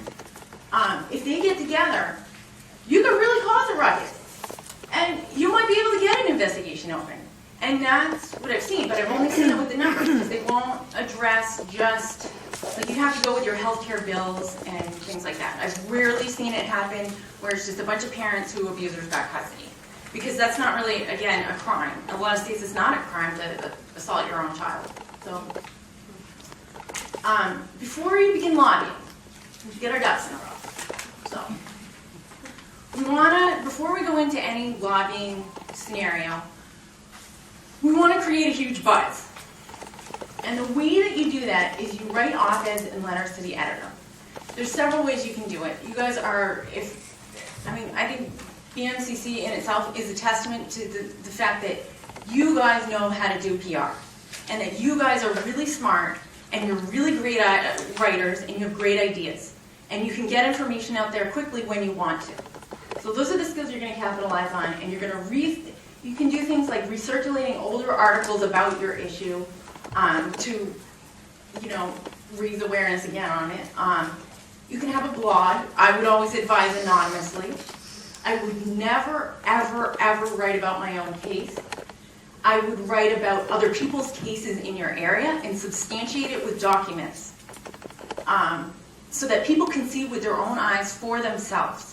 And it's most effective if you put the professionals' bills up in the cases that you're addressing. Because it doesn't take a genius to figure out that the GAL shouldn't be charging you $150,000, you know, to look after your kid who they've known for 2 hours. You know, you want to call your legislators and do an email, fax, and phone campaign before you start your lobbying, so that there's a buzz, and your legislator will be, like, really excited to hear from you. Because they'll be like, oh, I heard all about this. No way. So then you're like, oh, I'm going to lobby, it's going to be great. And you got to figure out when the best time to lobby is. So if you're going to lobby in your home state to a federal legislator, which is what most of us are limited to because we can't get down to DC often.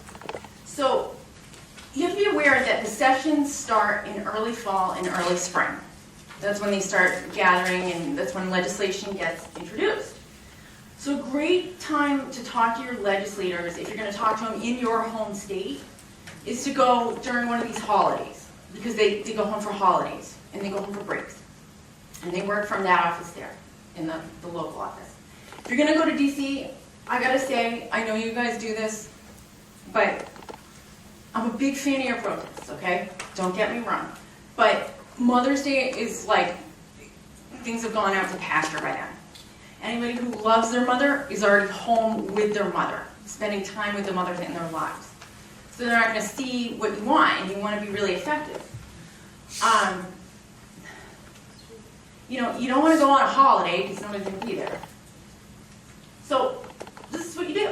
Several weeks before a bill is considered on any level, members of Congress and their staff meet up to plan strategies and take positions on their bill.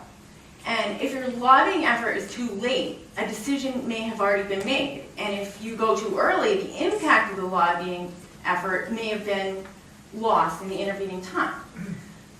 So you want to go in at the right time. And you can go in more than once. That's the other thing. And you want to follow with phone calls, emails, snail mail, you know, as that vote approaches. Overall, I find that emails are entirely ineffective because they get 9 million of them a day. who is the best person to talk to? So I have this theory that I don't like to waste people's time. And I think that if these scams couldn't happen, there wouldn't be so many people in this room if they didn't already have the committees under the don't waste your time list wrapped around their fingers. So going to a committee like the HHS committee to talk about HHS fraud, like really?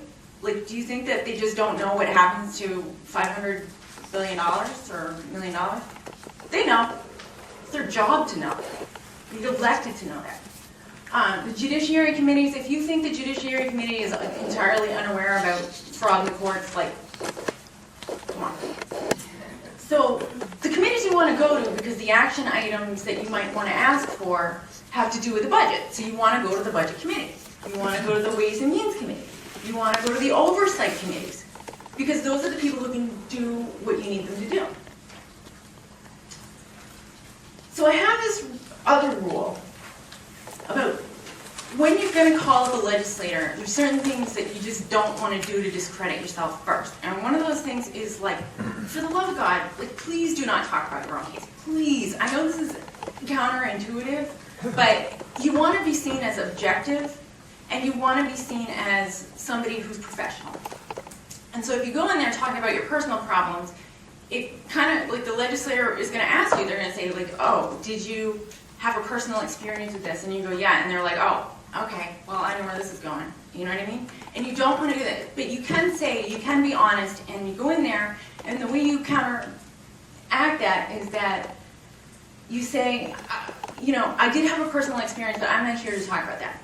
I have 10 women or 20 women or 20 victims in my district that I'd like to talk about. You want to tell them you only need a few minutes, because they're going to do everything they can to not make that appointment because they're busy people.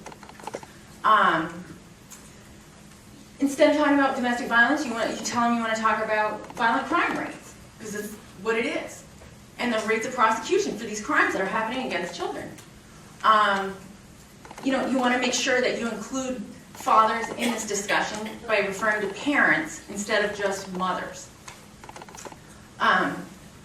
You know, the statistics on this speak for themselves, that it is often overwhelmingly women who are victimized by violent crimes, women and children. I'm not denying that. Those are statistics that you bring with you. But you don't want to alienate people before you've had the discussion. And please do not traumatize your legislators with horrifically graphic stories that they are helpless to do anything with that. Because they, again, aren't therapists and they're not trained. And a lot of these people, like, what you don't realize when you tell them these horrible stories in great detail is that you're traumatizing them and you don't know what history they've had with domestic violence. So oftentimes you'll get somebody who has a history of domestic violence and they're not necessarily going to come out and say, like, this happened. And then you just never hear from them again because they're so traumatized and they're stuck in the same mode as you, where they can't go forward because it's overwhelming for them. So I always debate, do I make an appointment or do I not make an appointment? So I never make an appointment with my own legislator. I make appointments with everybody else first. And the reason for that is because if you do this right, your legislator will call you and beg you to come in. Because you're going to make an appointment with everybody else and go talk to them about what's happening in your district. So you make the appointment with the other legislator staff, and you try to get the legislator first, and you say, no, I need to talk to the legislator, and they say, well, they're not available. Okay, I'll take the chief of staff in that case. You want to have their policy advisor to the issue that you want to talk to there too.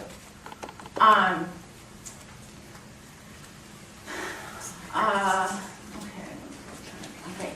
So there's certain things you want to bring with you. One of them is not perfume.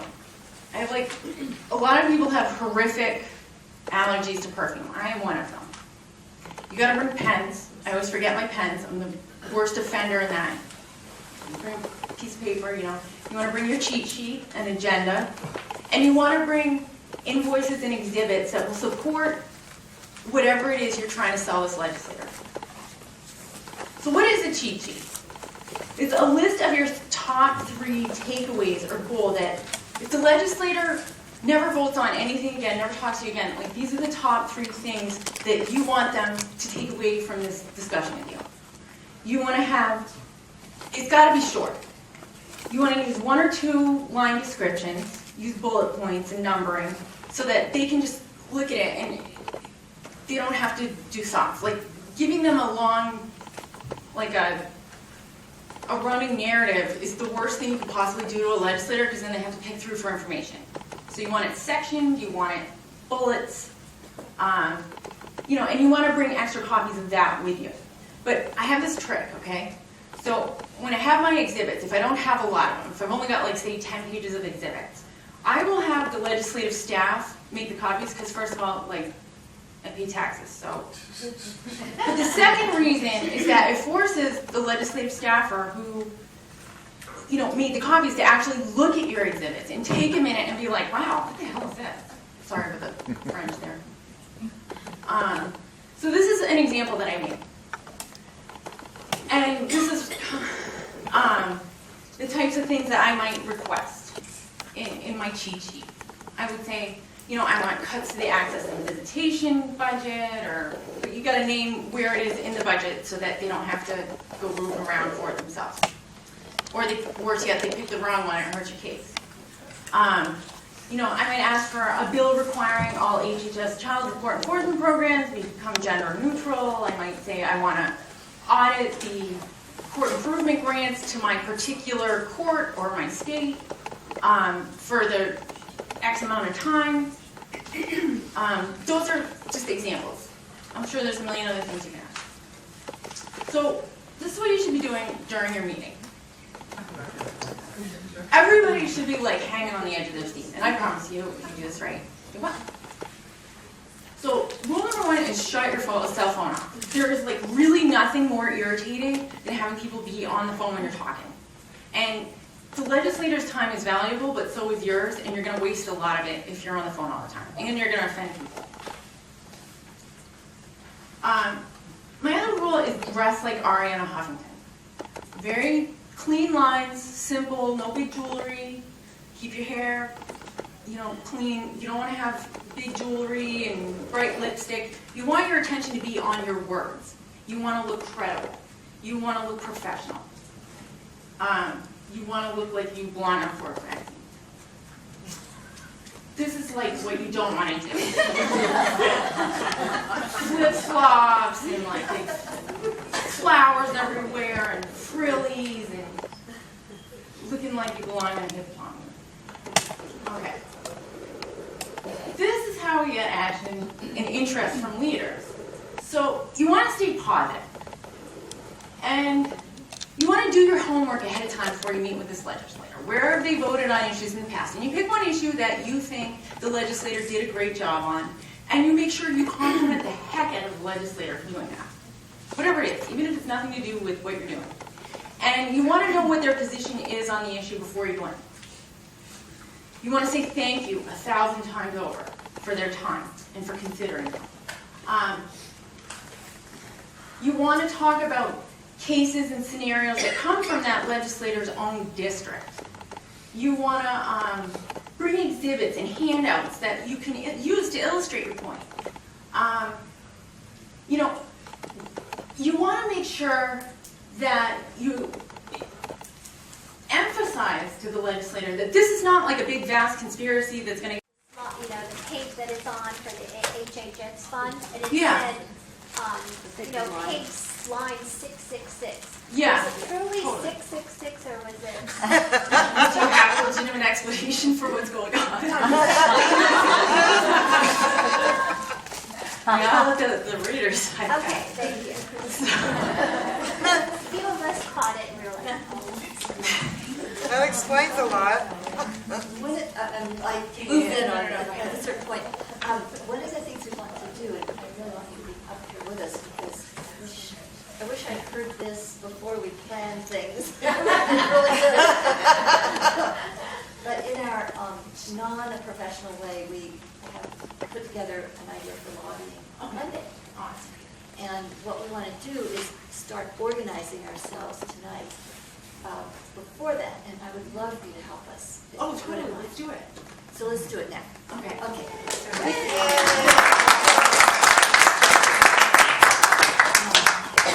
So, yeah. You're the person who's going to do the talent has left. Oh, dear. How many people are on this panel? Well, it's not really a panel. It's going to be Vicki doing a little lobbying training. Okay. You see, it all dovetails so perfectly. Because, all right, tomorrow is the march, which is on Mother's Day. We tried to have it on Mother's Day, and it was a big flop. It was a big flop because this has that heart feeling. For you guys. For us. For you guys, yeah. And it's maybe a different reason for march. Yeah. It's a reason that, okay, the president is not there, we walk around this house anyhow, we have our big banners, we hope for press. We don't have press, so we bring our own. It's more of a political statement than it is really a effective tool, I think. Well, I don't know what it's become. Yeah.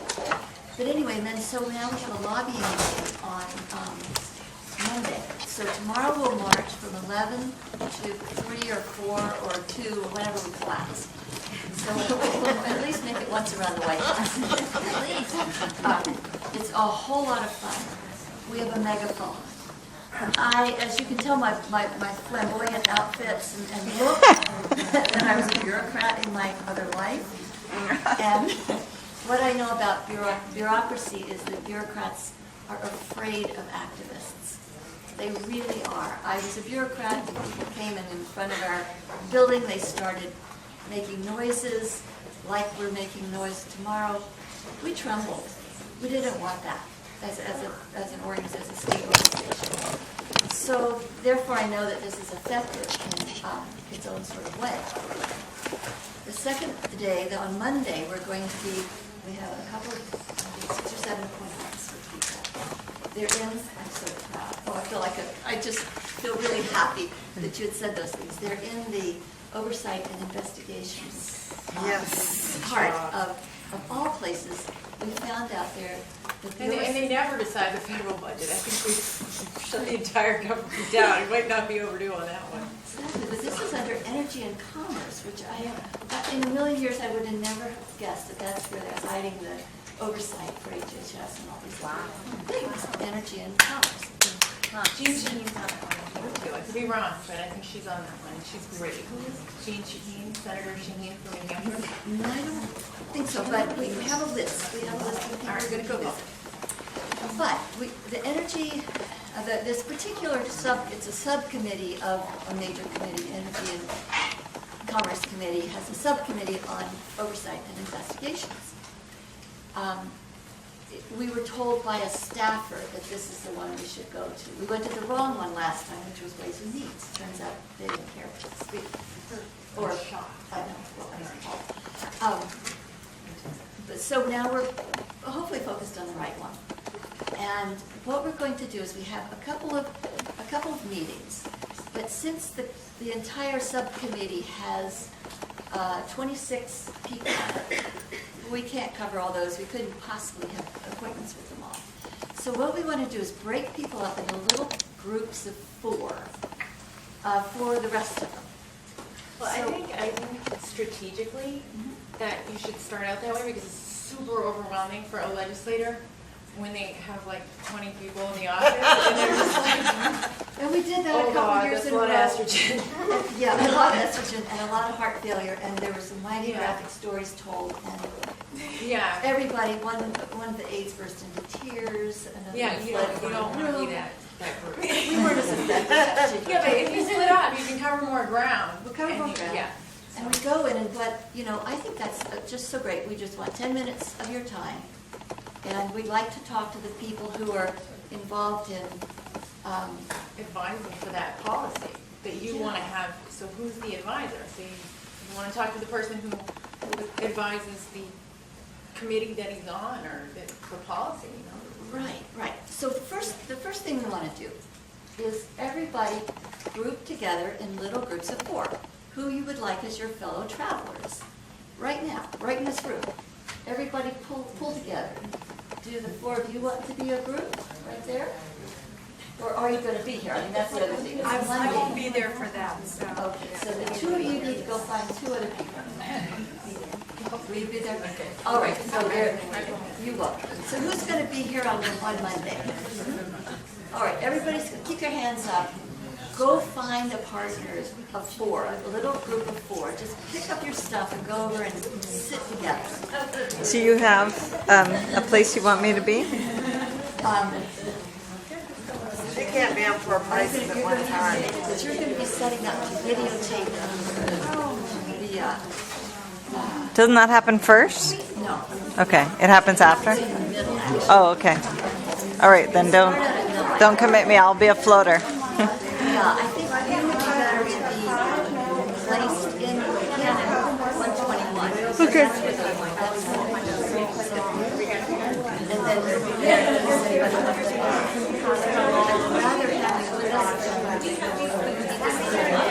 Yes.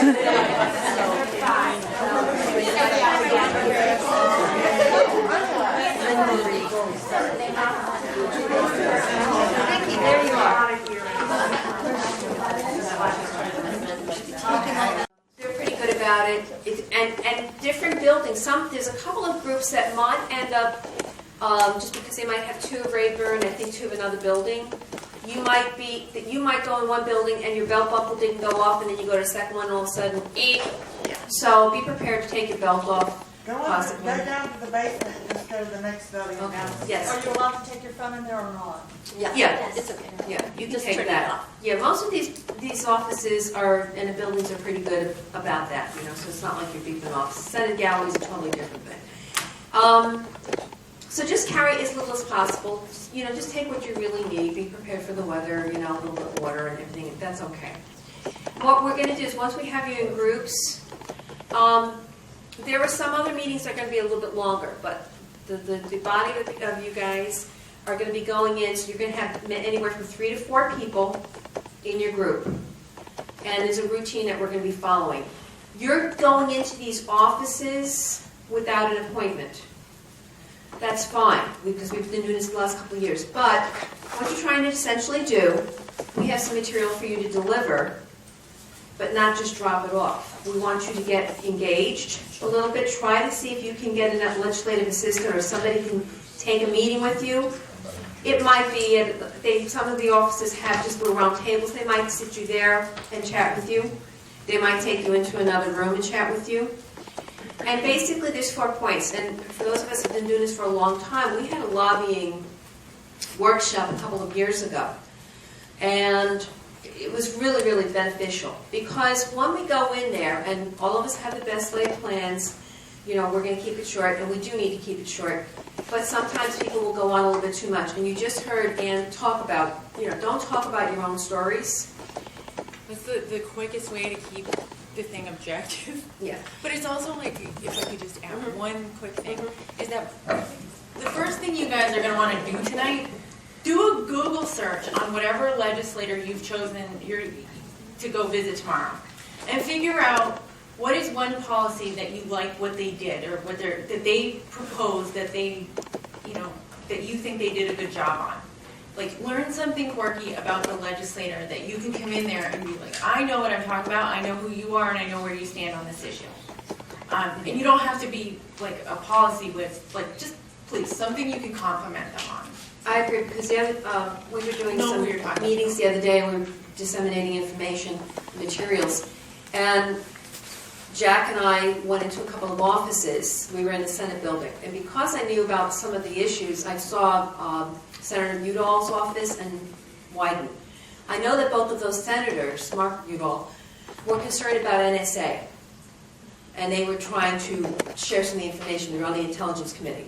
So because I knew that, I kind of knew what else to say. So when we went in there, we're dropping material off, but I said, by the way, please pass along to the senator that there are people out there paying attention, and we really appreciate the work they've done on the NSA, because we don't we want transparency, so thank you for speaking out. So something I knew about them, so exactly what I'm saying. When you're going to have the name of your person tonight that your group is going to go to, you'll know ahead of time, you'll know the office number, you'll know the building. We're going to avoid this confusion, compassion. So you're going to be organized. It's also going to give you an opportunity to take a look at the talking points sheet, and you can take that with you tonight. Now, there's going to be a packet of material, the blue folder. That's going to go to the particular representative that you're dropping, that you're going to meet with. There's also, in many cases, there's going to be that huge binder. So whoever gets the lucky task of carrying it, it is almost 4 pounds. Right? Maybe if you have something, a plastic bag, a brown bag, maybe when you're carrying, just to keep it clean until you get there, that's probably cool. Also, I point out this is a masterpiece. Yeah, this is like it is blood, sweat, and tears of Miss Linda Marie. I'm gonna need to say yes. I am so just proud of her, and that everybody should take a look at this book and go like, oh my god, I need to make one too. So she's got it tabbed, she's got sections, this is what you need to know. It's brilliant. Are the materials online? No, here's No, the issue. no, there's private They're material in there, like- that's why. There's confidential material in there, that's not for open. It's only for a policymaker because it has in it a study that we commissioned a decade and a half ago, and Karen Winter was the person who came out and did it in California. It never went anywhere in California. We're hoping that combined with the things that Linda Marie did in Florida now about these wicked evaluators, but we can't put this thing out from Karen Winter because it's copyright, except for policymakers. So this is sort of sensitive information. But I can tell you from the great response we've had and the way my printer, gave me my original copies back, I am going to, put that in a different formula so that it can go out to the whole United States. And it will be available online, I promise. And there's 2 cases in there regarding a fraudulent custody evaluator, and those 2 moms were kind enough to come forth with their original documents. So I really don't want to put anything out there that has the children's names and their therapy things and things that they said with their name and their birth date. So that's why I only went to certain people, but I can guarantee you, give me like a couple of months, like 2 more projects, and I'll get back on that to be able to send it out. I promise you'll have it. Okay, so perhaps this evening before you leave, you might take a peek at the book. You'll take a peek at the blue folder with the handouts so that you have a little bit of an idea. Because we don't want to give them out tonight because then there's just too many issues. It's easier if we just get to Rayburn and each group will have their materials. So say for instance if you have 4 offices, you're going to have 4 books and then 4 of the blue binders. So like I said, tonight before you leave, take a quick perusal, kind of get us an idea of what might be in there and kind of the lineup of the book as well. That happens to be mostly about a psychologist and the extension of the fraud case. You will get the talking points though tonight. So that's going to be useful. So if you're of the mind, you might want to spend a little time tonight or tomorrow, after the rally or whatever, and get together with your group and, make sure you go over the talking points. Maybe run a couple of copies off so you each have one. And the other thing that we wanted to have you do tonight was a little brief format about how to lobby.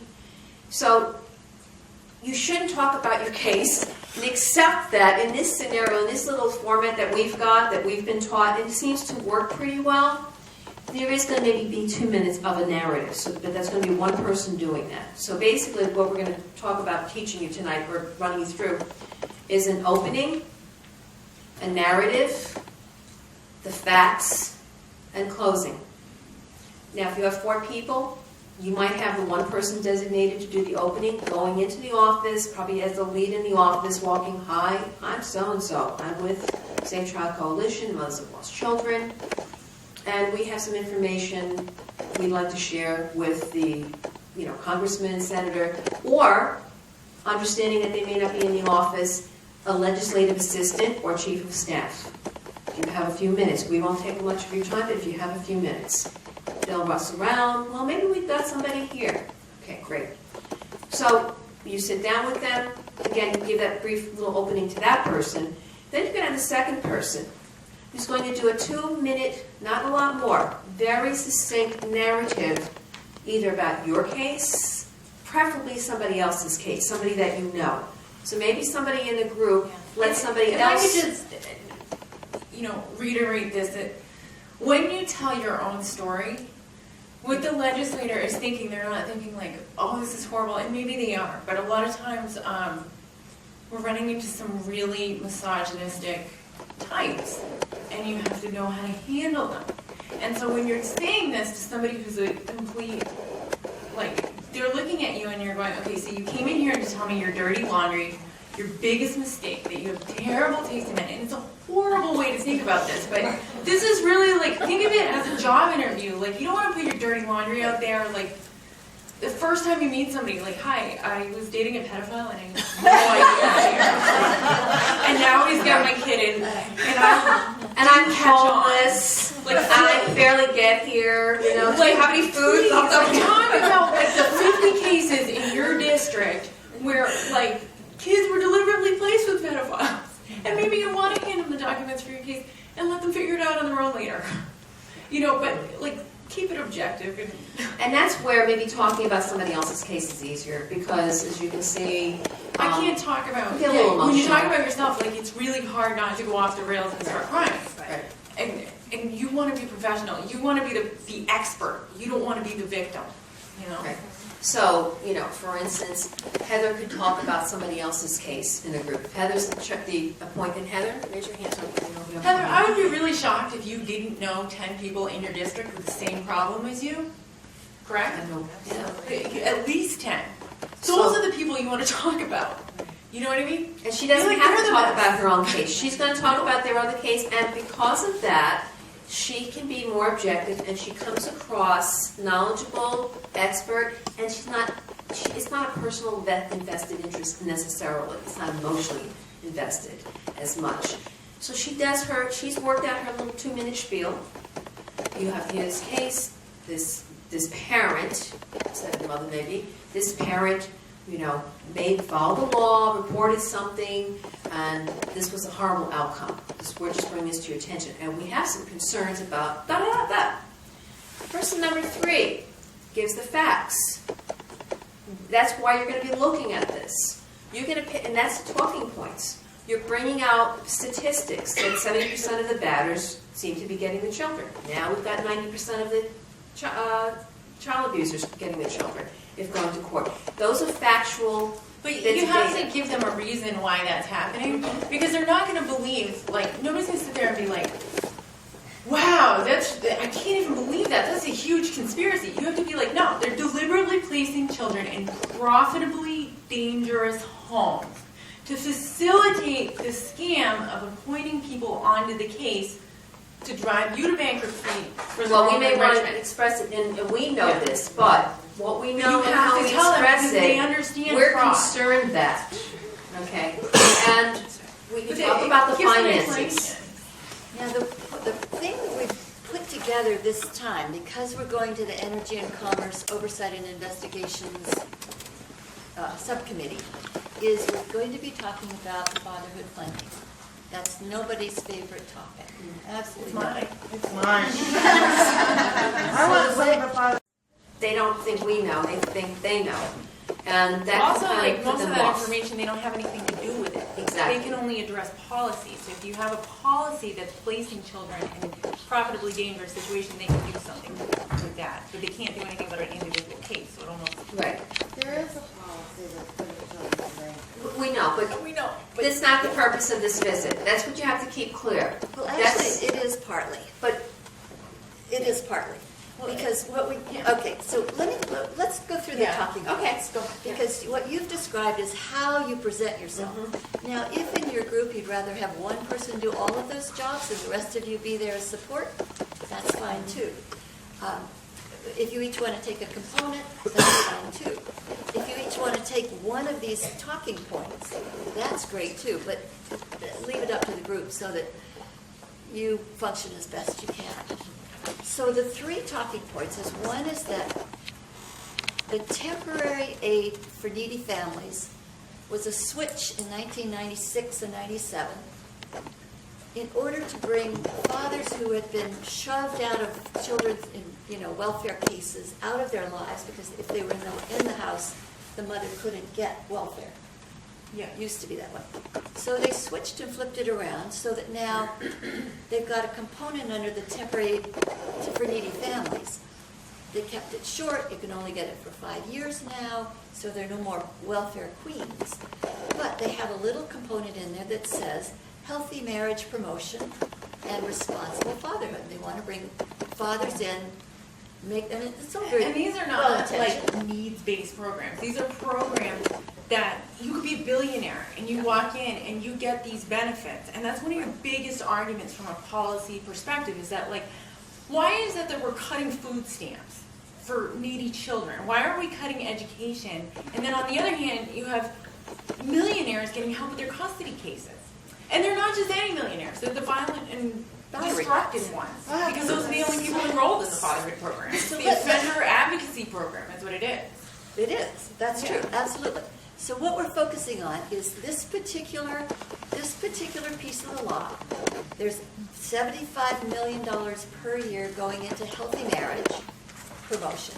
$75 million per year going into responsible fatherhood. So there are two different little components, two different little line items. Yeah. And the first one, under the talking points, is that the healthy marriage promotion program is ineffective. Now Republicans love that. Oversight committees love that. Marriages are failing at the same rate as before that.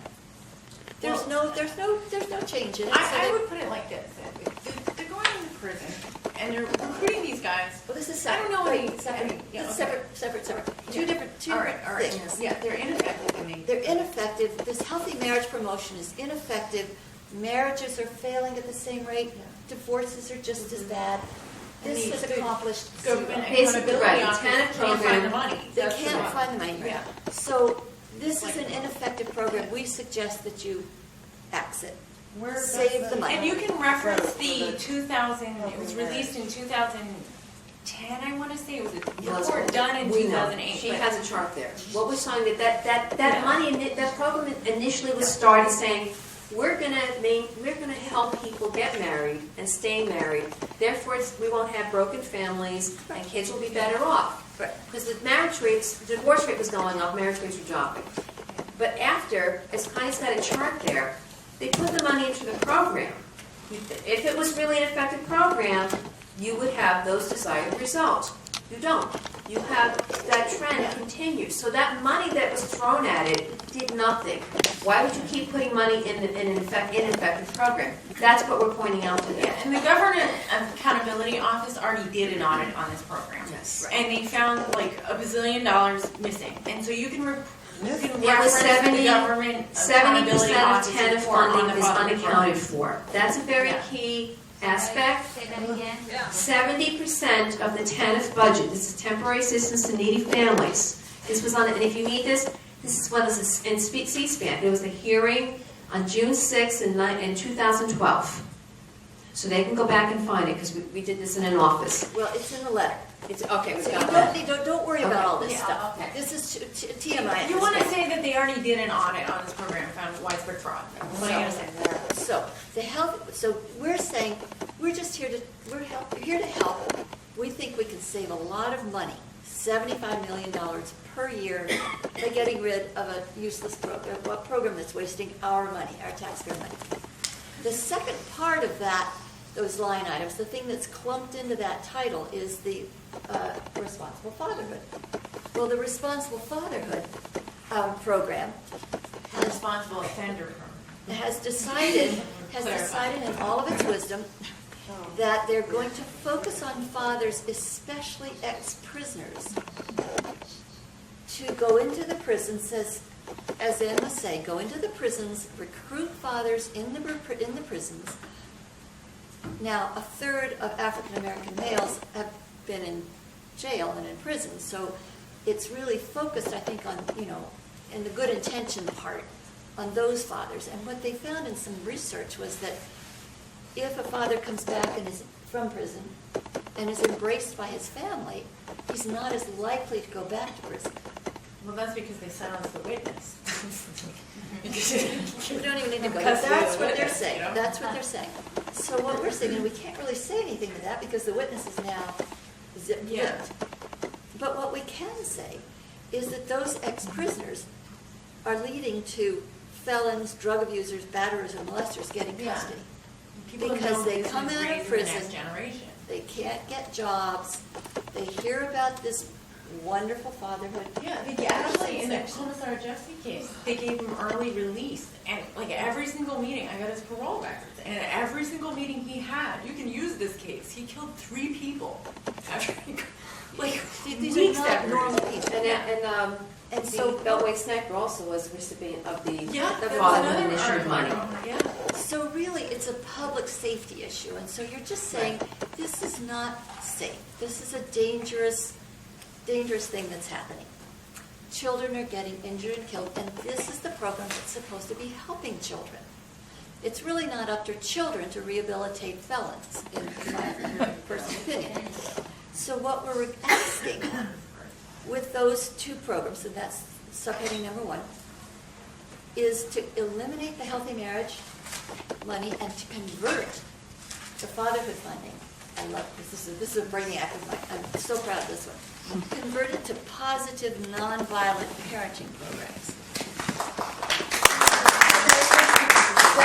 Those inspirations. I agree, because the government really doesn't have a vested interest in making sure that only men or women get custody, or arbitrarily increasing the number of mothers or fathers that get custody. They have an interest in keeping children safe, public safe. Right. So it's a public safety issue. So in my compulsive way, I think Linda Maria and I share more things than a good diet, except that I had gone off it today. I actually took the law and then did a little strike out of the words that they could easily strike and put in positive, nonviolent parenting programs. But who would be enrolled in it? Like only the people who are actually. Anybody could be enrolled in it. I'd love to know more about positive, So that's nonviolent. Like if you're court ordered to be in a program, I mean. Whatever it is, this would at least be gender neutral, and it would be positive for children. It wouldn't be hurting children. Whereas the program they have currently is actively hurting many children. The nonviolent parenting program is designed to help support the safe parent. But you wouldn't be in it unless you were violent. Well, it doesn't matter. Everybody could benefit from nonviolent parenting. I mean, this is not going to hurt him. Okay. As far as I can tell. I mean, I'm sure they'll figure out a way to hurt somebody with it. We can emphasize the unintended consequences. Here's the substitution. We have a positive direction for you to go to. We're finding waste, fraud, and unintended consequences. We find waste, and here's a suggestion so everybody improves, and it's a public safety issue. Exactly. So they're not afraid, they're not intimidated. Oh, a bunch of women are coming in. It's not the gender issue. It's not your personal court issue. We talk about money and public safety. Right. So Exactly. when you get your packet, an average most people are going to have probably give or take 4 politicians' offices to go to. Therefore, you'll probably each be carrying 1 of each. You can take a look at that. So maybe take a few minutes before you go into the offices. Read through some of that. If you read through it, you have a sense, you have a little bit of grasp about what you're going to articulate. So when Heather goes and she does her facts, she talks about the facts, it may not be the same exact way as Margaret's going to say it. That's okay. You're still getting the point across. You're personalizing it. Right. The issue is, the mechanism is, do your introduction, try to get a sit down for a few minutes with somebody, try to grab them for 10 minutes, 12 minutes, and then you go to the narrative, 2 minutes, you can decide, who's doing it and how you're going to do it. Amira. We need to make sure that people keep any stories about cases specific to something having to do with the fatherhood fund. Otherwise, the legislator is not going to understand the relevance. And it's a good point, because don't bring up something that's out there that's got nothing to, we know it does have something, but don't go off topic. Oh, wait. Okay. That's not necessarily so. No? Reason is we have 2 more points to make. Okay. Because we're trying to increase the safety of children. This is our whole point. As Barry was saying, the Safe Child Act. Safety first. The congressional briefing title is Safety First, ! For abused children of divorce. So we're just on this safety bike helmet crusade, right? That's all we're doing. Just trying to help them. So the second thing that's endangering children, besides this one particular bill, because we don't want to be too biased in this one, right, is that child support laws currently devised are giving perverse financial incentives to use children as financial commodities. Now, in the movie Divorce Corp, which was really a father's rights movie, but they did a really good job on a whole lot of areas. They just gave away their agenda at the very end. Was it Glenn Sachs? It was. Did you love the Glenn Sachs? Yeah, where's Jennifer? Jennifer's his nemesis. Yeah. And I would like to make a disclaimer. Many years ago in 2008, when I attended my first battered mother's custody conference, This is Glenn's first I get a wife. phone call sitting at the airport leaving, He's hot, isn't and he? everybody is saying, Glenn Sachs just wrote an article about you and said, how far do they have to go to the battered mother's custody conference to find a mother with my last name? Then all the family court in America websites, everybody was Googling, is Linda Marie Sachs, Glenn Sachs ex-wife? I wouldn't be admitting either, Linda Marie. It's okay. No relation to Glenn Sachs. He's not in the family. She's giving you the disclaimer right now. She has nothing to do with Glenn Sachs. Never has, never will.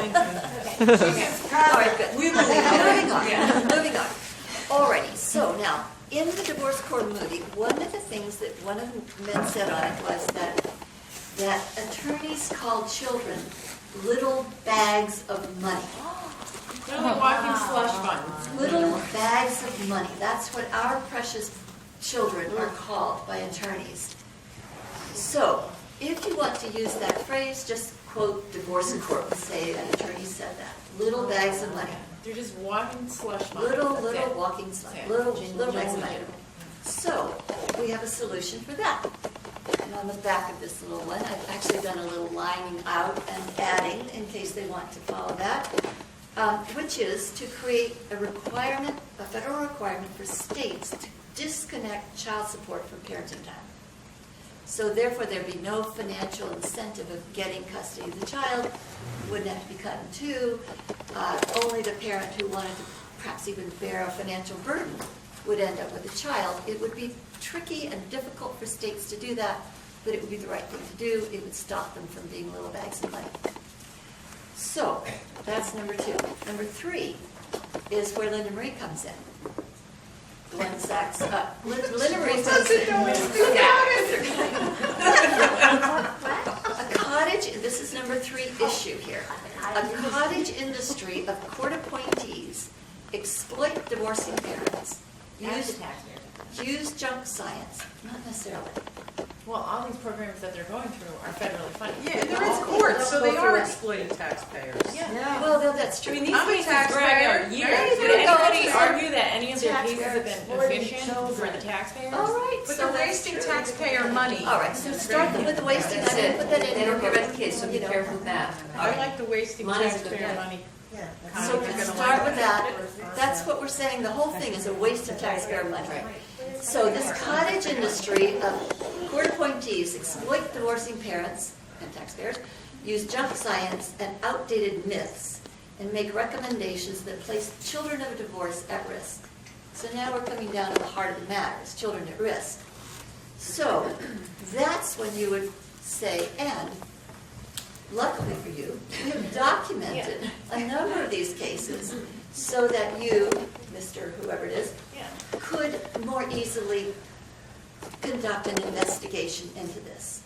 So this has actual cases and it's actual documents. It's a hair-raising, Which makes it's not just anecdotal now, all right? Because that's when a lot of times you go in the offices, and even if you get sympathetic people, they still oversight hearings to investigate the failure of states to protect abused children of divorce. Now, interestingly, in 1994, there were such hearings scheduled. Nixon died, may he rest in peace, and they were canceled and they were never rescheduled. So it's not like this cannot be done. And it was called for by someone who heard a panel 2 years ago. You don't need to say the name of the person, it was John Conyers, but he's a Democrat. And they're all very sensitive about this, Democrat and Republican thing, and we're appealing to the Republican save money, reduce government, all, don't waste taxpayer money. But you can say one of your fellow congresspeople called for oversight hearings already, and so we would like, to engage you in that process. If you're talking to a Democrat, you might want to say Congressman Conyers. That's right. If you're talking to a Republican, just, another congressman requested it. That's right. Now, I only have my one copy here of the list of the people on the committee. And then we have a couple of other people that are people that we should take these things to. One of whom is Steny Hoyer, who is the second-ranking Democrat in the whole Congress, and a couple of other people. And a protective grandpa. And a protective grandpa. So I'm not sure how we'll get these names to you except right that morning, which we could do. I'll make copies of it with, Maybe we can get them tomorrow. Maybe if we make copies, we can get them to them tomorrow because they'll be here tomorrow, I imagine. They're here Monday. That's true. I know that. In your groups of 4, would you just select one person to be the lead?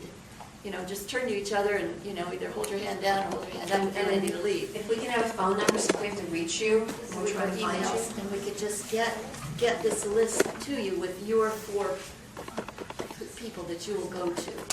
And we're trying to keep it so that you don't have to trot from house to house, which is a lot of walking. Also, Connie, nobody here has any way to make copies of anything. So if they're going to need multiple copies, we got to do it all at once at one Kinko's.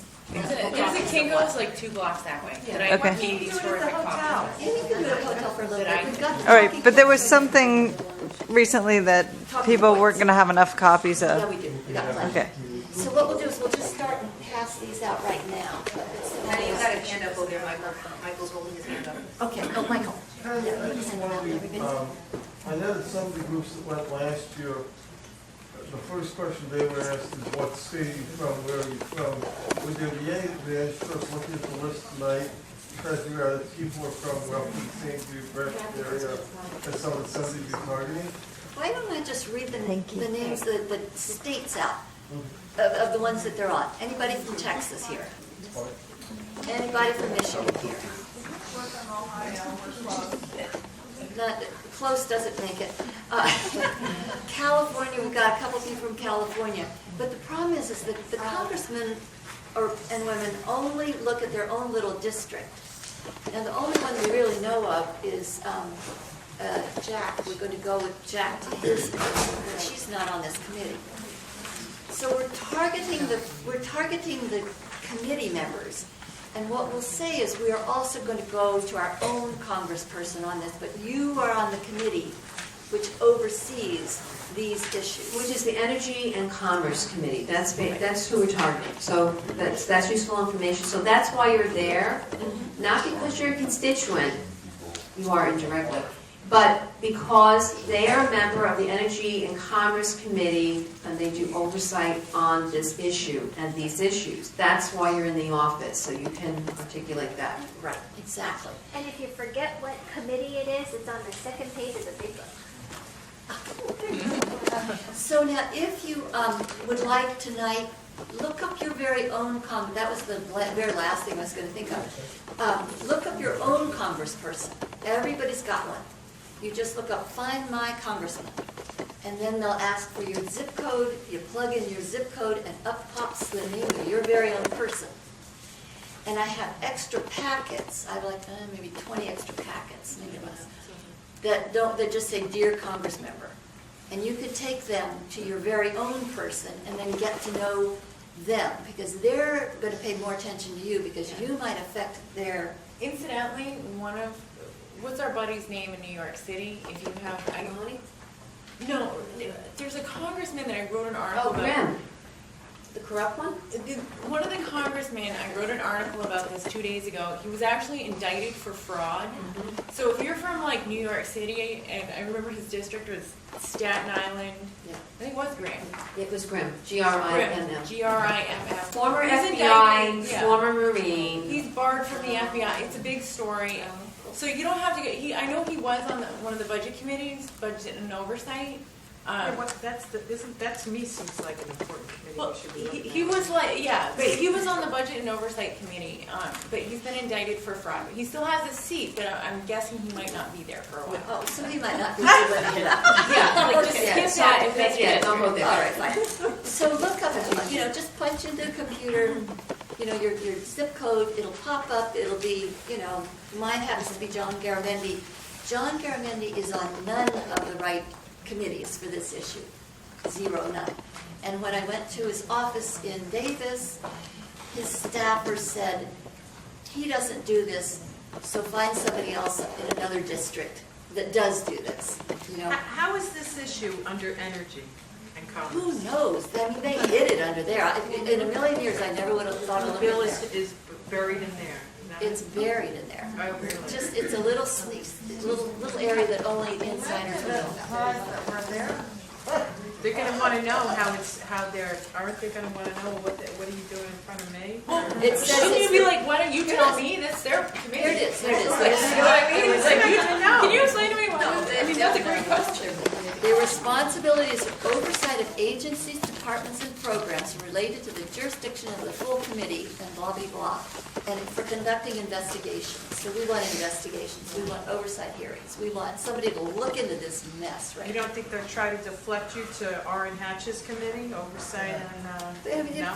we've been there, actually, we've been there. Okay. But we were told by staffers that this is the proper place to go. Okay. And if you can enlighten us in another way, then we would be more than happy to also attend. Linda Marie? Just so you know, on your focus points, number 1, it corresponds to the big book under tab 10. Can everybody hear Linda Marie? Yes. Okay. Tab 10, in that big book is all of Ann Stevenson's, all of the TAM information, all of the, the financial fraud going on in these things. And then number 3, the cottage industry. And number 3, it's tab 11, 12, 13, 14, and 15. So it corresponds with the big book. That's where we highlight the corresponding psychologist. Just so you know. Barry's got something to add on this one. I'm sorry, Karen? If I could put something in context, I found some statistics recently that I think are really helpful. The United States government spends $196 billion every year on health care costs related to domestic violence. That's not all the health care costs, that's just for domestic violence. I think that might get their attention. And the point that we want to make in terms of the oversight hearings, in terms of the fatherhood initiative, is that this money that the federal government is spending for this fatherhood program is being used to undermine the work to prevent domestic violence, which means that we continue to spend that $196 billion. And the money is not intended to assist the victims. The money is intended to help offenders. It does not, it's kind of like a trickle-down economics view of, you hope that if you pay all the guys at the top, that they'll somehow benefit the kid at the bottom. But like, people who really want to help kids are already voluntarily involved. And it doesn't matter, I don't think anybody's going to argue that there are women who shouldn't have access to children, but cases should be decided on who's the most fit parent. And this money takes the emphasis off who's the most fit parent and says, like, we have to arbitrarily increase the number of fathers and then they pick out the offenders because that's the only people who have to be ordered into parenting programs. You know what I mean? Like, anybody who's fit already has custody and access and voluntarily wants to do this. So if you'd be ordered to parent. Well, maybe put some into fact-finding. To make something clear here that gets missed, most custody cases are settled, and and the fathers love their children and want to do what's best for them. And And 90% the way of it fathers, usually gets settled they don't is that use they children. have something similar to the arrangement that they used when they were together. The problem that we have in the contested custody cases is that they are overwhelmingly cases in which the most dangerous abusers are using custody courts to regain control over their victims who are trying to leave. And unfortunately, the fatherhood initiative programs have been hijacked to help those most dangerous fathers. and you really have to emphasize, though, you have to emphasize that 90% of fathers do not abuse children. And you think having fathers who are healthy and voluntarily involved is a great idea, and you aspire to that for your child. Because that is the truth, I think, for most of us in here. And that you're not after fathers. What you want to weed out is that you have a problem with offenders who pose a danger to public safety. I don't know anybody's definition of an unfit parent, but if you're in a federal penitentiary for like, 12 if years. you've been incarcerated for violent crimes, you're probably going to meet the threshold for unfit, and that's who they're going after, to place children, the next generation. They're placing the next generation with the people least fit to raise them. So. In Nazi Germany, they did exactly that, only they used Gestapo. They took children away from Jewish Polish parents, both parents, put them with Gestapo and SS guards in order to raise them up brutally. It was on purpose. Same thing happened in dictator Franco's Spain.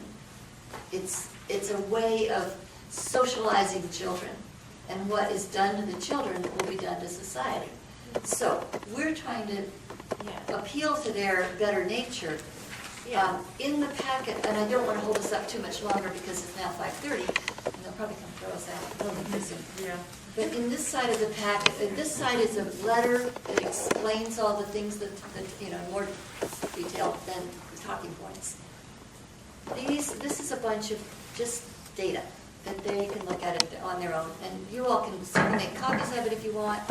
I'll have plenty of packets, I'll be able to provide it later. But one is the need for congressional oversight hearings. This is the dropping of marriages, the rate of marriage didn't change at all. That was in the healthy marriage part. This is Joyce Silberg's 58,000 to back up the 58,000 that we talk about here. This is the Protective Parent Survey project by Geraldine Staley that has some really good stuff in it. And this is their own federal government, Substance Abuse and Mental Health Services Administration, talking about there's consensus in the field that consumers of mental health services are trauma survivors. This is an ACE study. This is sort of like some of the most common outcomes of adverse childhood experiences. And this is a Canadian study that's even bigger than the ACE study, which was 18,000 people, which is huge. This was 23,000, almost 24,000 people, that says the least severe type of physical abuse, being slapped in the face, head, or ears, or hit or spanked with something hard, like a hand, shows a strong association with all mental health conditions. All mental health conditions. Exposure to one type of abuse increases the odds of them having more than one type, having a mental condition. So then it comes on to a position statement about corporal punishment, how this isn't such a good idea. And then we come to, let's change fatherhood into positive, nonviolent parenting. So it sort of follows a little, it's a cascading effect for them to read if they want. Right, I think we also need to know how many groups, if one person from each group can raise their hand, so we know we can do the divvying up. That's what we're doing. Okay, So- Linda Marie, you want to be One. lead? Karen is lead. Karen, Linda Marie. Kathy Lee. Question for you. 4 groups. Okay. Heather, who wants to be lead over there? Michael? So 5 Michael. groups. Do we have phone numbers for everybody that's going to be leading the group? Oh, that's what. We have a group over there. Oh, and who wants to be lead on that? I'm Who's gonna lead do on that? the thing out of Lori. Ann and Lori, so who's going to be lead on that one? You? Barry. And we're going to be doing Sheldon Whitehouse leader, so he's in the heart building, so if you want to do things in the heart, that would work. I don't have any that are made out like that, but I can either email you. Well, this is where Congress. I'm sorry? This is all Congress. I mean, it doesn't say senator, but it's dear Congress member. You can If you scratch find it. people that are in the Senate, in the heart building, that would make sense for us to go there. Yeah, we're gonna try and consolidate, we're gonna try and keep people in the same building. Yeah, we're Okay, so that's what I'm saying, we're going to be in the heart. But if you want to go to anybody else in the Senate, you're more than welcome to. I just don't have that many copies. But you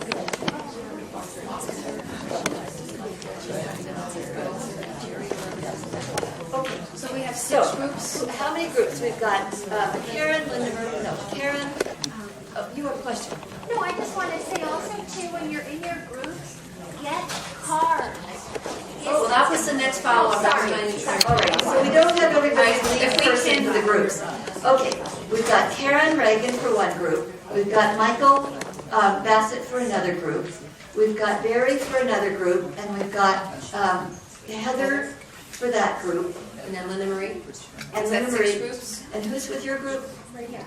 Oh, that group. Okay, so Linda Marie. So 1, 2, 3, 4, 5 groups. Perfect. Okay. Perfect. And we'll be the 6th group. Because you and I are going to go. We have separate meetings. Separate meetings. Yeah, so that's 6 there. That's, we can divide Fine, all we those can do groups. 5. All right, That's fine. You just So have let to me, cover 5. let me reiterate, so it's 4 people typically.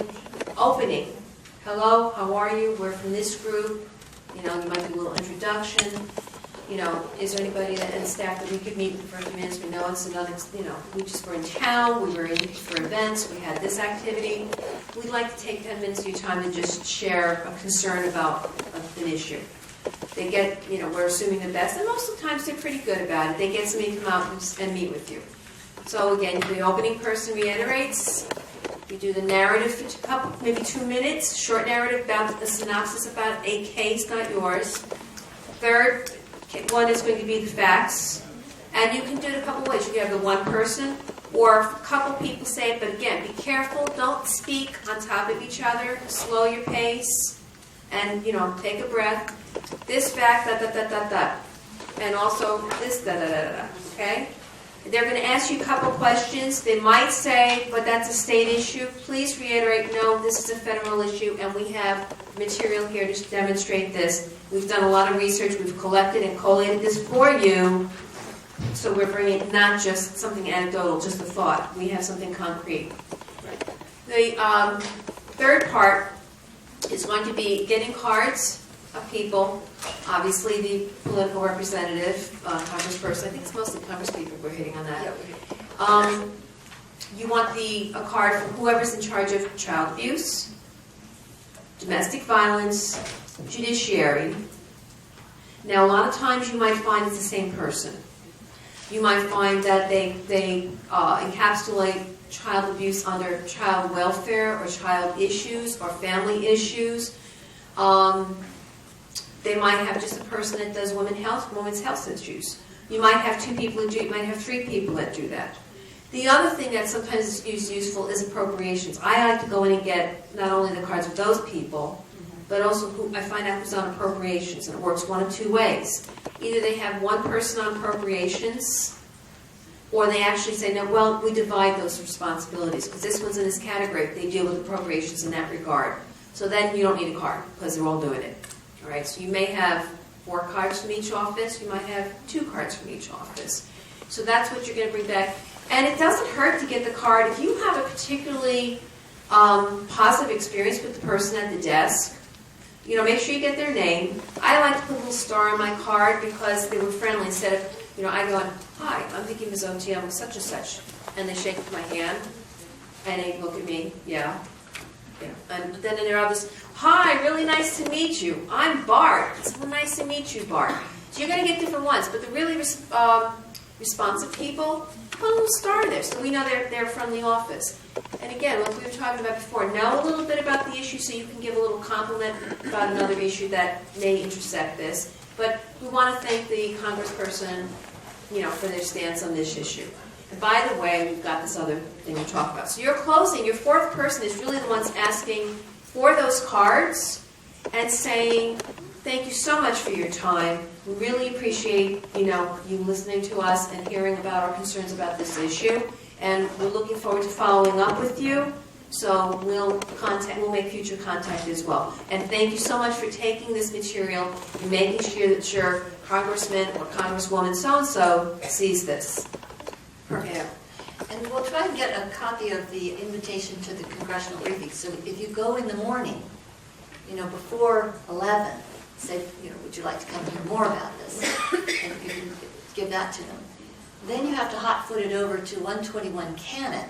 And remember, each of these buildings are gigantic, so put on your, at least think you're in your running shoes. The final thing is, we've been told that the fact that we wear, over our business suits, we wear our Mothers Have Lost Children t-shirts, has been enormously effective. And the person that told us that is an extremely critical lobbyist. I mean, she is one of those critical people I've ever met, And she said, this is making a difference. They may not remember your face or your name, but they remember those white shirts because you're a team. And that is crucial. So tomorrow, we'll get the white shirts if you absolutely perfect. And she is just my hero. I mean, I follow her on a cliff. She's wonderful. A very effective lobbyist. And so I think we should all wear our t-shirts. I think that's the dress code, with your little heels and maybe a little skirt and a jacket and your shirt over top. Oh, also, you remind me of something, because we did hand out those invitations to the briefing. You could also use that as an introduction, part of your introduction. You may have received one of these already, but I brought another one today. Again, we're having a briefing this morning at 11 o'clock in the Cannon Building. So we'd love it if one of your, office staff could make it down there. So you could hand that to them and remind them, in case they misplaced it. Which means I have to go run out and make some more copies. Perfect. So for the end, if everybody looks sort of brain dead, and I'm feeling totally brain dead. So we've decided that at George Washington Law School, that we would like to do a first. And the first is we would like to have Kathy Lee sing what we're going to sing tomorrow as part of our march. I've got the words here, which I'll pass out to you all. But Kathy Lee has a beautiful voice. It's much deeper than most of the voices that people be singing. So you might just have to change your octave. Mm-hmm. But anyway, I'll pass these around. Does anybody have any questions about the kind of the structure? Heather? I'm not sure about the structure, but you had mentioned that we should do some investigating.